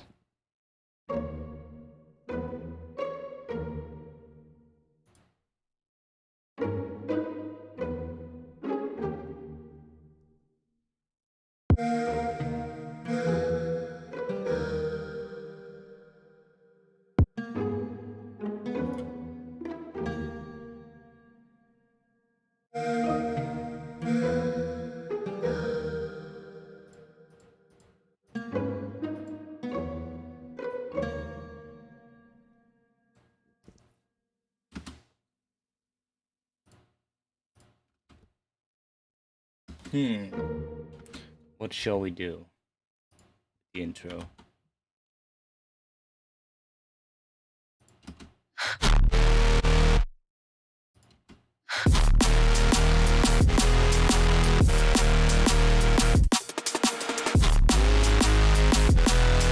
Maybe I should just continue here and then see what the breakdown ends up being, and then work my way to the intro. Because if I have a breakdown, then I can probably use elements from the breakdown in the intro as well. So maybe that would be a good thing to do. I would also like to add different vocals. I want this track on my playlist. What do you mean? Yeah, I mean, the vocals are temporary. I'm obviously not gonna leave these in the final track, because that would be a lawsuit waiting to happen. That's not what I would probably just, you know, leave this in while I'm making the track. And then when I'm done, I'll just be like, yo, who wants to do vocals on this? Ask around and see who wants to. And if not, you can always buy somebody and pay somebody to do it. So, you know, just have somebody record vocals for it. But at least you have something for when you're making it, which is nice.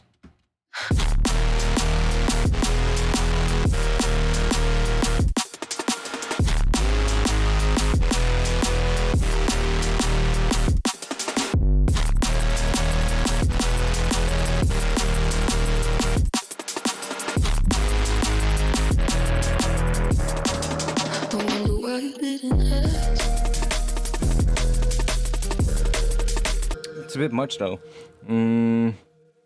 I think this one needs to come in later, doesn't it? This one.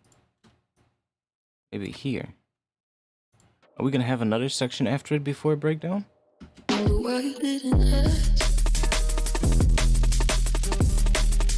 Like that kind of wants to be just bass first, at least for the first section.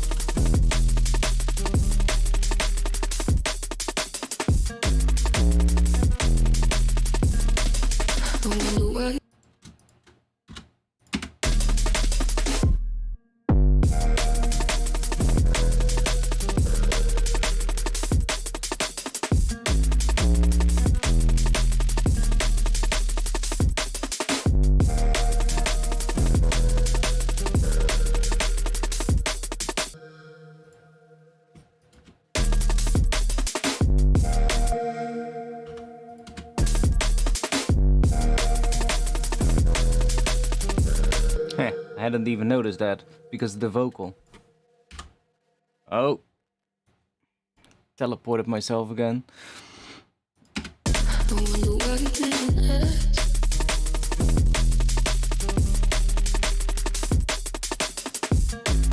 Yeah, I made the kick drum. The kick drum is one of the kick drums I made for the upcoming pack of drums. The upcoming drums sample pack.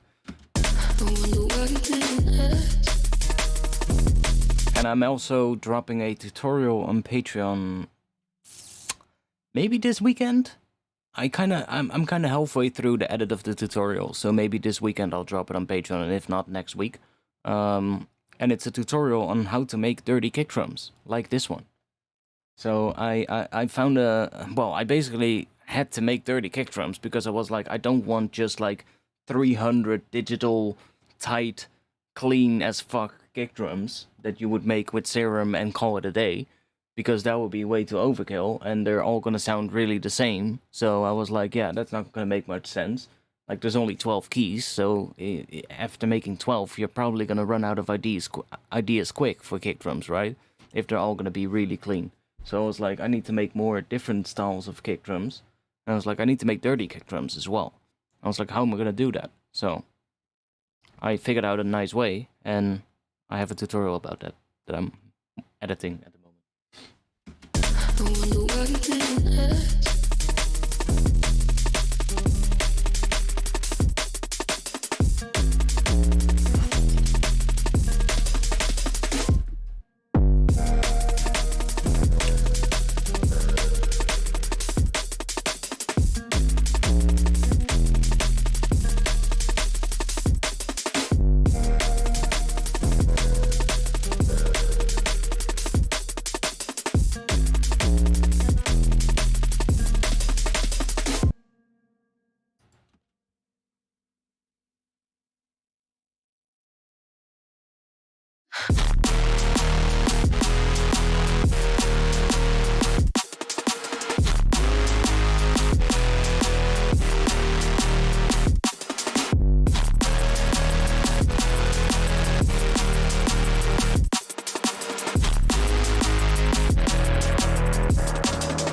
I wonder why you didn't ask.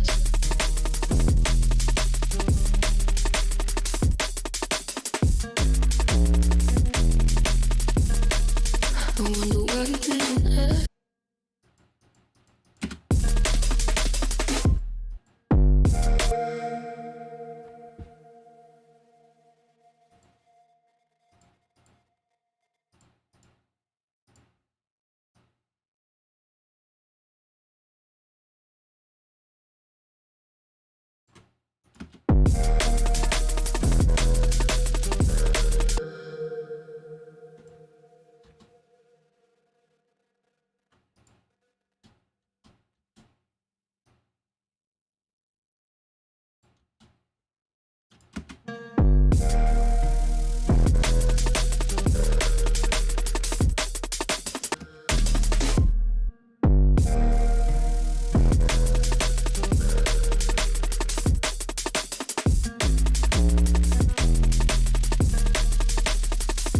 Connection is good on my end, so.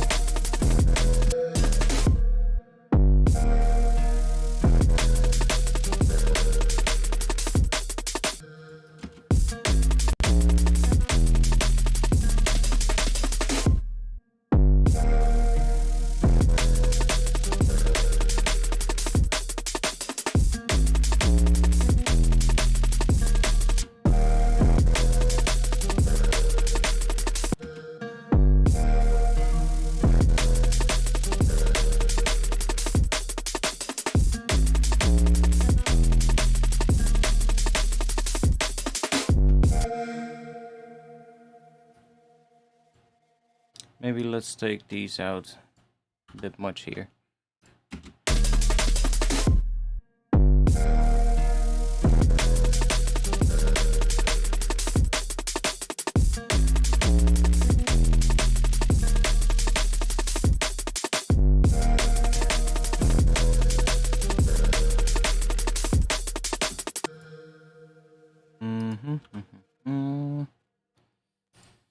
Let's go.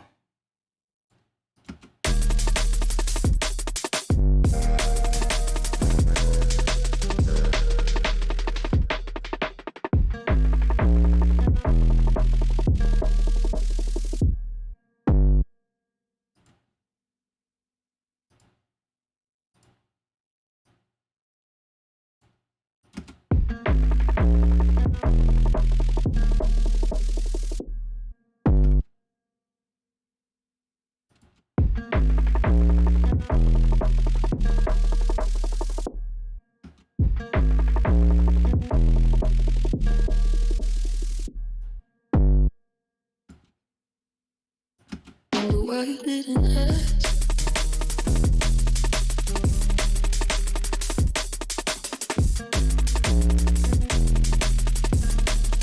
I wonder why you didn't ask. Let me just get rid of this. Okay. Save. I wonder why you didn't ask.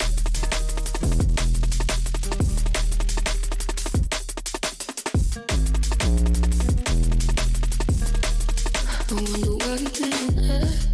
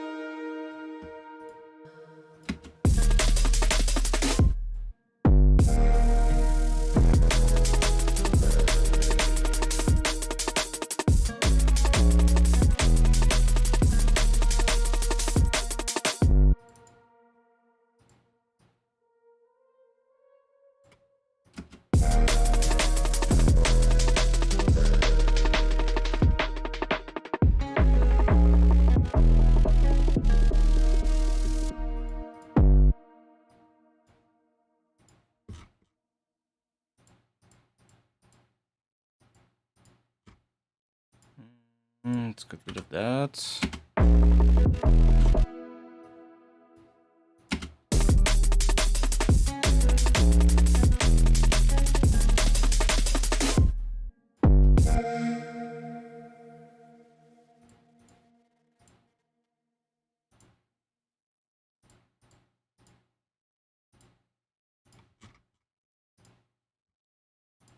This one.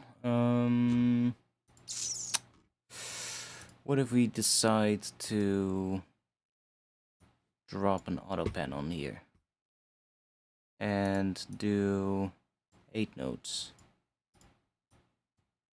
and just turn that on right here? What do we get? Oh wait, no, we need to do it on here.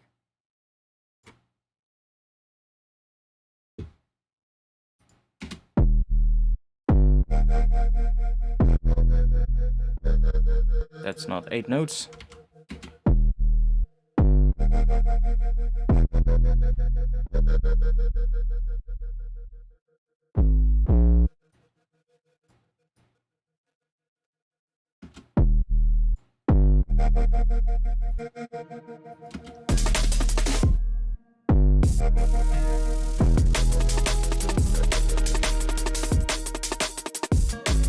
What if we do 316?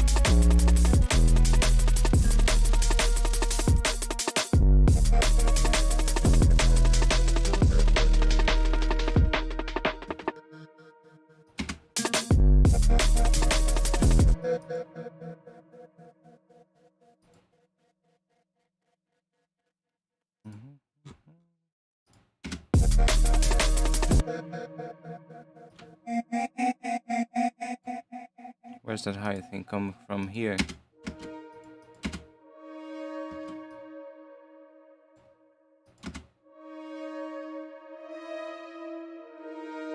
Yeah.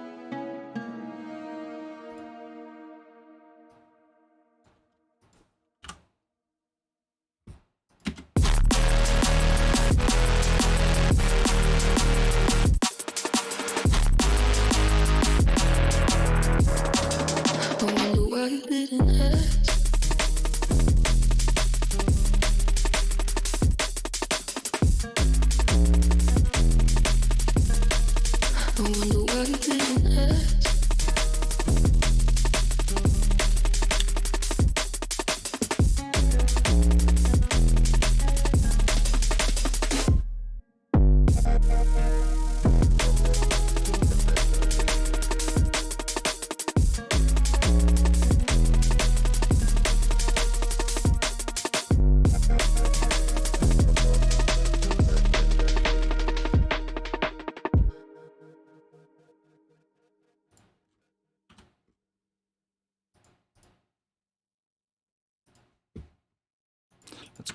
Let's group this one, and let's map the fade into a macro. Set this to 0.1 and this to like, I don't know, maybe 50 milliseconds. Then we can use that. So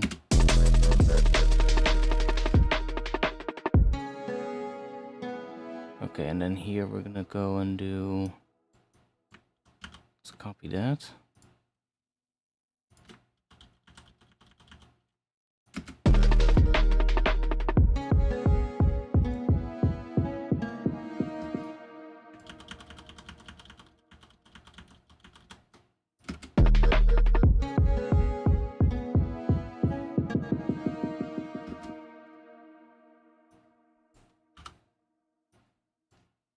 And we'll do that. Let's group this over our consolidate, and then I'm gonna make these shorter so that they're, because this kick drum sample was being gated, so when I make the note shorter, the kick is also gonna be shorter. So I can do this, get like a much shorter kick.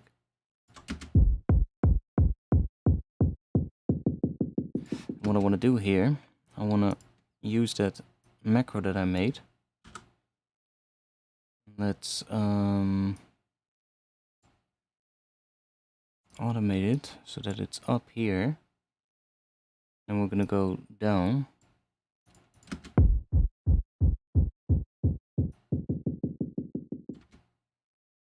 It sounds a bit fucked because of the filtering.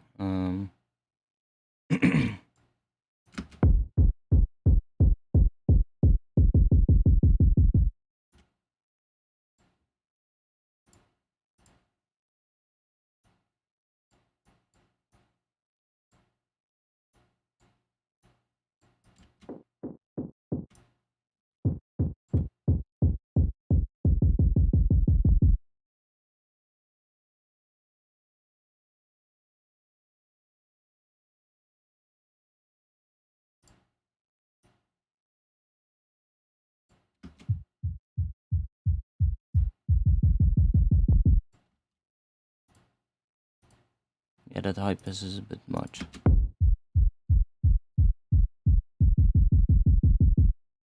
It's better. And then we need a utility on it as well.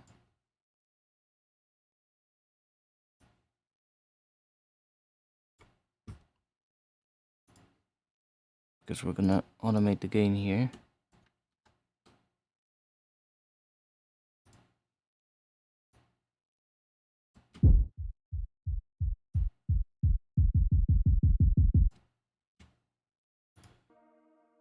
Let's see.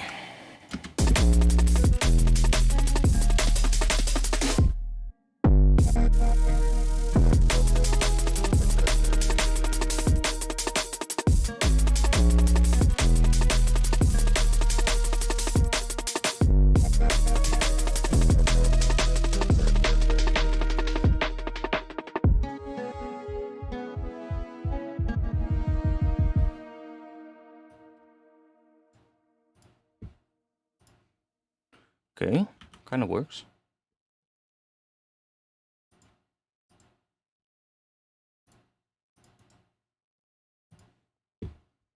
Do we have...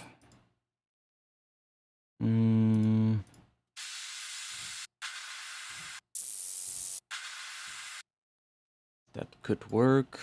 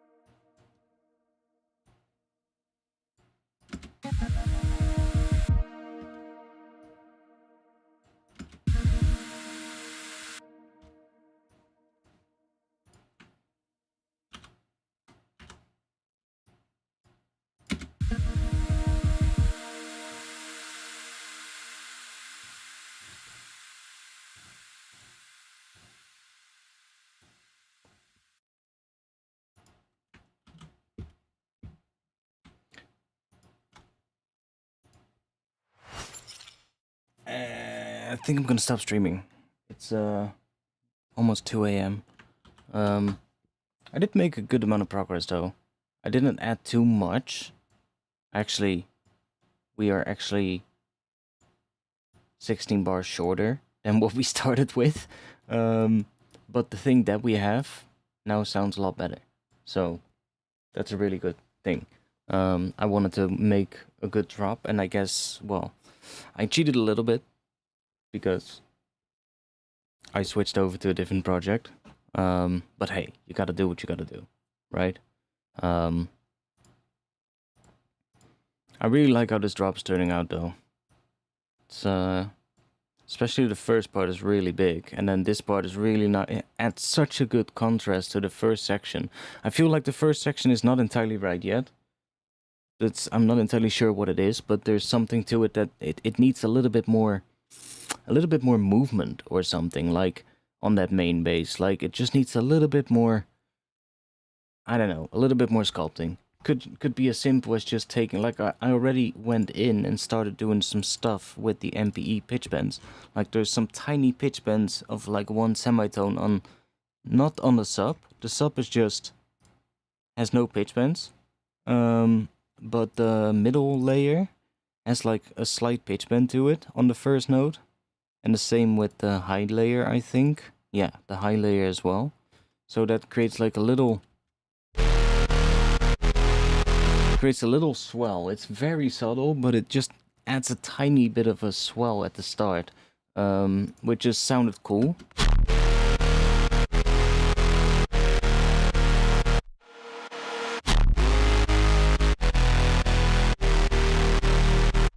But it needs a little bit more, I think. I'm not sure what.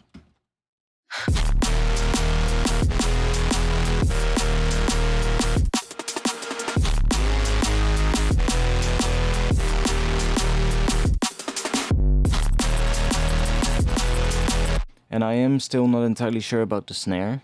It's quite a big snare, and even though that works, I might change it to a different one, or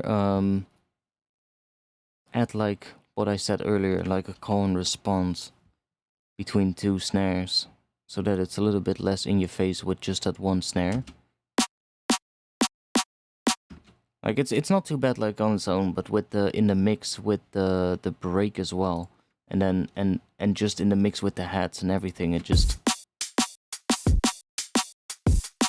it becomes quite big, especially with that bass line on top. It's just,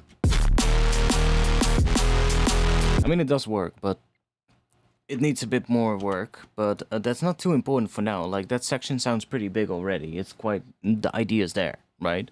It's just, it doesn't matter. Like the same for like these sections here where the bass cuts out. If I want to add like another bass thing there, maybe, yeah, could maybe be cool. But I'm not entirely sure what to add. So I mean, it doesn't really matter at this point. I can do that at some point, you know. The idea is there. The main thing is there, and that's the most important. And the main thing sounds good as well. And I think it also sounds good in mono. Let's hope. I haven't checked properly. Okay.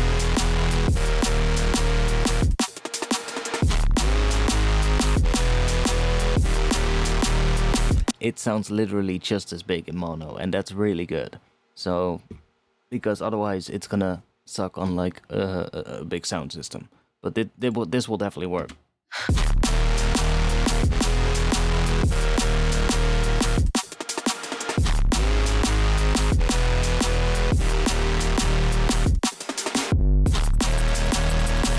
Yeah.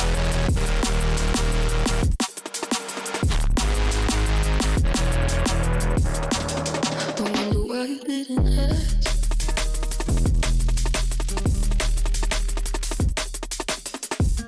I'm not entirely sure yet what to do in this section. It sounds kind of cool like this, but I'm gonna play around with the string thing. Like it's cool, but maybe just something like a portal or something like that could already be cool. I know one preset that we could quickly check out. Where are you? Hourglass or something?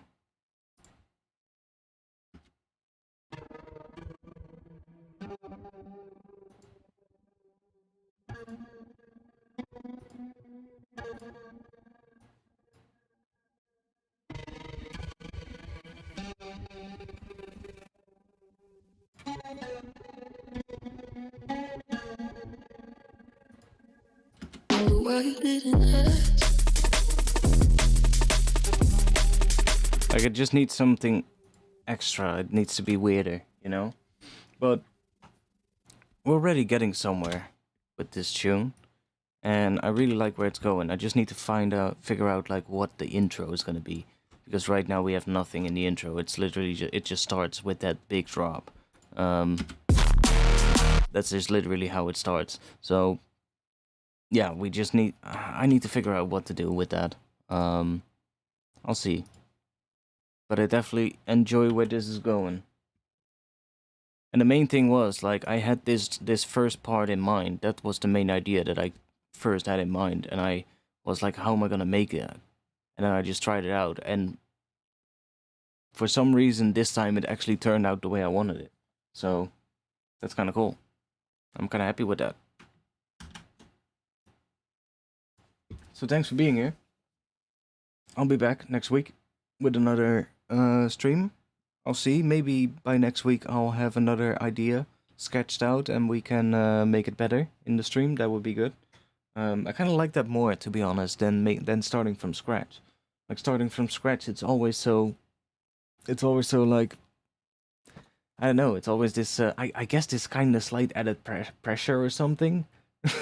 Which is, I shouldn't even have to worry about that, but I mean, maybe unconsciously that's just a thing or something, I don't know.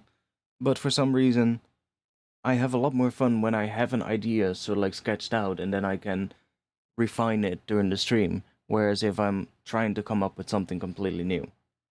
I mean, sometimes that works, but other times it just doesn't want to work at all, so for some reason, I think it's better when I have something already and I can just work on that. Anyways, I'll be back next week, Friday, 8:30 p.m. Amsterdam time. If you want to join Discord, check out the link in the description. There's a link to the Discord server and you can find links to everything as well. So if you want to help support these streams, want to help support me and get like a whole bunch of samples in return, like samples and presets, wavetables, what else do I have? Groove templates for Ableton, Rex now as well. There's so many things on my Patreon. Go check out my Patreon. Would definitely mean a lot. All you guys who are already supporting me, there's like 50 of you, and I'm really generous for all of you, honestly, because you're really helping me out. It's really adding up at this point. It's not something I can live from. Like, don't get me wrong, I'm not getting rich off of it, but it's at least giving me, like, at the moment, like 250 euros a month that I can spend on, like, plugins and, like, stuff like that, which is just really helping. So, thanks a lot for that. I hope we can keep that up, and I hope we can keep growing as well, because it keeps growing over time. It's a slow grow, but it keeps growing, and it's really nice, because it's just, it just helps me be more motivated and do more of these kind of videos and streams, because yeah, I just get something more in return, because it's not like the YouTube ad revenue is not really cutting it anymore.